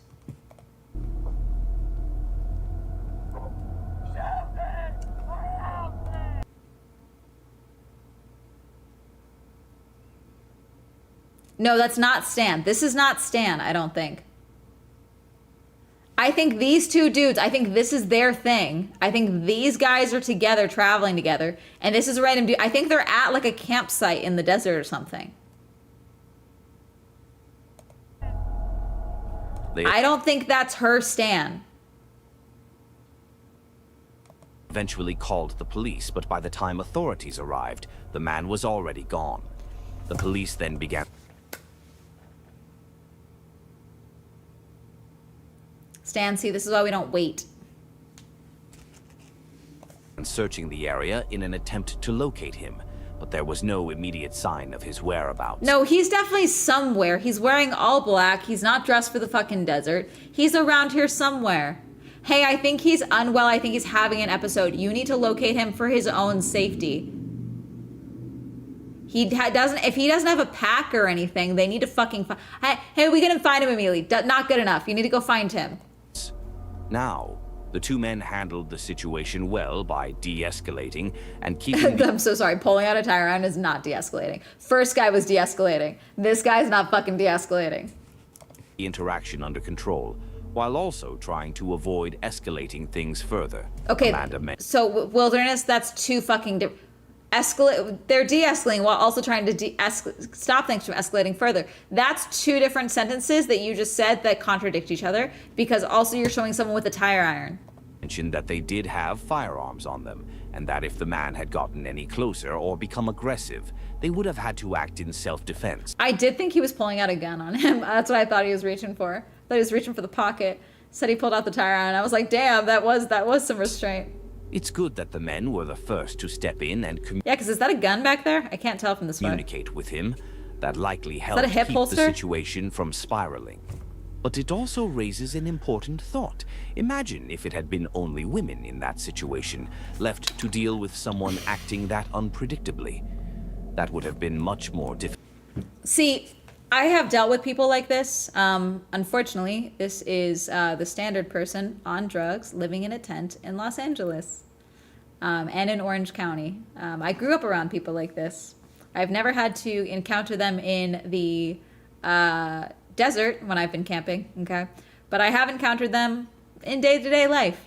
And usually, you can disarm them very quickly. Hi, good morning. How are you doing today? Dead serious. Hey, what's up? Honestly, if you start the interaction, that's what's usually helped. There was a homeless woman that was outside of the bank that I had to go to deposit my paychecks. And she would harass everyone. They had her removed several times. She would come back every single time. And sometimes they would just leave her for like a day or two, okay? I realized if I started the interaction first, she would just be like, oh, hi. Yeah, it's not a good day. Like if I started the interaction first, she wouldn't harass me as I was using the ATM, okay? She wasn't even asking for money. It was like verbally berating people as they were going. That was just her spot. She liked that spot. And it just, unfortunately, it happens. And if you're not used to it, I don't think silence is the answer. But also, this dude had a gun, so I don't know. I don't know his logic there. They are fairly easy to disarm. He is doing the right thing. I don't think acting afraid. I don't think panicking is the move. They are people. They can be erratic. They can be on drugs. And so it is something that can change into a dangerous situation. A homeless person did come at my dad with a knife at my old apartment building. It's one of the reasons I moved. Just for simply, he crossed the street. And the man came out of his tent with a knife. I was like, what the fuck are you doing over here? Totally out of his fucking mind. Okay? And so you do have to be cautious, but I do think remaining calm, okay, is the best option. I don't think what 3 women in the situation would have changed, okay? Especially if, like, because he's not, notice how he's talking about how he can't find love, but he's not going after the woman of the group. He's not well, okay? But there was this woman is a visible woman, okay? By anyone's standards, okay? With her hair, long hair, whatever, okay? He's not trying to harass her. He is yelling at another man, okay? So I don't know what 3 women would have been like in this situation because we don't know how he reacted to the woman in this situation. Amanda and her partner were scared, so they contacted police because of this interaction. Difficult and potentially far more dangerous.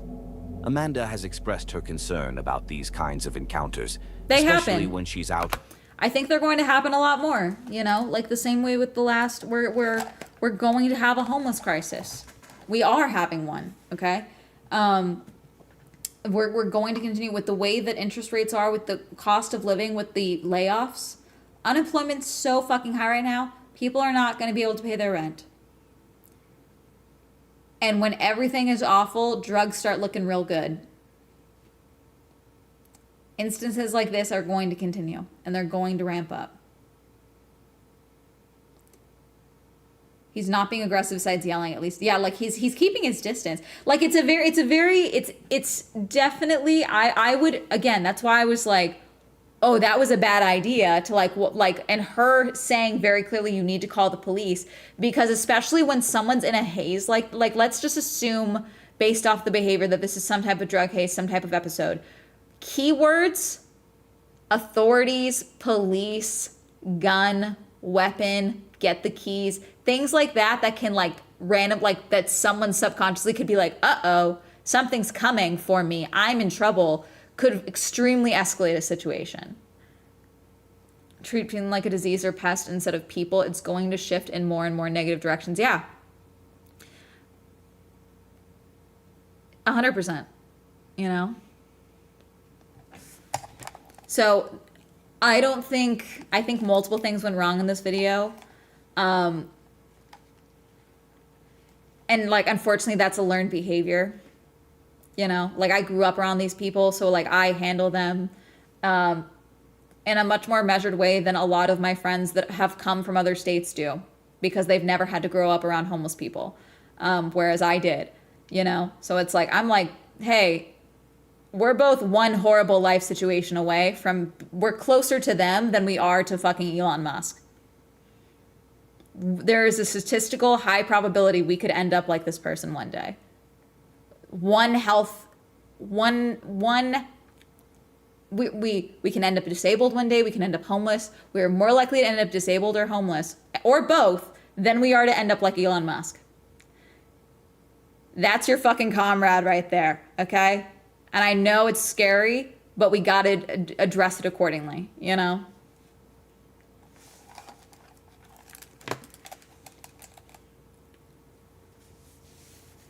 Said in the same cadence as mold problem or rap album. Yeah, no, that's not, obviously that's not right, you know? But like, these are people, you know? And these are people that could be people just like you or I. These are people you went to school with, you know? These are people, in some instances, that you watched on TV growing up, you know? Like, it can happen. And it's tragic, you know? And there's been instances of people trying to get help for people and things like that. And sometimes they don't want it. They're not at that stage yet. You know, they're not at that place yet. But they're still people, you know. They're not boogeymen. They're people, you know. With just female friends. It's a reminder that you can never be I'm skipping ahead because he's being dumb. Situations like one day, a group of people were pulled over on the side of a road somewhere in Russia. From what it seems, they had a flat tire and were waiting for help to arrive. While they were there, they noticed a strange light coming from the forest nearby, so naturally they started recording. But soon, they realized what that light actually was. And let me tell you, dealing with a flat tire was nothing compared to what was about to happen. Take a look. Is it a car? Oh, is it ball lighting? What the fuck? Oh shit. Fireball. It's still jumping. Yeah, that's gotta be ball lightning, right? I know I make comments like it's never ball lightning. I don't know why we always guess ball lightning. I think that's fucking ball lightning. Night, Guna. Jesus.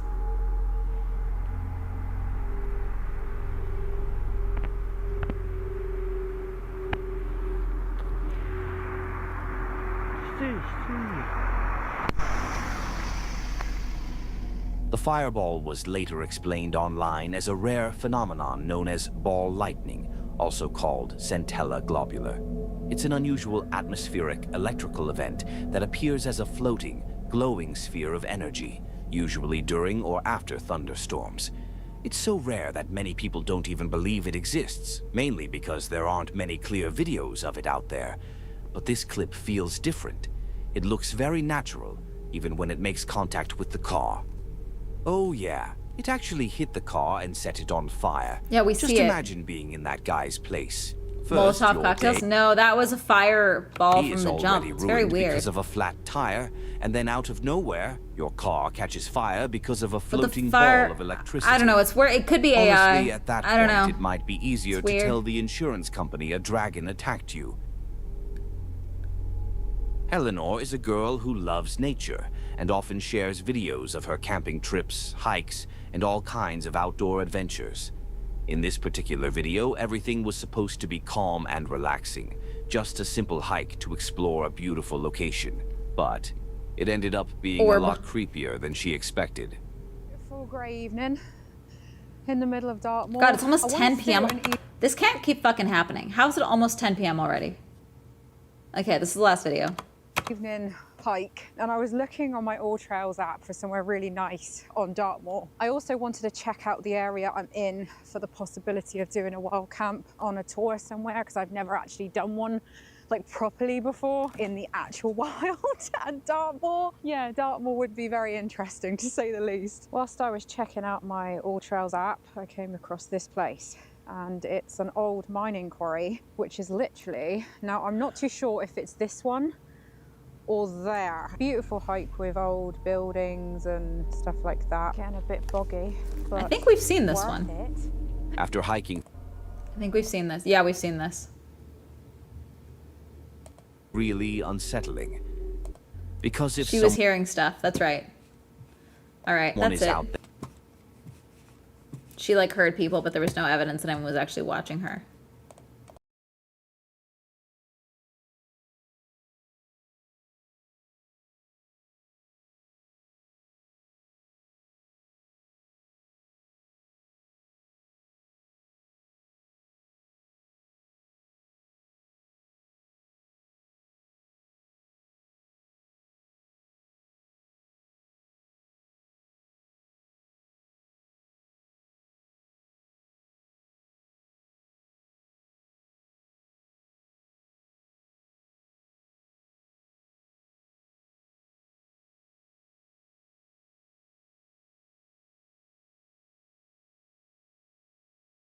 Oh, bye. Sorry.